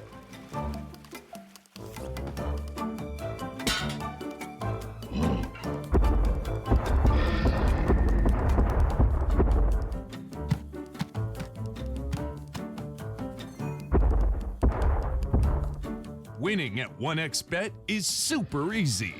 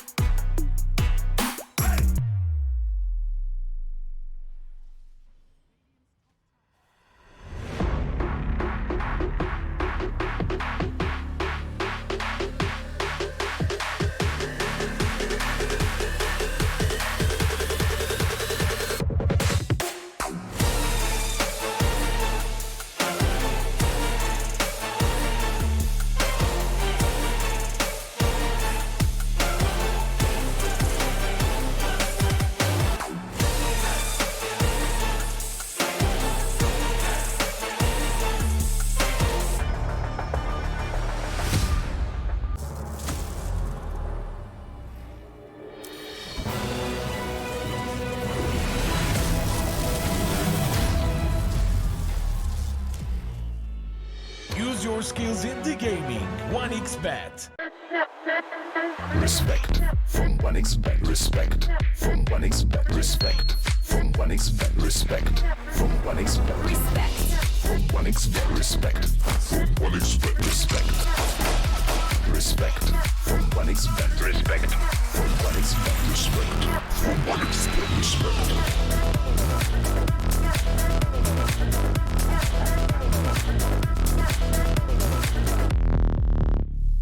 Hello, son. Hi, Mom. Pretty girl. This is Eva. Nice to meet you. Thank you very much. Your dad's just making his favorite dinner. It's duck. Come on inside. They're all probably too gruesome to tell you while you're eating at the table. How's your food? Is everything okay? Good, good.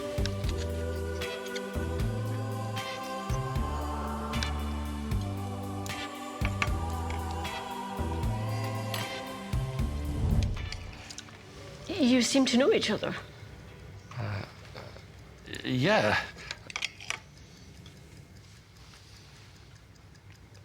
This is the new ambassador for 1xBet. Oh, I see.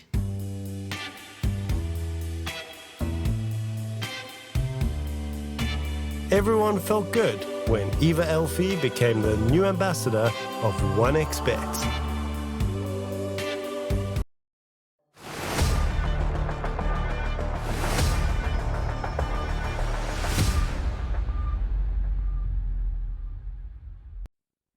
The Yellow Submarine get a great start here in the play-in series in the regional Dota 2 series against Dandelions.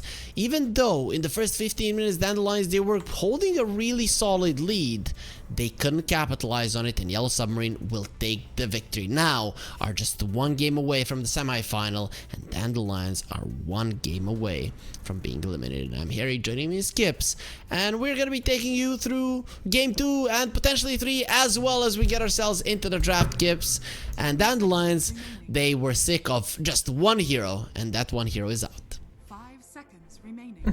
Radiant team back. Yeah, I mean, the Shadow Demon was so important in that previous game. Between the amount of saves that you get, the amount of time that you buy, as well as then afterwards, of course, the purges, meaning that this Bristleback was completely unable to actually maneuver around the team fights. It was clear that too much was being done by a single man. Which, yeah, after you survive the laning stage, Shadow Demon really just is that good. Yellow Submarine last time around in the last tournament got 15 RES points, and Dandelions, they were the runner-up, so they got 50. So both of these teams are pretty much still in the run for going to the LAN. I mean, everybody is in Europe, especially where 4 teams are gonna be making it to the LAN in Belgrade. So it is even if one of them get eliminated here, they still have next time and next time to prove their worth once again, as there will be a Tiny ban, a Dazzle ban as well. Those to me are the 2 main heroes of Dandelions. Without them, they just don't feel as strong. No, especially that Dazzle ban in the previous match as well. I feel like that hits them in, I want to say, like they're more surprising picks, because the rest of their drafts have been fairly same. And the Yellow Submarine might be able to capitalize on that again. They get themselves a coddle. Okay, I like that opening, right? But I want it to be in the mid lane no matter what. It is a MOBA hero, it is not a Desire hero. No, definitely not. I mean, Desire, for good or for ill, and like sometimes it just doesn't work out, as we saw in the previous game. Very much a classic boss 4. He initiates, he goes in, he's a brawler. Which the Keeper of the Light, maybe in his younger days, certainly not anymore. Yeah, for sure. I mean, Desire, it goes hand in hand. He's a football player as well, right? So it makes sense that you like to get into contact, then drop down, roll forever, and just scream. Yeah, that's why he plays Inert Spirit, Brawler, and rolls around as well. So Centaur on the side of Yellow Submarine, nice catch for the Coddle. We've seen it multiple times. Also worked out quite well for Emptiness. It's one of his best heroes in general. Yeah, catch for the Kotl, escape from the Kotl. For time to time, we have seen Kotls be foiled by their first attempt to use their charges and lose them to a well-timed runaway. So that could certainly mean quite a lot to the game. But for the rest of it, like, you would definitely want a bunch of other cores that also don't care about the specifically the solar bind. We'll see if that is going to be the case. If we're going to be seeing some storm spirits maybe coming out, some ember spirits. Ember has always been a counter to the Kotl, and I think with him losing his popularity in the meta for a good reason. I mean, he's not really all that strong. It only makes sense that the Kotl is going to be rising in rank so much. Yeah, I think that's the thing that people underestimate about the meta so much. It's a lot about what is perceived as being good. Sometimes just really hinges upon the other heroes that are being played. And if other heroes are not good enough, then their counters automatically fall in stock as well. As we go Clockwork IO. Okay, so that's a ton of healing on the field for Dandelions as well as a very much needed. I'm very happy to see a Clockwork in this game. Get some AoE control, get some teamfight disruption in here. Yeah, especially when there's a stampede in the fray. Unless you have a force staff, you're not going to be running away until you kill those cogs, and that in itself is a big deal. Nice setup for the Kotl to do insane amounts of damage. I like it. I just don't like the fact that position 5 Wisp has been the way to go, and position 5 Clockwork has been the way to go. So in terms of how you're going to be laning this, that's going to be something that Dandelions are going to need to figure out. Yeah, especially with most offlaners being melee, not just right now, but in general, you would say that it's probably going to be the IO on the offlane here, which is maybe a little bit of a shame because that role does end up getting more farm usually, while the Clockwork in these games is the ones that you really want to get to the Aghanim Scepter. The advantage that you get from the vision from the Rocket Flares spam is absolutely ridiculous. And I think it's a lot of the reason why he gets picked more again, just because you actually have something to farm towards in the late game that is always a win for your lineup, no matter what. This is a really solid puck game. Nice catch for every single one of these heroes. Nice setup for the sharpshooter. Nice setup for the centaur to come in. If some of them do get the Veil of Discord, it does benefit the puck quite a lot. Lockdown on Dandelions is limited, and definitely limited versus a puck. So I think Yellow Submarine, they're really onto something. And Erase, he's a good puck player as well. It is in his alley. I think they're doing a really good job here. It just comes down to what are Dandelions gonna pair with this IO. Is it gonna be something that's gonna completely overtake the game? Yeah, I think so as well. This is where, if this is an offline IO, which I think it should be, you're going to be looking at maybe actually last picking your offlaner here, just to make sure. It doesn't really matter because Yellow Submarine has the overall last pick. That's a bit of a problem. You want to run over that lane really hard. So here's a couple of things that come to mind. Night Stalker would be amazing, and I'm thinking maybe something like an LC, right?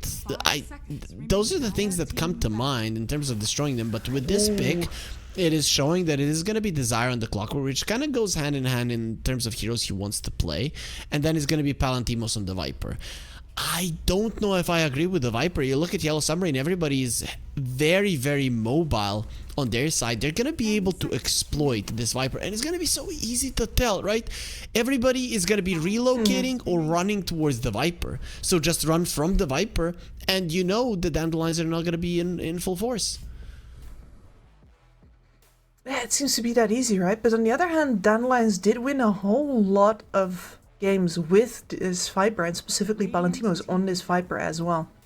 So this hero does very much pack a punch in the laning stage, and that might be something that is hard to come back from, because I don't think you can put a carry matchup into this that doesn't care about being matched up against a Viper. I don't think that exists. This is a good Morphling game in general for Yellow Submarine. The hero cares versus the Viper, but in general he should be fine in that lane. These guys cannot catch him. He's a natural Manta builder, can waveform away from the Illuminate and the Solar Bind, so it does look like a decent one. I still think the Dandelions are probably going to be thinking of banning it out anyways, though. I think so as well. Like, the Naga Siren is already gone, so that's the one hero with the easiest self-dispel. And now we're gonna see if that follows up with a Morphling, who is one of the easiest heroes to get away from the reach of the Kotl. Now, Submarine thinking about those tanky brawlers combined with the IO, two very different flavors, but I like the way they're thinking here. This would have been what I would want Dandelions to go for as the final pairing for their IO here as well. 10 seconds remaining. I'm thinking something like a Monkey King or Sven for Dandelions, because they're lacking in the stun department.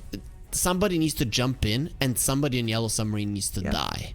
This is how I see it, and both Pudge and the Marcy could probably pull that off. There's the Morphling ban. Okay. Good job. So a billion heals, auras on Viper, and then you push. Cool approach.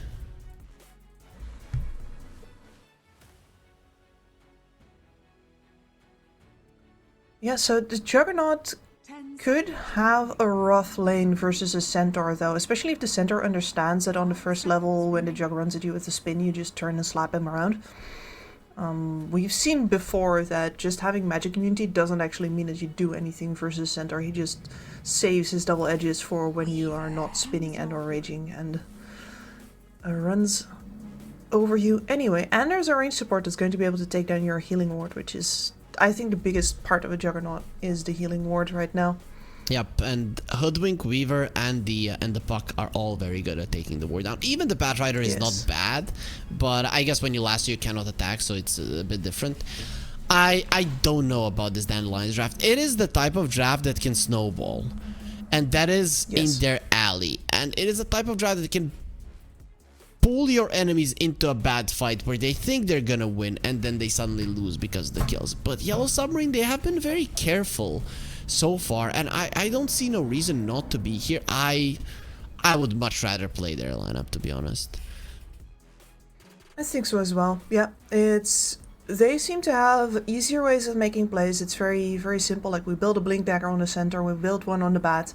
Scent goes in first, they react, Bat follows up and grabs whoever you want to take out of the picture.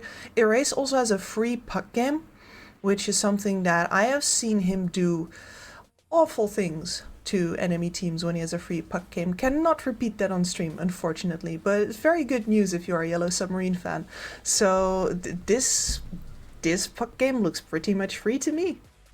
Well, looks amazing. You're gonna be able to dodge everything. It's a pretty free Weaver game as well. If you don't make a mistake after, let's say you get hookshotted, if you don't make a mistake with the Geminate attack, you can instantly go through those cogs and just run away. So in my mind, Yellow Submarine, they have everything they need. It just comes down to it. Are you going to underestimate the heals and the power that at some point this Dandelions lineup is going to have? But Jugger and the Viper, they don't seem like the biggest of pushers, so I think if Yellow Submarine sees them on one side of the map, they can just run to another, and that in general is gonna be a problem for Dandelions. This is Mobe. I'm looking at him. I'm really looking at his Kotl. He has to be everywhere. Orchid Kotl for me, absolutely. Exactly. I don't see a way for him to play this game without it. Or he can play it, he just can't win it. Yep, and you want to win some games, and also you want to win some bets as well. That's why you scan this QR code, get the 1xBet app, which will help you in that regard on Dota, on some other esports, and of course on traditional sports as well, using these amazing odds where Yellow Submarine still favored here by our sponsors over at xBet, as there will be smokes breaking, desire found, flame break forward. He's gonna start with the cogs, the bushwhack connects. You don't want to start with the cogs, you eat the blood grenade, blocks by King. Here comes the puck as well with the hoof stomp connecting. That's gonna be a kill 100%. It's just the question who gets it, and it will be Emptiness, which is great for a center, as this hero has been known to dominate lanes, and this is only going to help him. Yeah, absolutely. You get that bracer in at the start of the laning stage. He's popping a little taunt here. He knows what's happened. That is phenomenal, especially for his ability to trade into that Juggernaut. you want to stand your ground and fight versus that guy. Not give him an inch. You know, if you start spinning, he's gonna scream at you. Just slap him. Just do it. It is and not that's exactly Desire's what day Emptiness today. has been empowered to do. It just isn't his day today. The battle begins. Erase. No, that's the other part, I guess, huh? Yep.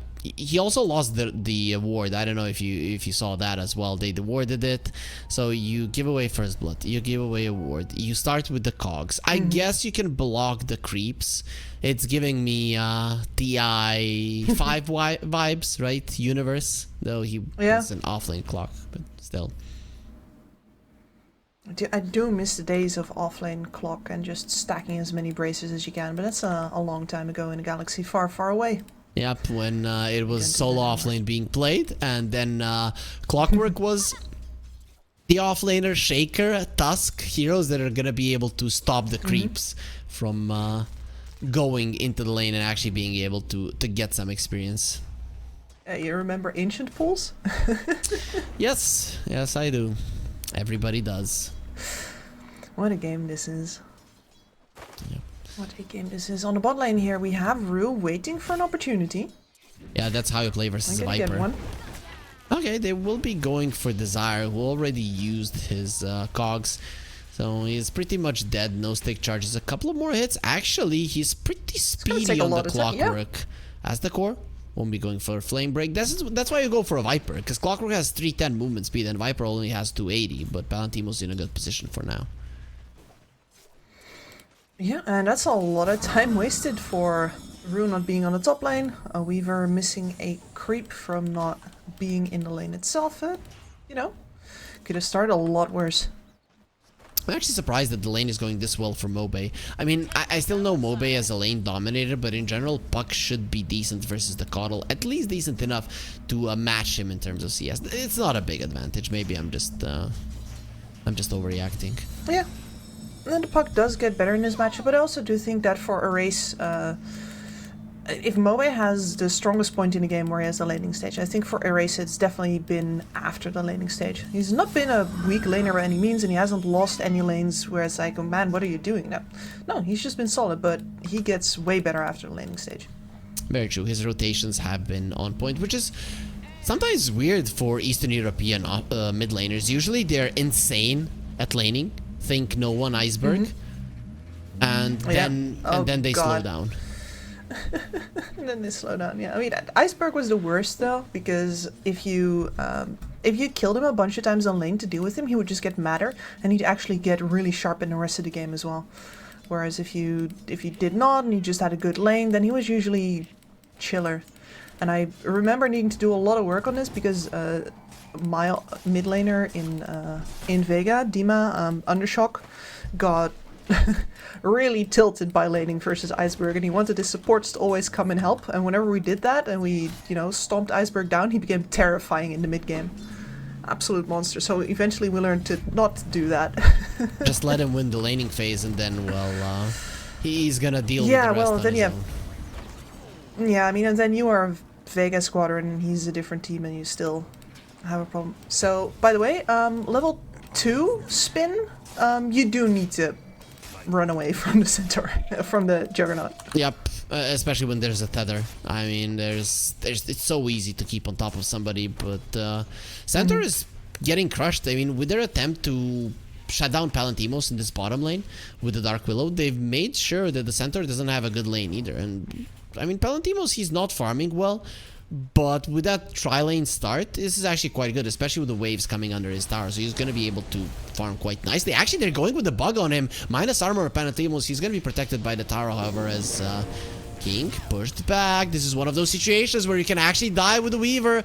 Eats the Tango, runs out. Where's the battery assault? There it is, and it's actually a dead King from what it seems. Desire will finish him off. That is a huge deal. As the core next to the menu, level 3 Viper will slow you down. Oh, those cogs actually save his life.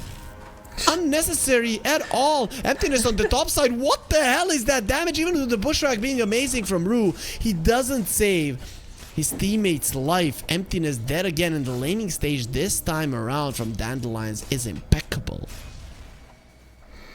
yeah, everything going right for them right now. That decision to pull root towards the bot lane, that's blowing up in their faces big time right now. And I guess it's not over yet. You have a Weaver here. A kill like that never needs to happen again, but I don't think it needed to happen in the first place either. Yeah, Desire was just too good. Now. Yep, Rue is gonna get taken out. Nope. It's gonna be a squirrel that survives. Curry, a little bit too strong around those trees. Rue, 1 or 2 crits, and you could go down either way. Yeah, and that's not a low chance either. You just get 20% straight up on that jug. He does deal a lot of damage if you let him, but then again, the thing with the Juggernaut is that he has to be ahead. Like, yes, he's an extremely strong laner, he gets a ton of really good tools for it, he's got an IO with him now as well, which greatly helps him out in terms of sustain, but he also has to. If he's not on top of the lane, then we're the problem. And there we go.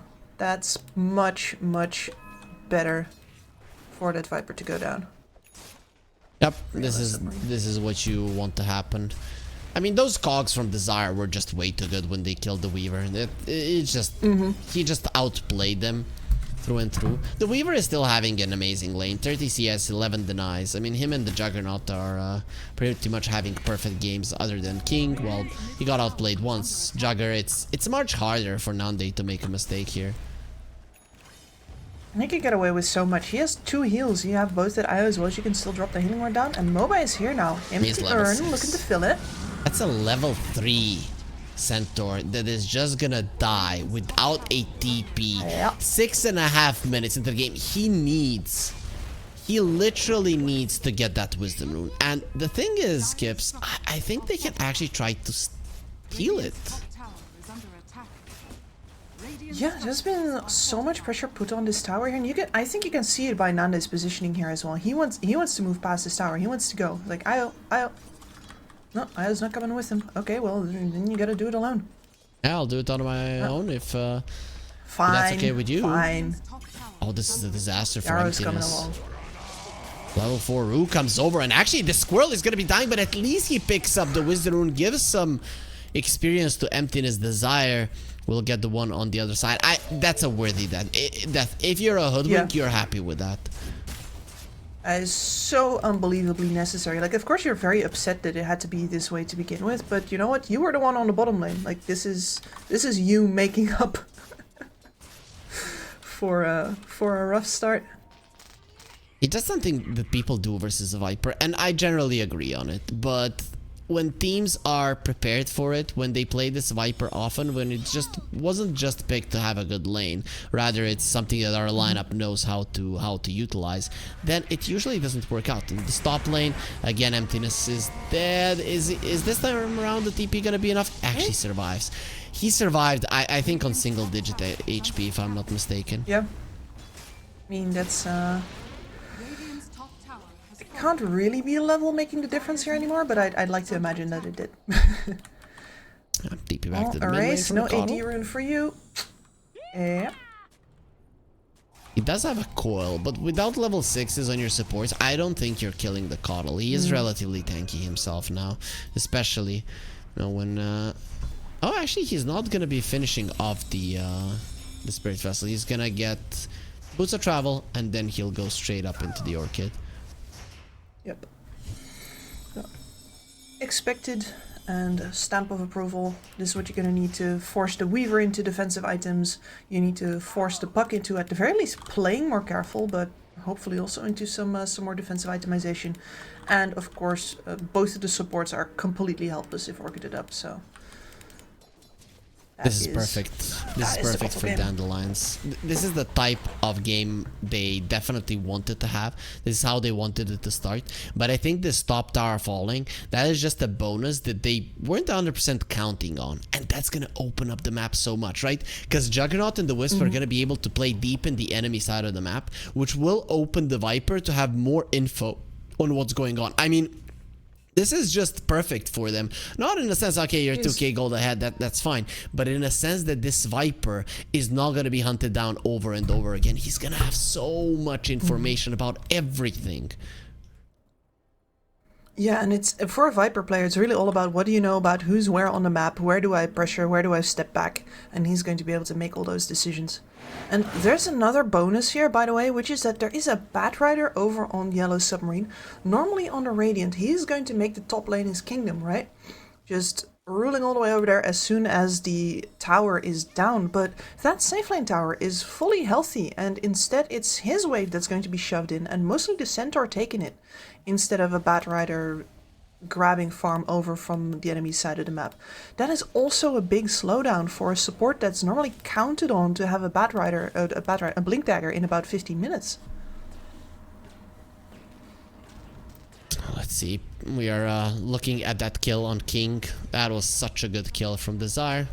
As the core only got saved by those cogs. I think if the cogs hadn't been used, he would have gone down as well. As on the live screen, we're looking at Nande getting insane amounts of farm, going for the Maelstrom. Probably will get a full Mjolnir. Erase being targeted. Do they kill the puck? Yes, they actually do. With so many heroes, even with the coil being dropped down, Dandelions are controlling everything. That's the first relocate, and it does end up in a kill of a hero that we thought is going to be unkillable.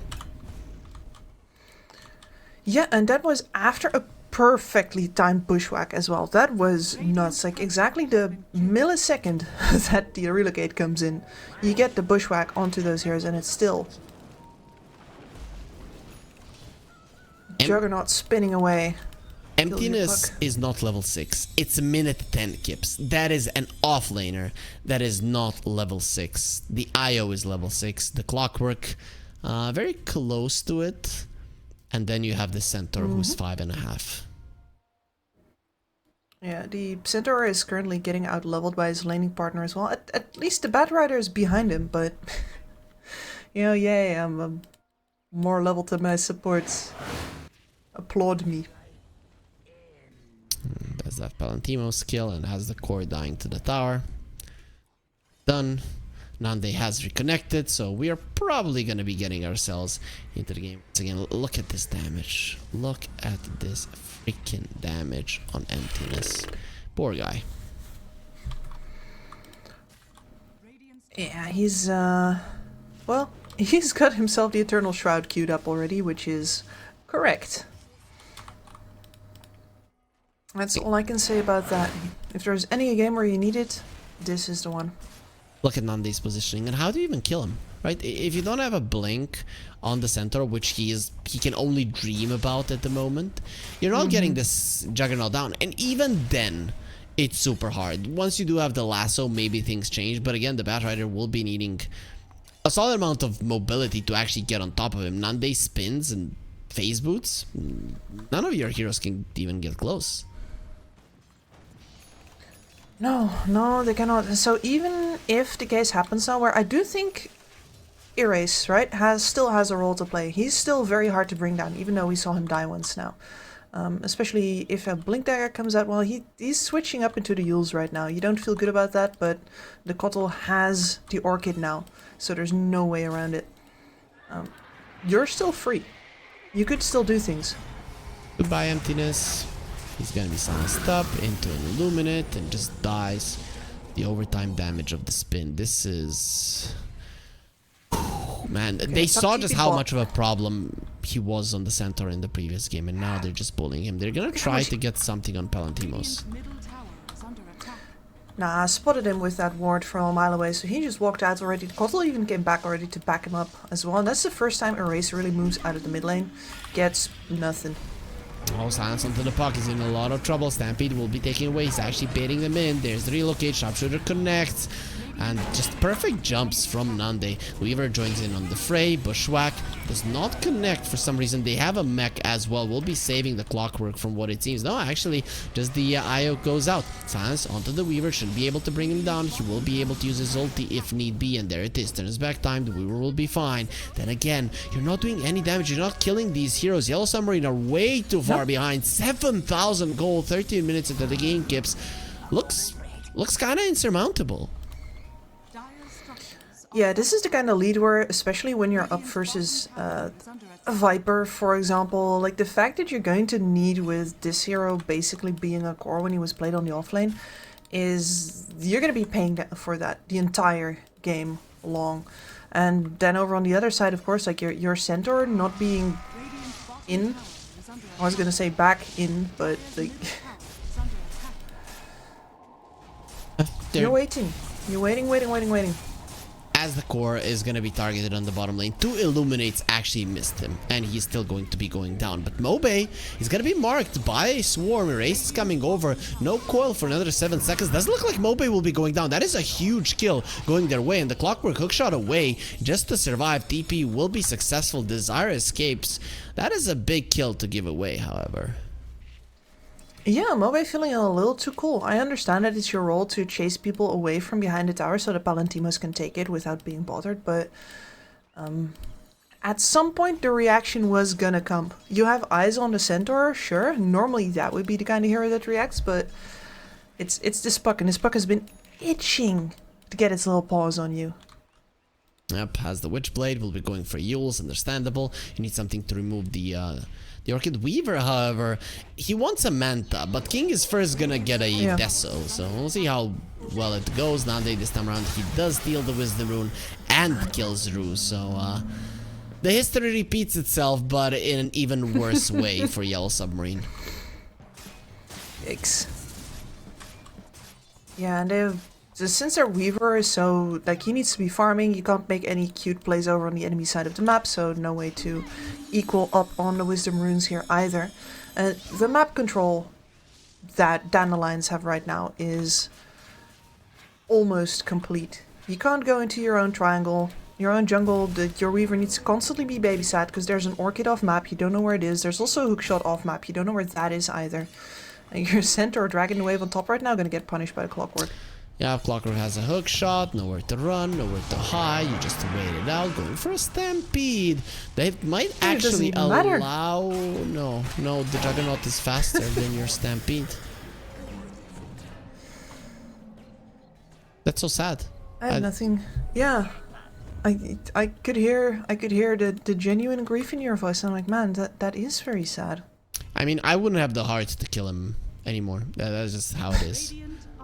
I'd start feeling bad at some point, and you know, you just give him like a little, little pat on the butt like you do with horses, like pat, off you go. Yep. You know how a lot of the Russian-speaking players, their names are usually empty inside or dead inside. I think emptiness can change it up right now. That's probably how he feels. Like a hollow piece shell of a horseman. Exactly. Yeah. Exactly. That is a hollow shell of that.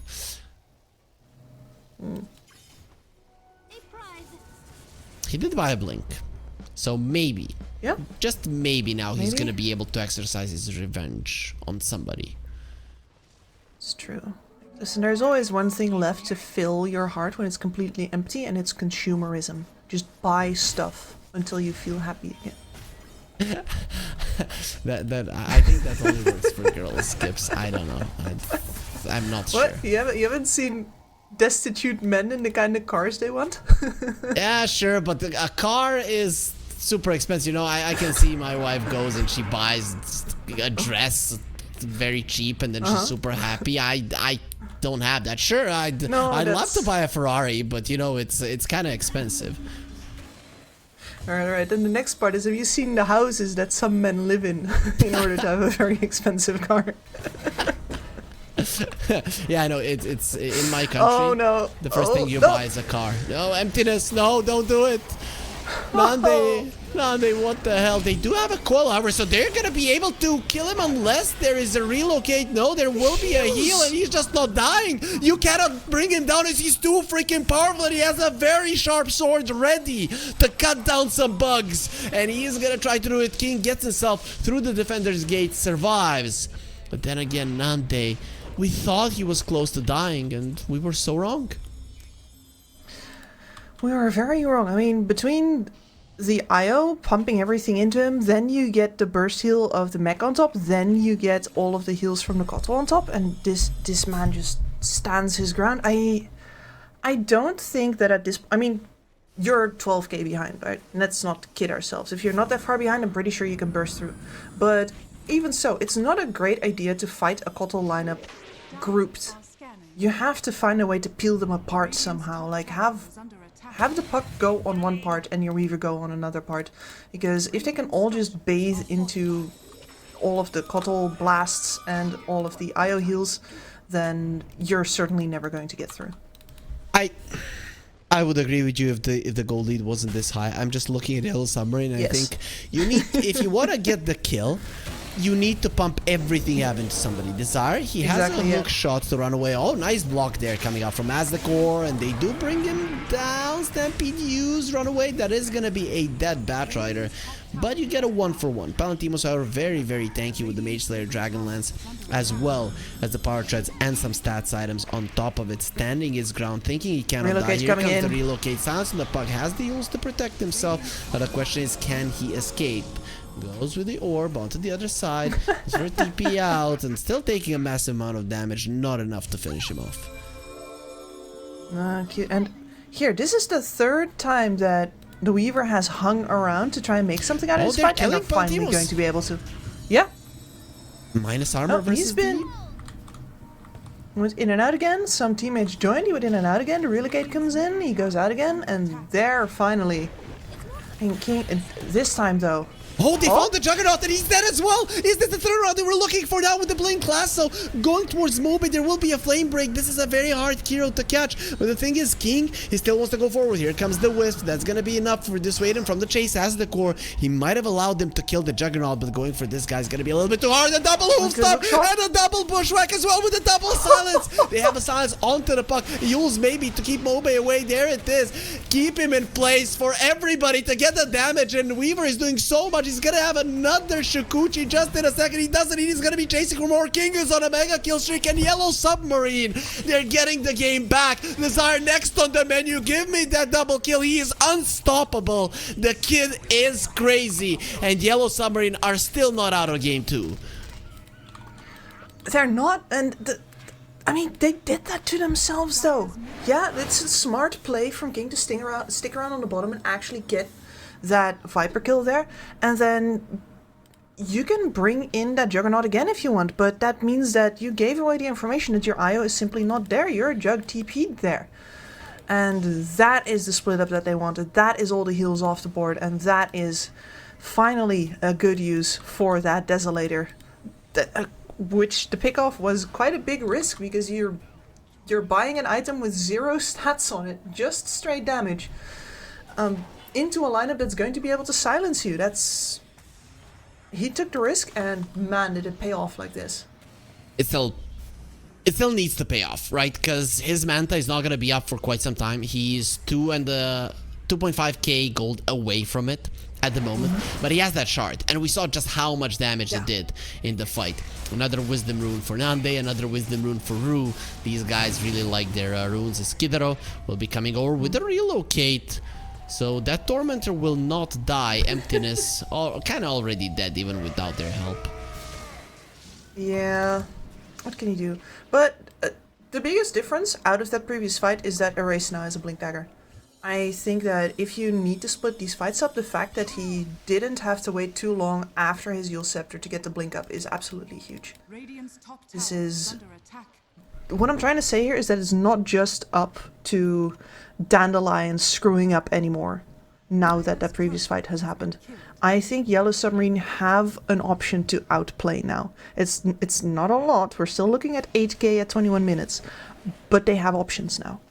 Sure, but the Weaver is level 15, so killing the Swarm is now gonna be a lot harder. Plus, the Weaver has the Orb of Destruction. The minus armor from this guy will be insane. And when we look at the other side, Coddle, low on armor. Clockwork, low on armor. Wisp has some because of the mech, but in general, all of these heroes, apart from maybe the Juggernaut, can be put into minus quite easily. And that is where even the simple right clicks from a puck are going to hurt quite a lot. And Rue is actually also not that far off of finishing the Gleipnir now. So this Aegis, they get to play up very far with this, don't get me wrong. If you're grouped on Dandelions, I don't actually think that Yellow Submarine can make you split up. But you did lose your mid tower now. That's some playground for the puck. And you do have a little bit of a dominance to re-establish, I'd like to say. There is finally going to be an Aghanim Scepter on the Clockwork, so in terms of shoving out the waves, it's going to be much easier now for Dandelions. Not that it was super hard anyways, but Clockwork in general now will be able to control the map better, meaning more space to find the puck, to find the Weaver. Yes. Big deal. No, a huge deal. It's very hard to be surprised by anything once you have a Clockwork on your side. Especially around these set point battles, like set piece battles I should say, that say High Ground or Roshan. The Clockwork has such an easy time picking the right positions for the flares. Okay. That was very, very cheeky. Why? His mantle was He done. just walked up into... he walked up into that camp and immediately out of his Saguchi gets spotted by a Clockwork who was just wandering his way over there. Now look at this cool moment that we have here right now. Okay, let's think about it, Kips. Does Emptiness escape if he uses the Stampede? If he uses the Stampede, well, there's no hookshot left on that clock. Did this save their bottom tower? Should have. They have the glyph. Yeah, he's running away. Emptiness got silenced up. Solar Bind still going strong. They do lose the tier 2 on the bottom lane. Free. It does escape on Emptiness, but either way, Weaver and the tier 2 down. I'd say Dandelions are more than happy. Absolutely. Nah, that Weaver Death, like, I think he had an opportunity to press time-lapse and teleport himself back into the river. But he just didn't. Like, you'd really rather not use the time-lapse outside of a major fight if you can avoid it, and that just meant he was doomed. Viper has a shard, so pushing down towers now becomes significantly easier for this hero. And they've shoved in the top lane as well, so that tower could drop down as well. Considering that you've only lost one tier 1 on the side of Dandelions and being the mid lane, I don't think Yellow Submarines are gonna be able to get any of them down. Yeah. No, Aztekor was top trying to kidnap a wave, burn it down, but he wasn't ready for Mobai to immediately be there already. Okay. That's a late dust. Kidaro, however, will be taking a lot of damage. Silence does connect. One more hit from the Weaver. Is there a high ground miss? No, he does get it off. Now Weaver is still got his ulti off. Will be fine. Illuminate, healing them up. Beautiful hook shot. Hook shot onto the high ground. Puck is gonna be fine for the time being. Goes for the phase shift. Maybe he's gonna be able to blink away. Nicely done by Ray. Spell usage on point. Yeah. This was always going to happen at some point. You need to catch the puck, and since you didn't draft yourself any tools for it, you won't. The Hex will be built by Mobe now, which is something that, you know, there's a tool for you to lock that puck down. Longest range Hex in the game. There is gonna be a high ground push. Glyph is available, which I think you should be using right now, because that siege creep needs to die this moment. So they do glyph it, pull in the waves. The siege creep might actually die anyways. TP to the outpost. The Wisp will be joining in on the fight. You have to do something about this. Your tier 3 is already dead. The race wants to go into the backlines. They're waiting for the healing ward to expire. They saw a race, I think, there with the rocket flare jump in silence, just poking with the puck. Range Raxes are gone. Melee will Reaper's follow. already on the back. And yeah, let's see what he can do. Stampede will be now, used. Going forward, they found Palantimos, and there's gonna be pushback as well from the puck. No relocate out whatsoever, so that's gonna be very nicely done. King keeping the backline occupied. He didn't manage to kill the Clockwork, but he did manage to keep them at bay. As the chase is on, puck blinks onto the high ground, still has the Yule, so slash Omni Slash ready on the Juggernaut. Really haven't seen many of those, as he does go for the Swift Slash. Lotus Orb a little bit too late. Healing Ward being used, it needs to die, not gonna be taken out, and with all the heals onto the Wisp, he's gonna be fine for now. Blinding Light only onto the puck, meaning that King can continue doing his damage. Nice tether away, but the puck will die either way there with the Waning Rift. King has his ulti, has to be careful how he uses it. Gonzalez has the Manta with the Shikuchi away. Nande still ages up. Hookshot is going to be perfect. That is impeccable timing. Erase is still being super annoying, but it is a one fight for Dandelions. Is it though? The Aegis will be expiring, so Yellow Submarine, they do buy themselves some time without losing a full lane of racks. Yeah, I mean, not a full one, but that top lane is only hanging on by a hair. And here again, this is what the game is currently like. As long as you can peel them apart, as long as they don't all stand in the same heals, in the same area, Yellow Submarine can drag this game out at the very least. And dragging it means building more damage, means better shots at taking it in the end. They're not out. Generally, how does this game look to you? Like, what are their chances? Dota Plus says around 10%, but I would argue that they have a better shot at winning this one, actually. Yeah, I'd certainly give them 20. Yeah, that's something pretty much how I feel. 10% seems a little bit too low. I know it is a hard game to win, but usually under 10% is kind of impossible for Dota Plus terms, and this seems very possible to turn around. Yeah, no, they have agency in this game. They decide. They get to make these plays here. Found the Orchid on the pocket, the bash! Ooh, he doesn't have a blink dagger. He's in so much trouble. Needed the orb first, and then the phase shift. And as we said it, your main hero is out of the picture. This is gonna open up the push. Where's the wave cuts? They're not coming. Lane of racks, 100% gone. Absolutely. Very unfortunate. I mean, listen, Asgore is on the case, okay? It's on the case. Doesn't matter. It's just not that easy. Creeps are coming, and the push is on. No, it does not matter. Nande, he still has that healing ward going. They will pop the glyph. I don't think it's gonna change much, especially with another wave coming. Smoke will be used from Yellow Submarine coming to fight.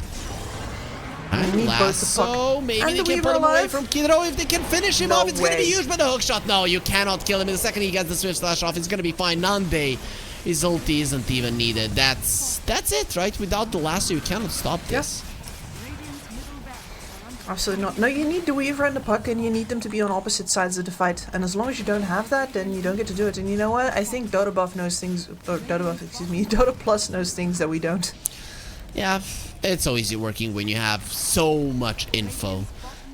Dota Plus has all of it. Nice Lotus Orb, so the Swift Slash really won't be doing all that much. Bushwhack as well.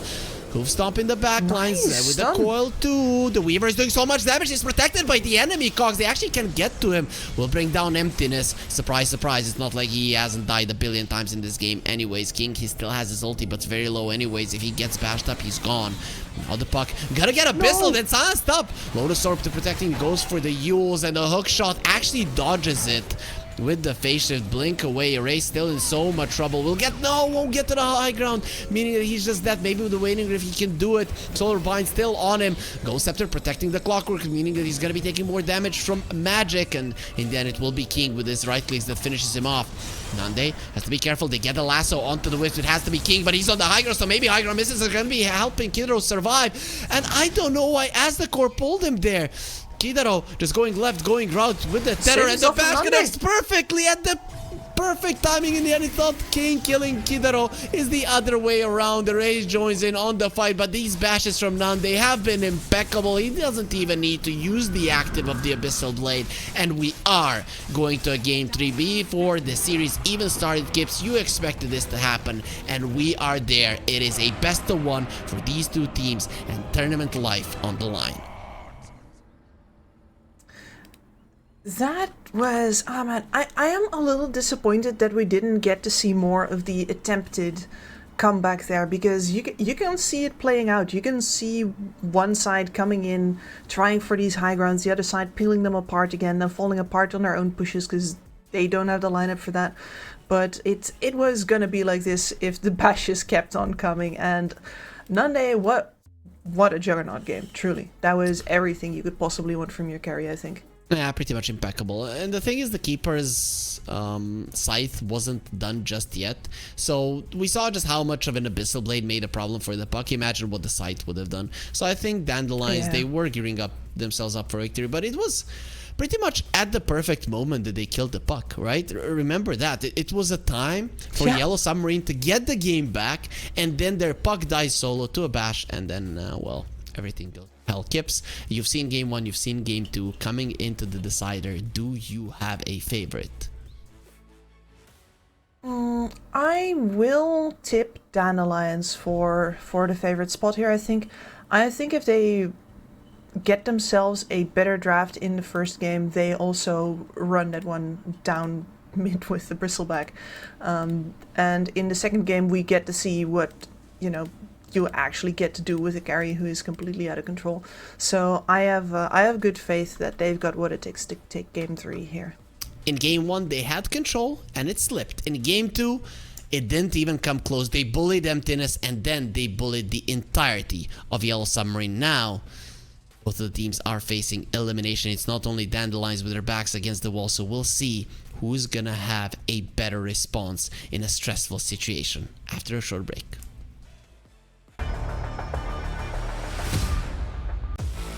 OneXBet and EVA Alfie present betting on all esports events on the website and in the OneXBet app. OneXBet. Play with EVA.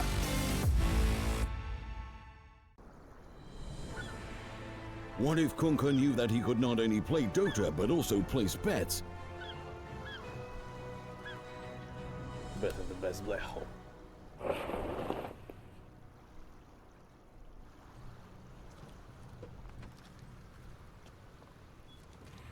1xBet, bookmaker company.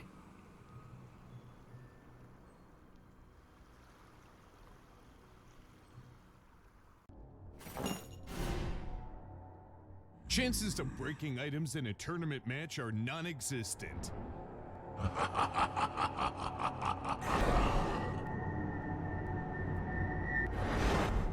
Chances of winning at 1xBet are always real.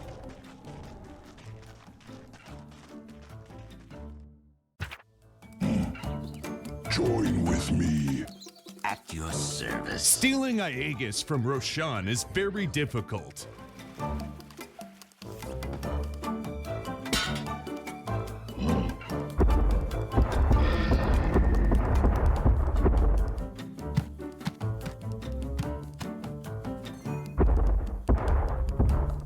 Winning at 1xBet is super easy.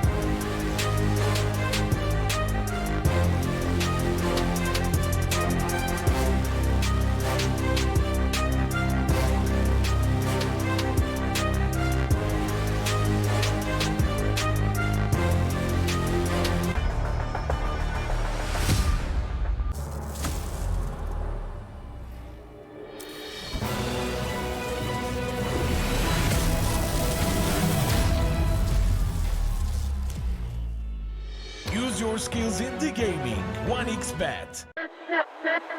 Respect from 1xBet. Respect from 1xBet. Respect from 1xBet. Respect from 1xBet. Respect from 1xBet. Respect from 1xBet. Respect.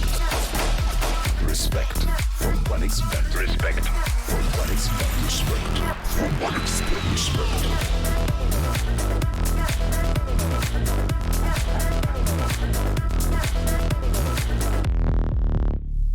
Hello, son. Hi, Mom. Pretty girl. This is Eva. Nice to meet you. Thank you very much. Your dad's just making his favorite dinner. It's duck. Come on inside. They're all probably too gruesome to tell you while you're eating at the table. How's your food? Is everything okay? Good, good.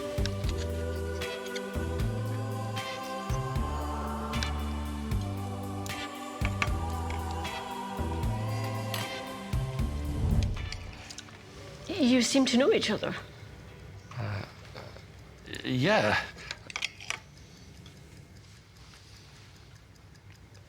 This is the new ambassador for 1xBet. Oh, I see.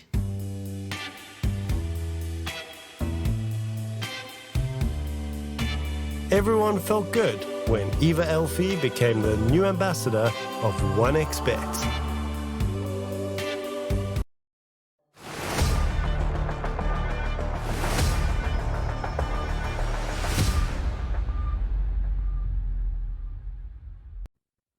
And we are here with the last play-in game at the Regional Dota 2 series in Europe. I'm Harry Freak, joining me is Kips, and we are watching Yellow Submarine and Dandelion's. First game goes to Yellow Submarine, second game, Dandelion's equalize. Third game, Kips, we know you always spoil the results for us. What's gonna happen? Well, I did say previously that I'm expecting a Dandelion's victory, but honestly, like much like the series, when it comes down to the best of one, anything can still happen. And I'm mostly calling it based on what I think has been just a more stable performance straight out of the laning stage. Dandelion's being able to grab themselves an advantage and then start moving with it, which is something that Yellow Submarine hasn't done yet. All of their good moments have come from counterplay. Curious to see if that pattern continues, or perhaps if I have the wrong feeling about these two teams. Nah, I think you're right. Though, here's the thing. In my mind, Dandelion's should have won game one as well. So the question here is, are they capable of winning 3 games in a row? Because that's how it feels. Because game 1, they also got a very huge advantage, but didn't know how to capitalize on it, or whatever they tried didn't work out because of the status of the Earth Spirit. In the second game, that didn't happen. They had a clockwork. But that just means in the third game, are you again going to be getting the early lead? It might not happen. And if it doesn't happen, can Dandelions actually win it? I do agree with you, though. They have been the more stable team. In general, throughout the tournament, I'd say as well. But things like that can cost you when you have a game in your grasp and it slips. Yeah, it definitely can. I mean, they had last pick in that very first game and got the bristleback, then couldn't unfortunately capitalize with that bristleback. And now they've been playing much faster with the help of going for a first pick draft instead, and they've done that again. So overall, yeah, Yellow Submarine is going to get the last laugh of the draft here, but I do think that going faster and getting that first pick suits Dandelions better. And why change that, Coddle? Yeah, well, the thing is, I guess they got Erase's hero now, so both of the teams will get what they want, and Erase has been godly on the Pango in general. He has been, and that feels so weird to say when, you know, everybody's been memeing on that hero, but the kit is still what it is. Erase's rotations are also still what they are, and that Pangolier is a lot more robust than a Puck is. So you can start contributing without any outside circumstances being to your liking. Also, I don't know if Emptiness can play a Pango. I have seen so many times that they switch Pango to the offlane. Now with the swashbuckle change, the offlane Pango actually makes more sense and has been doing quite well for himself. So if that is an option for Yellow Submarine, this is an even better first pick. So let me check. Have they played an offlane Pango?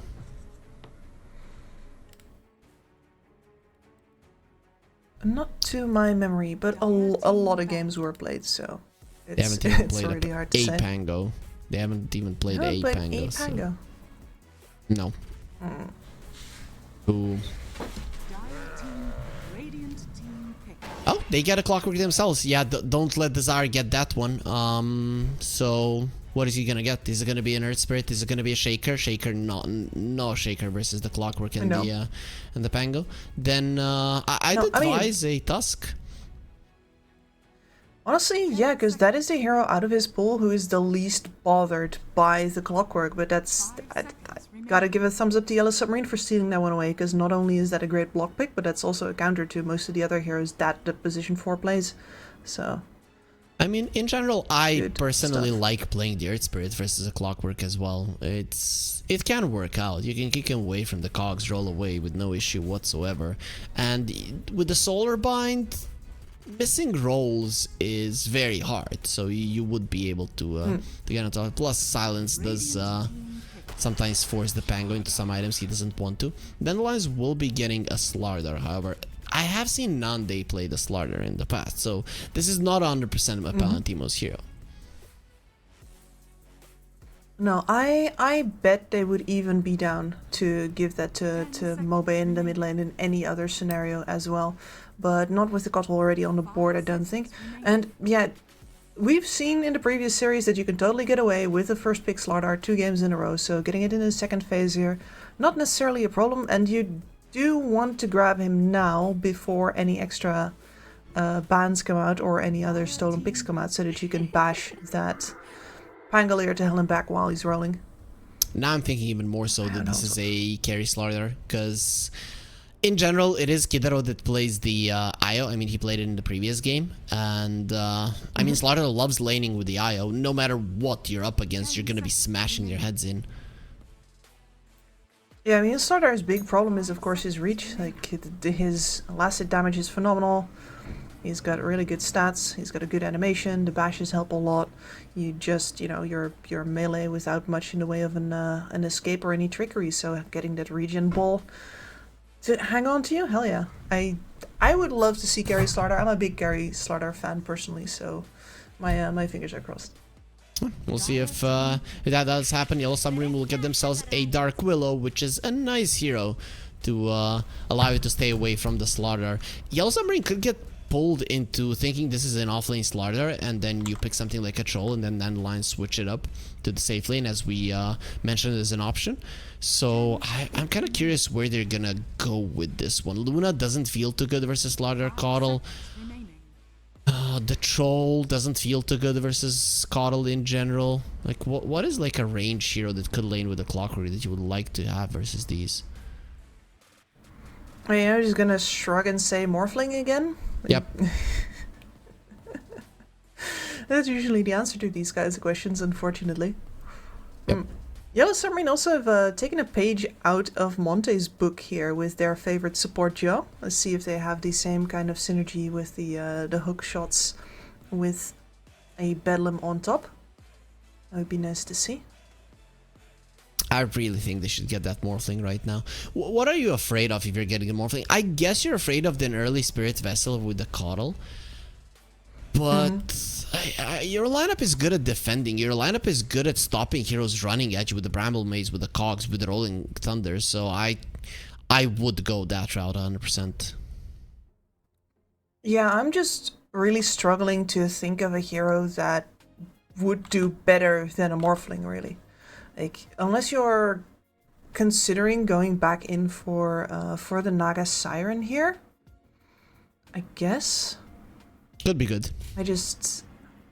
I'm not sure if you're going to be able to match the pace this time around at all. You don't get the slip away nearly as easily with the Naga Siren from something like a Slaughter IO with a relocate.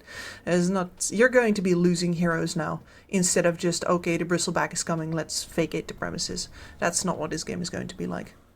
Yep, the speed of the game is going to be different 100%. That's for sure. So does King feel comfortable going for the Naga or the Morphling? They only have 10 seconds to think about this, so we'll get a Magnus. So they're going to go with their offlaner first, which does go well with the Dark Willow. Any hero that can reposition heroes in a lane is great with the Dark Willow, just because the potency of the Bramble is doing so much more damage.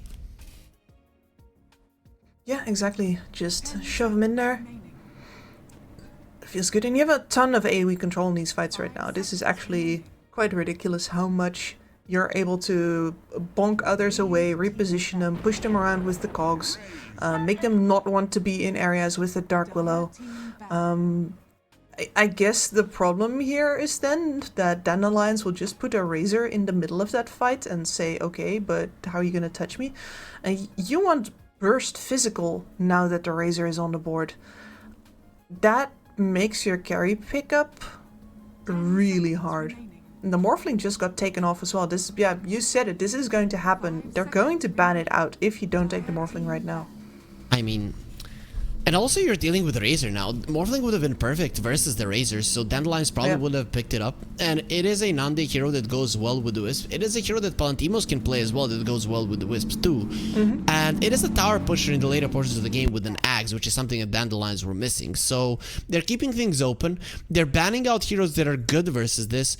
I mean, Dandelions are rocking it right now in the draft. I'm just trying to think of, are there any magical picks here that change the entire game that we're forgetting about? Yeah.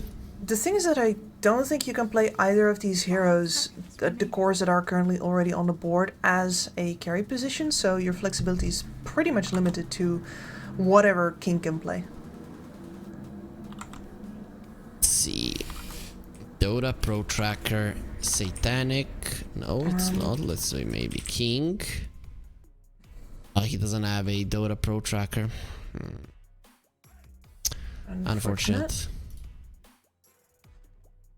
Physical Burst that also is good versus the Slaughter. Like, I don't think you can fulfill both of the conditions. So you're going to be looking for one or the other. TB. I think what do you PA. think of TB? I think PA is 100% PA, the best hero. TB is decent, but you're versus a Coddle, so that's but a the problem. Coddle, yeah, the Coddle ruins you. I was thinking you're a Manta style builder, but you don't build it that fast, and he takes you down over and over and over again, so you are correct. I was thinking of the PA as well. She is not a hero, but she might be your best solution here. For sure. So now I'm kind of thinking that this is going to be a carry Razor. That a force Lardar? That has to be a force Lardar. What? Is it the 4 Coddle maybe? I would rather see a 4 Cottle here, yeah. Yeah. Makes sense. Makes sense. 5 seconds Yeah, that makes a lot more sense because I still think that it's a little bit unnecessary. Like, I think you have a perfectly fine draft as is, but now the flexibility of the lanes, yeah, good. How did we forget about this guy? Because it doesn't matter anymore. I mean, I was not forgetting about him, but I would have been hard pressed to say that he would have had a good lane up versus the options available. I mean, time dilation actually did suck before the Timbersaw pick. Now with the Timbersaw being part of the fray, time dilation is 10 times better. But I think Dandelions, they have all of their comfort heroes, right? Maybe Desire isn't too hot on the Coddle, but he's the type of player who can sometimes just tone down the aggression and do what is necessary of him. Palantimo Slaughter, Kidaro Wisp, Nande, Razor, and Mobe Timbersaw. That's pretty much their MO on every single role. All signatures all done. But I gotta say that Yellow Submarine get to pick and choose what happens in these fights. Dandelions is going to bring the damage for sure, but Yellow Submarine, and we saw it in the previous game as well, the moment where they started to figure out how the fights were supposed to go, they got a chance to get back into the game. If they get to call the fights correctly from the start here, you can work around potential problems really well with this lineup, and you can make it really hard for Dandelions to stand together as a unit. Sure, you have a couple of extra heals, but it's not going to matter too much if you're just getting peeled apart by a lineup with way more control and way more mobility. I'm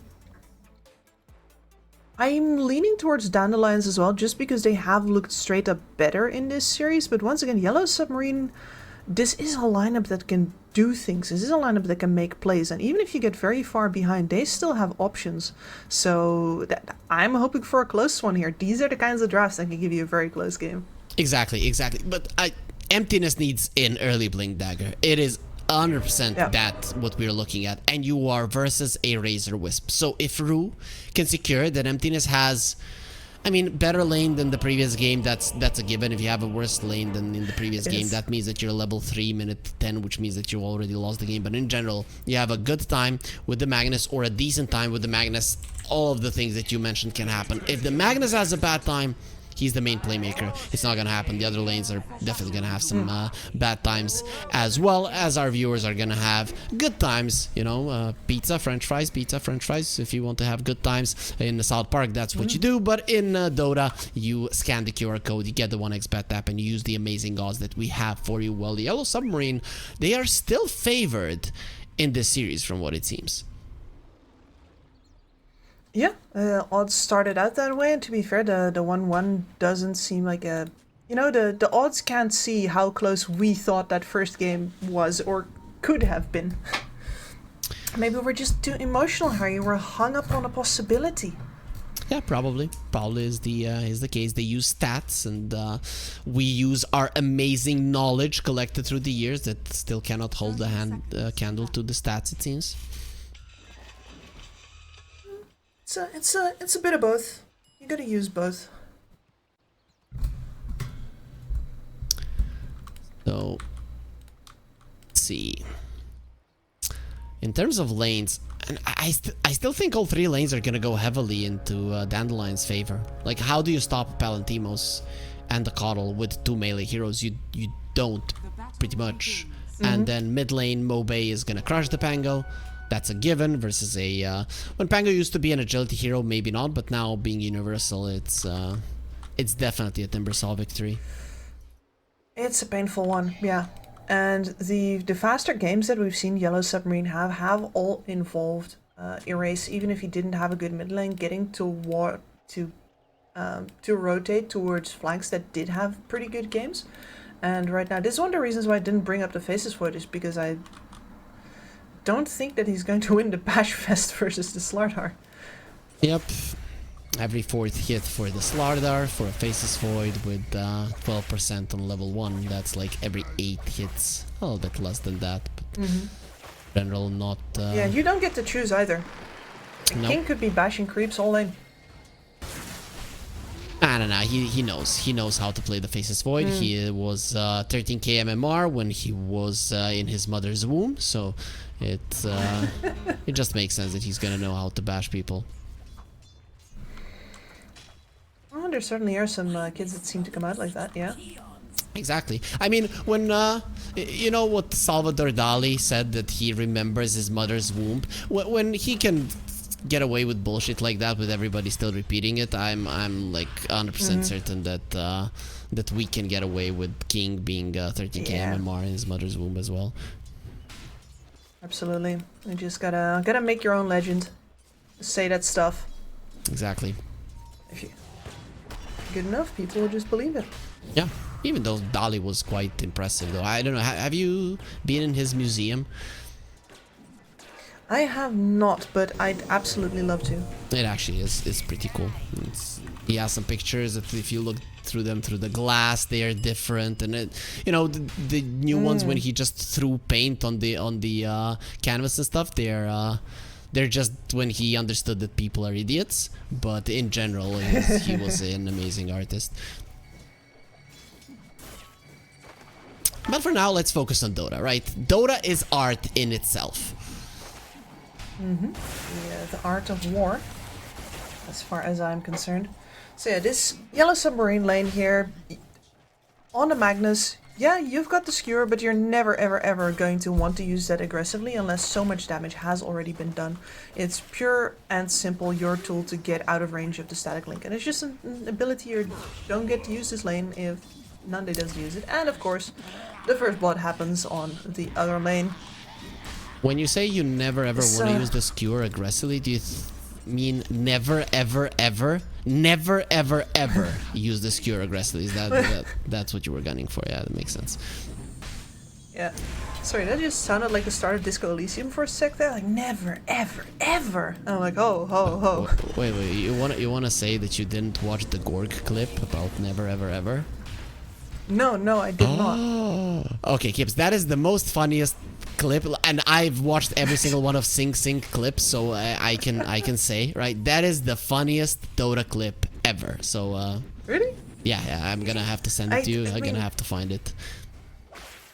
Listen, my favorite, maybe it's not the funniest, my favorite is the 13 mana boy. Yeah, it's gonna be hard to top that. No.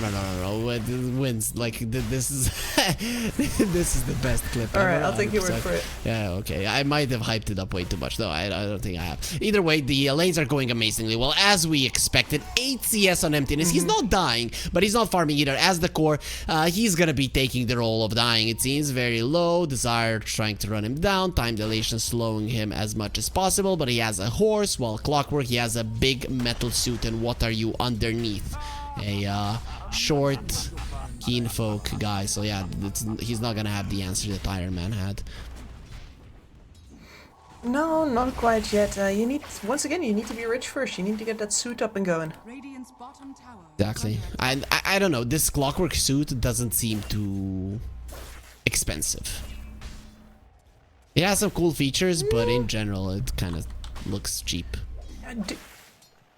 Do you know how much his time is worth, though? That's what I want to know, because that's where the real value is.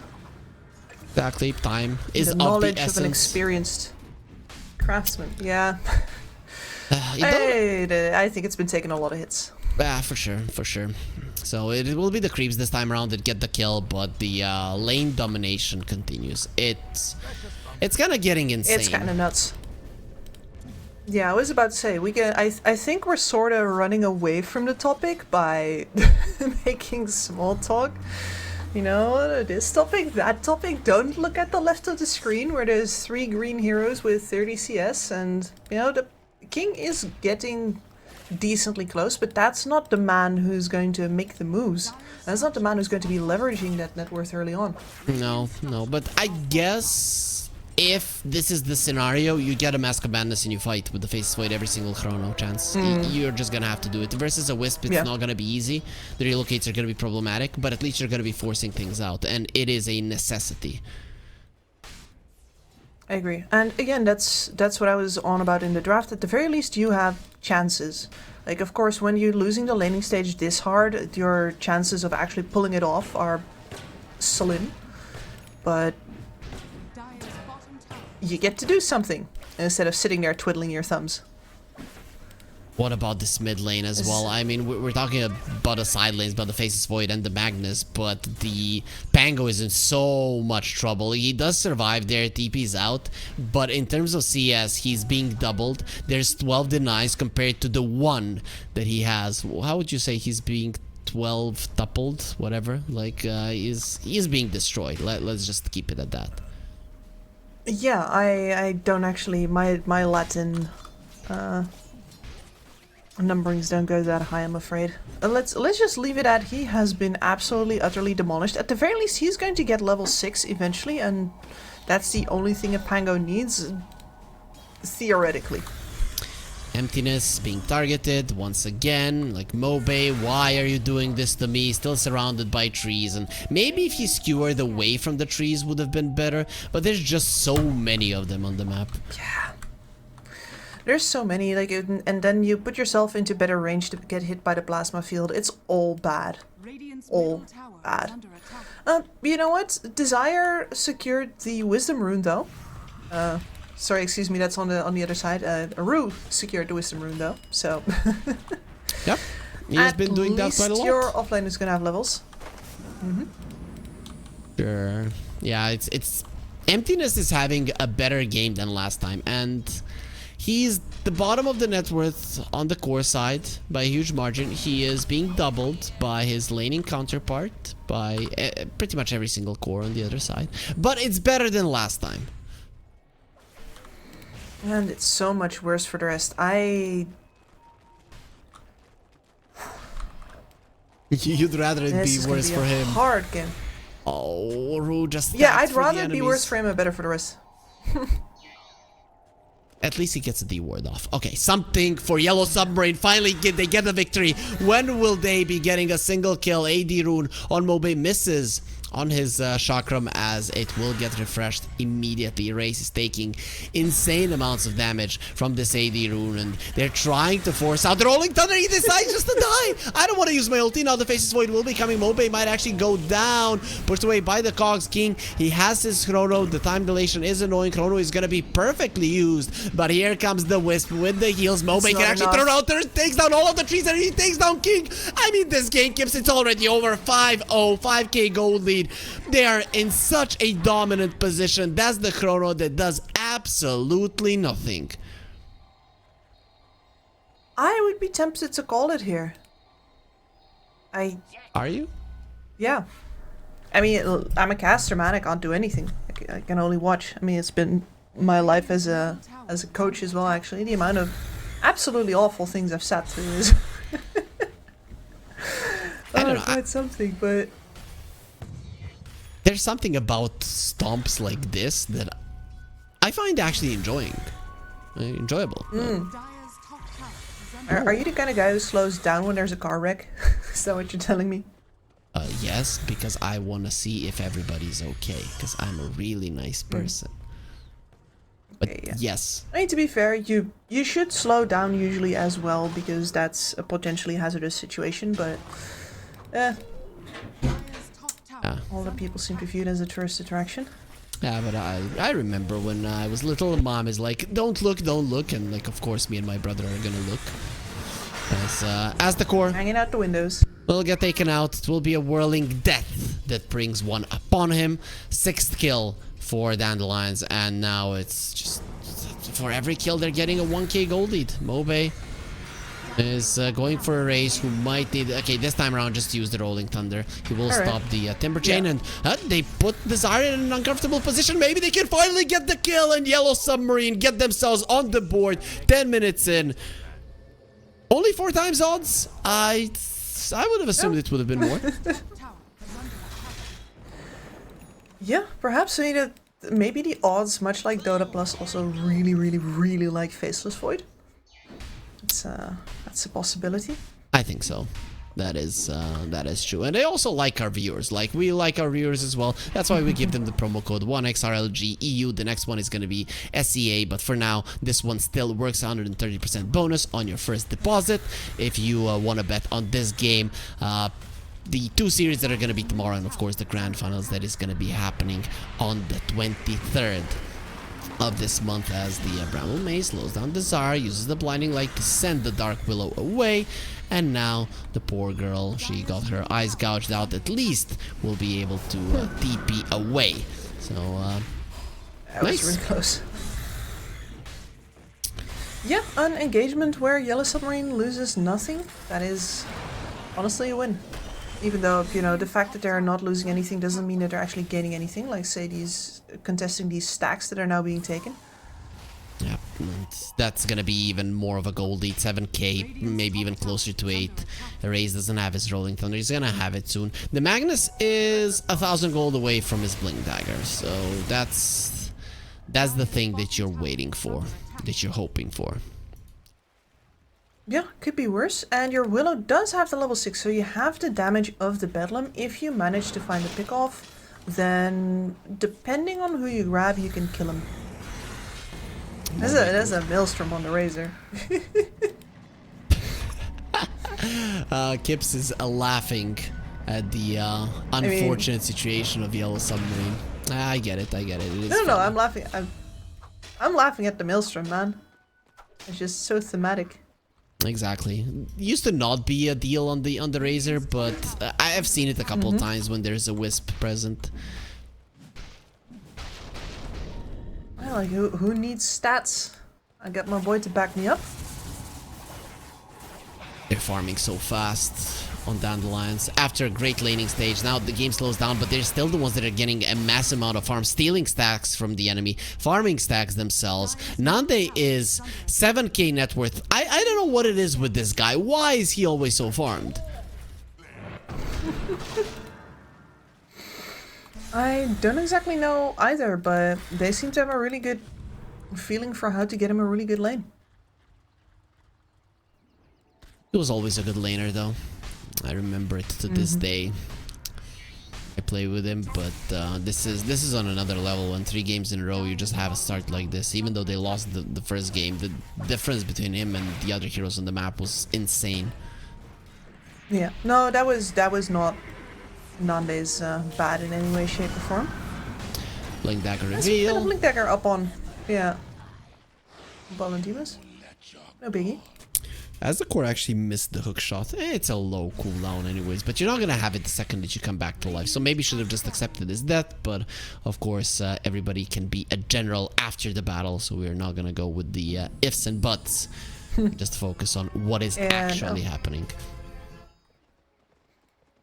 Exactly. You want that hook shot up for example, when this Timbersaw presses the issue in the mid lane. That would be one of the better reasons. And he does need some time to deal with the wave still.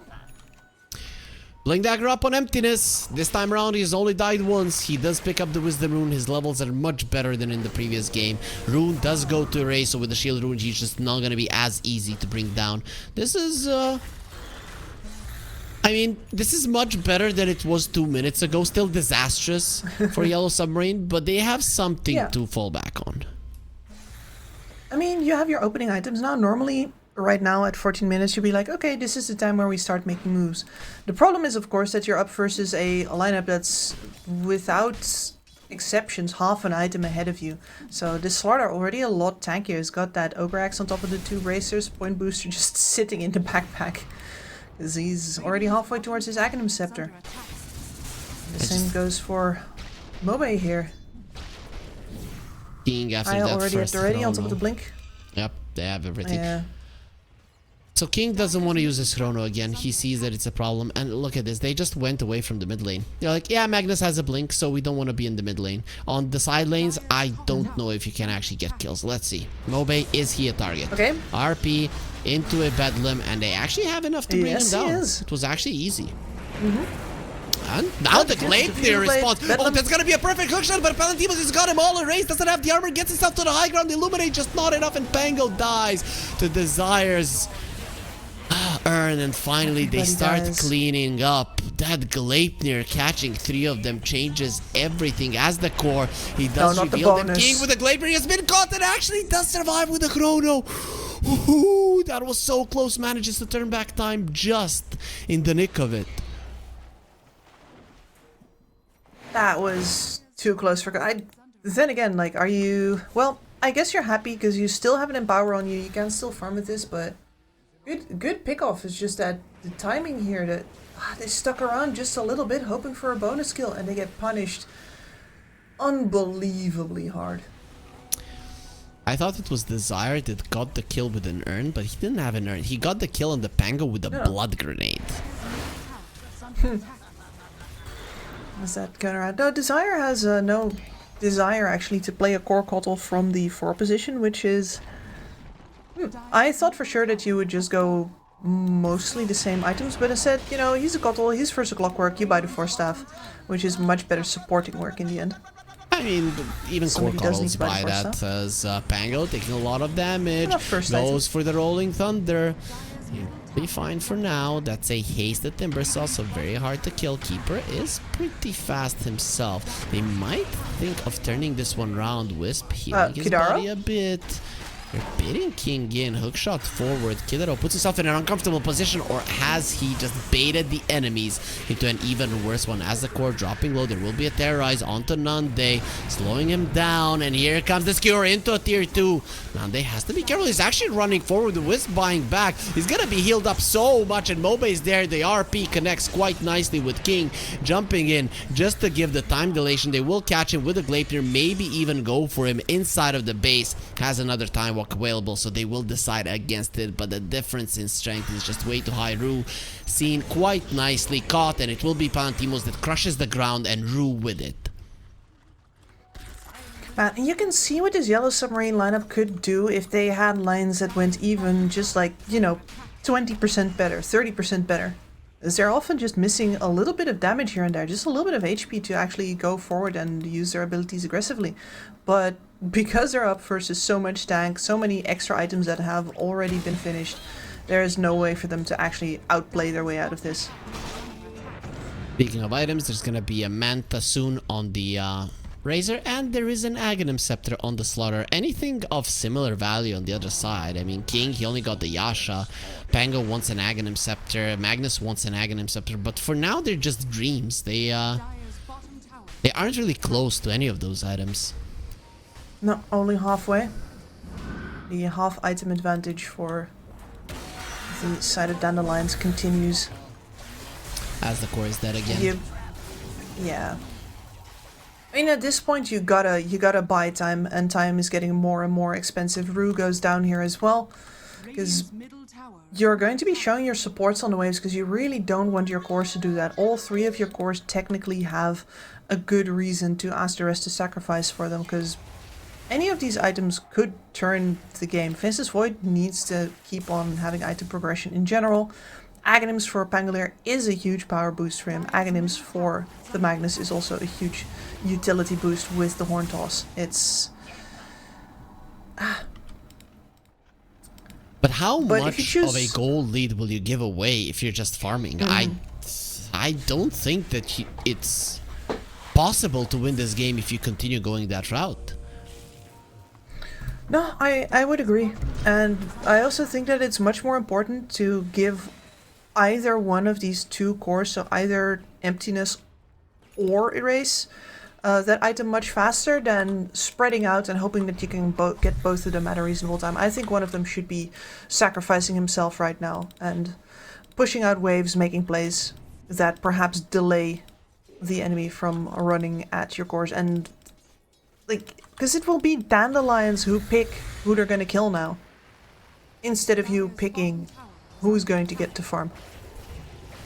Magnus is getting to farm, however, in a very deep position on the other side of the map. But they will be stealing the enemy Tormentor with the Crossy Haze. Will take less than half a second to take it down, so that's even more gold towards them. Shard for Kidaro makes this makes this overcharge even more powerful. Slow resistance as well. Very nice versus all of the time dilation that's going to get thrown out. Are fortified. Radiant's top tower is under attack. Insane. Ward sentry plays down, so Yellow Submarine are gonna know that there's a ward in the mid lane. The question is, can they really get out on the map and do something about it? They've been doing a good job at stopping the bleeding. The thing is that they've already like bled out 80% from what it seems. Yeah, they are already looking anemic as hell. And now this tower falls. Absolutely nothing to be done about it. Same's gonna happen to your mid tower very soon, unless Dandelions would rather pay a visit to Monsieur Rochon. They will probably wait until 4 more minutes have passed, I guess, and wait until they can get a... No, this doesn't matter. It would be the first one. Never mind. They'll just grab it right now. The next time, they can wait. I don't think you have to. I think even with the Aegis, you might actually win the game. That's just how the game is going at the moment. It is entirely possible. Is that Horn Toss going to be available? He is a little bit over 1,000 gold away from it here on Emptiness. He's just waiting on a camp. That's so sad. Like, I'm looking at the Magnus. This is a sad situation to be in. Yeah, like, I've been here, and it's, even I knew that was sad back then. Exactly. I've never been anything but a middle-of-the-pack player. This Erase picks up the region. Something. Yeah, sure, let's celebrate. I guess they're going to...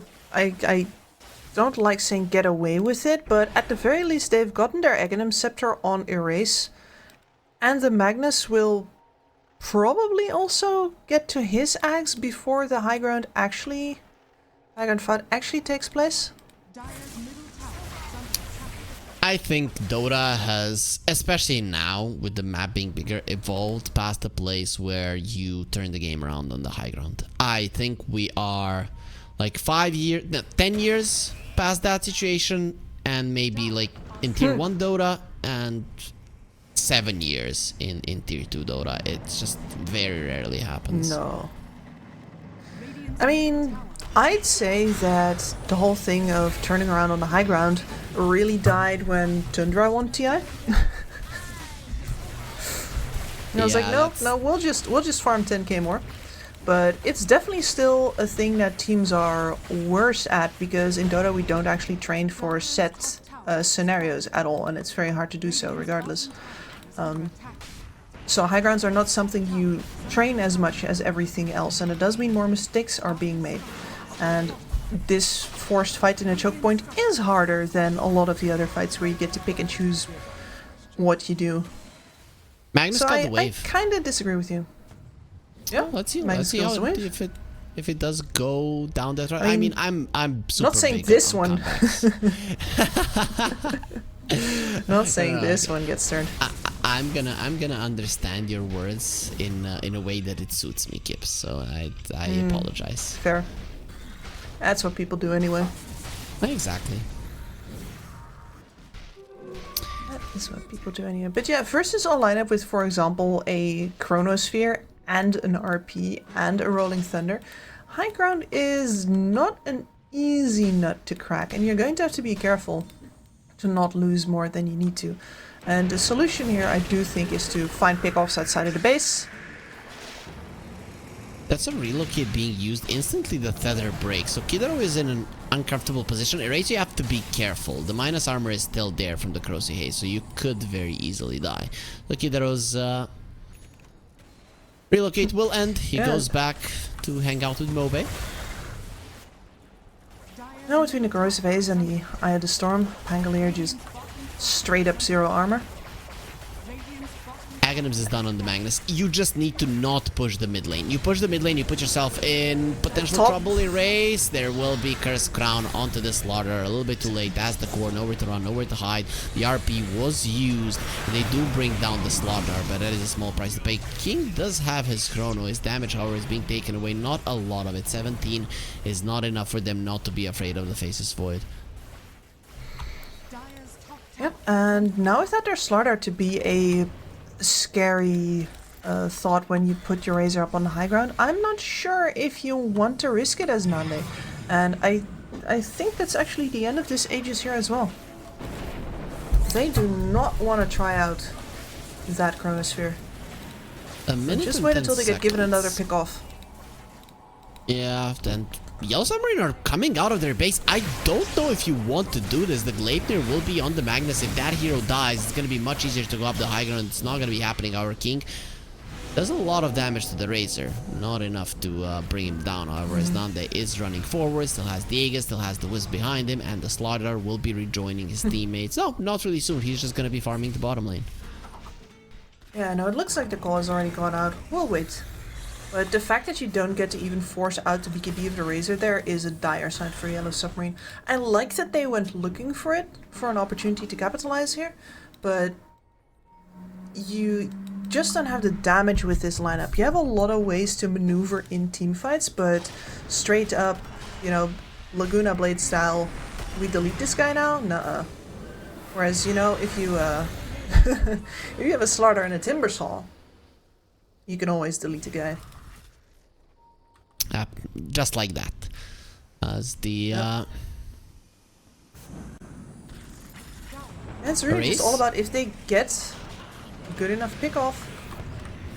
I have to Rolling Thunder defensively every single time. I don't know if he used Rolling Thunder offensively a single time in this game. He has been marked probably for that. The Rolling Thunder will end, has the Swashbuckle. Maybe he will be able to get himself away, but there's the Crush. Swashbuckle trying to run, Solar Bind not allowing him to move. The bashes will continue, and the crushes plus the damage will continue as well, making sure that the mid laner of Yellow Submarine dies yet again.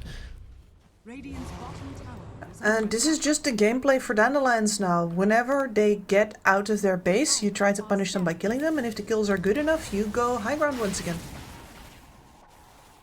Since you have the IO, you can make those kills happen anywhere on the map, and you can also come in for the push from anywhere on the map.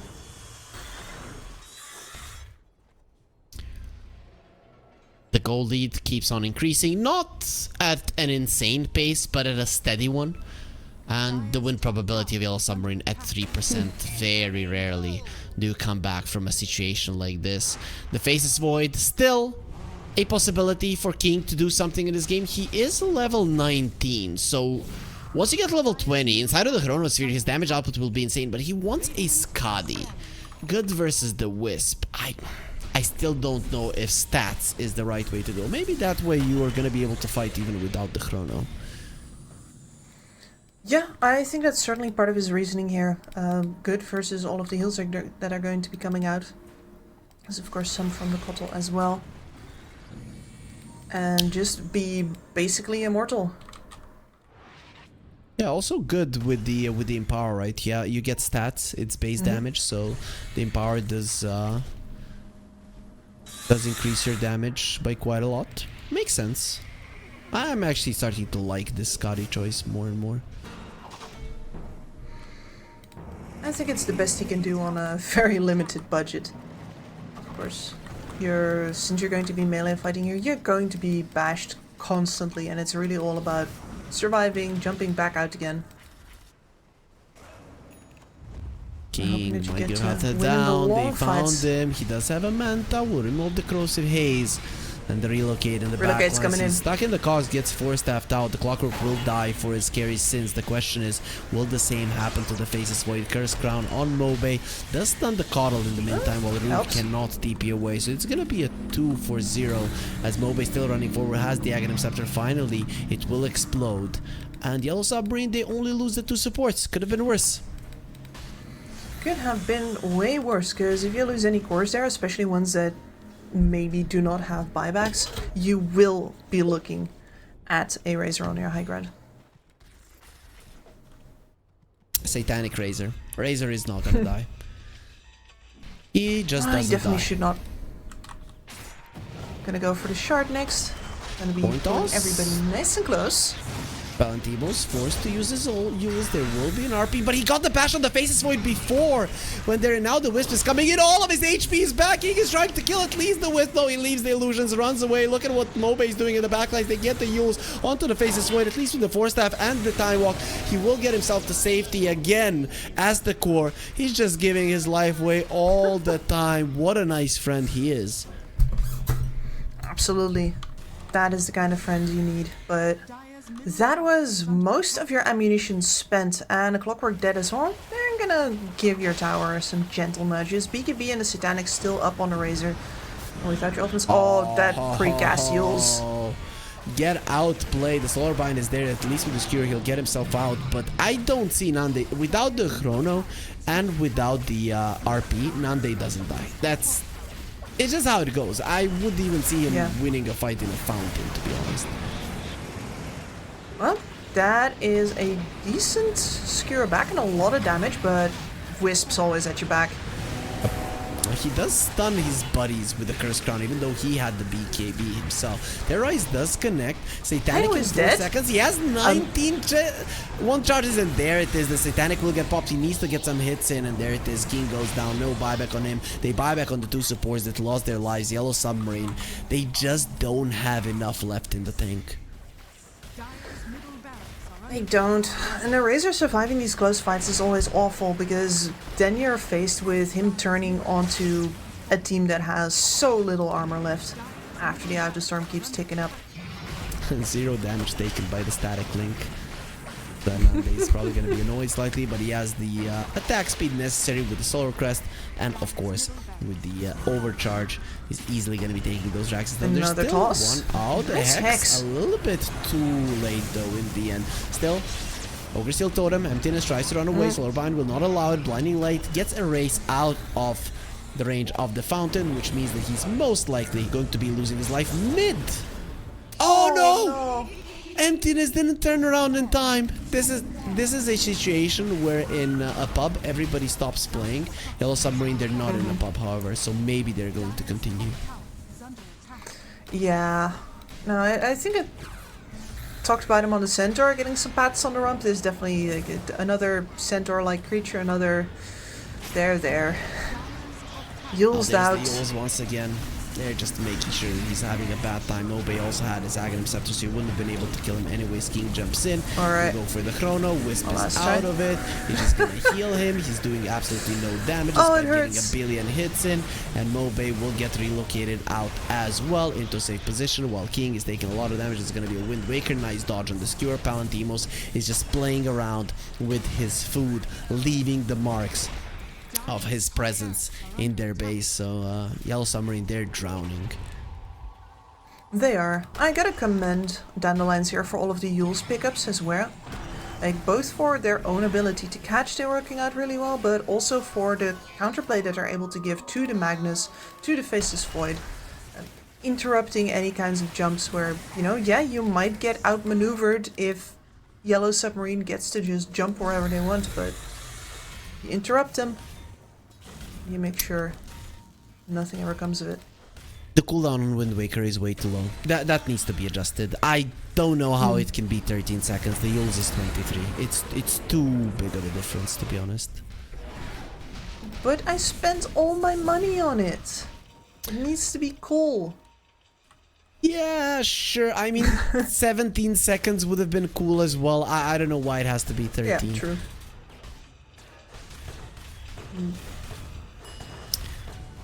No, I don't know, I guess because we just... live in capitalism. If you're rich, you get everything. So, yeah, screw the poor people. Let's go, Wind Waker. 3 seconds cooldown. It's constantly in the air. Absolutely.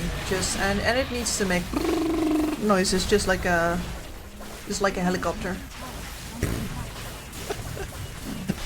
Yeah, it doesn't have to be like a helicopter, just annoying noises so that enemies know that there's nothing they can do about this. Nande against the Aegis, and it is time to end this agony for Yellow Submarine. This is 3 games in a row that they lost the laning phase, but this time around it was just too much to even put up any kind of a fight.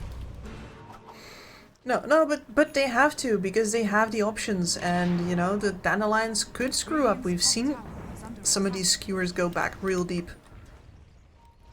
So you have to play it out. Maybe not for this time, but for the next time. When the difference is a little less big. We're chasing out. No, he cannot die. Emptiness cannot die. He uses the RP to survive, but doesn't have a TP. What? What for? What for, my friend? Well, is he gonna survive? If he survives, it's good. If he survives, it's good enough. Kidro dies on the other side of the map, and Yellow Submarine, they're actually gonna make the Wisp be dead for 1 minute and 40 seconds. That is a huge time that you're not gonna be able to use this Aegis for a push. okay. Well, that's worth it then. I can't believe I'm gonna say that about spending the RP to get away, but that is basically the RP for an IO kill. They can't push without the IO, I don't think. Too many risks. Look at the 3 wards of Yellow Submarine. Is there a gem on the other side? I think this is a big mistake from Dandelions, that they are just allowing those wards to live. Yeah, a little wild that you're not doing anything about that. Well, that's going to be your staging area as another farm. There's a Arthos. He has a Yule. Jump in from the slaughter. The terrorists to defend them, but none. They already has the BKB. He's not afraid of anything. Just kills the Magnus. This time around, you're not running away race. Next on the menu, they finish him off with the Timber Chain whirling death as king. He's trying to find something. Finally uses the Chrono, but with the Yules being there, mainly the Wind Waker, they will make sure that he doesn't kill them all that fast. Turned into a piggy, and he's gonna go in the river. There are piranhas there, very, very hungry ones. They call GG. Yellow Submarine are aware that this game is no longer winnable. No longer, but they did try their darndest to find these opportunities, and you know, once again at the end, that little touch of, hey, by the way, the IO can die and then we can look for a fight, like, they've shown pretty good composure in this series overall, even when things looked pretty darn bad for them.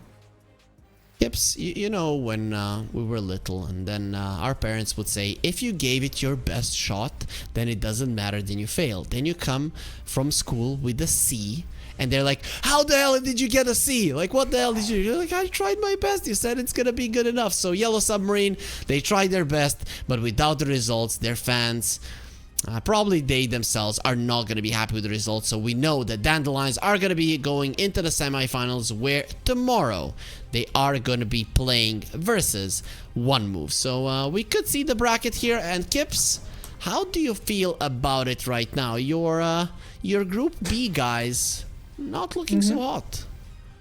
No, not looking so hot, but there was an absolutely decided best team in Group B, and that was Nightpulse, and I will in fact call them the favorites over L1ga team here. They're going to have the opportunity to watch some of those replays, see some of the tricks that they've been up to with their offliner who also plays the carry, but that doesn't mean you're actually ready.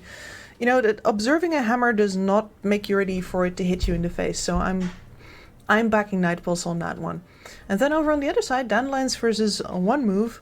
How did that one go in the group stage? Because that's the Group A special, isn't it? One Move 1-2-0 as far as I remember, and I'm gonna check it right now. Yeah, they won 2-0. One game was 50 minutes. It was a very close one, with Dandelions playing an SF, and I think I was casting it with Automo, or maybe it was you, but whoever I was casting with, we kind of agreed that if it was any other hero other than the SF, they would have won on at least game 1. So I think the two teams are gonna be fairly evenly matched. So you think Nightpulse are taking the entire tournament? I mean, I haven't seen One Move play yet, but I definitely think that Nightpulse right now, you need more time to figure them out. You need more time to play against them, and none of these teams are going to get that time. They're just going to get hit in the face, and we'll see who gets left standing. I'll back Nightpulse. I like him. Yep.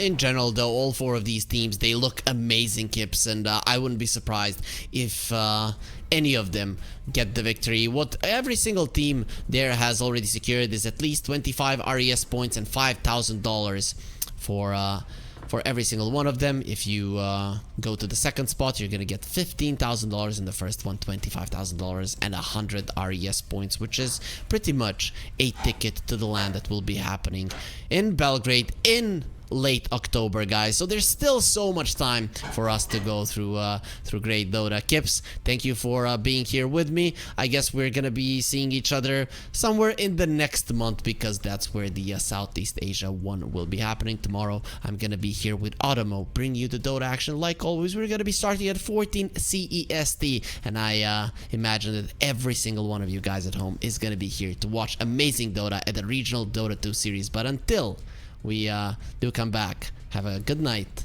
and bye bye.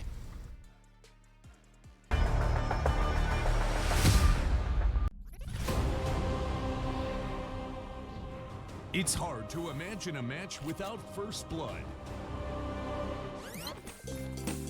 Drink it. Check it out.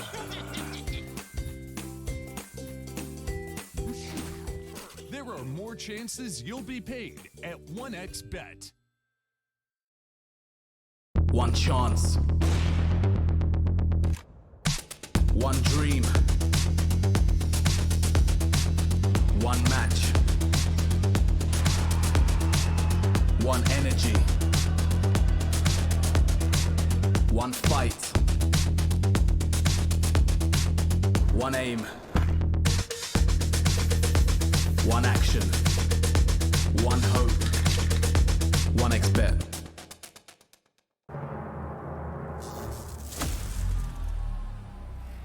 Fuck.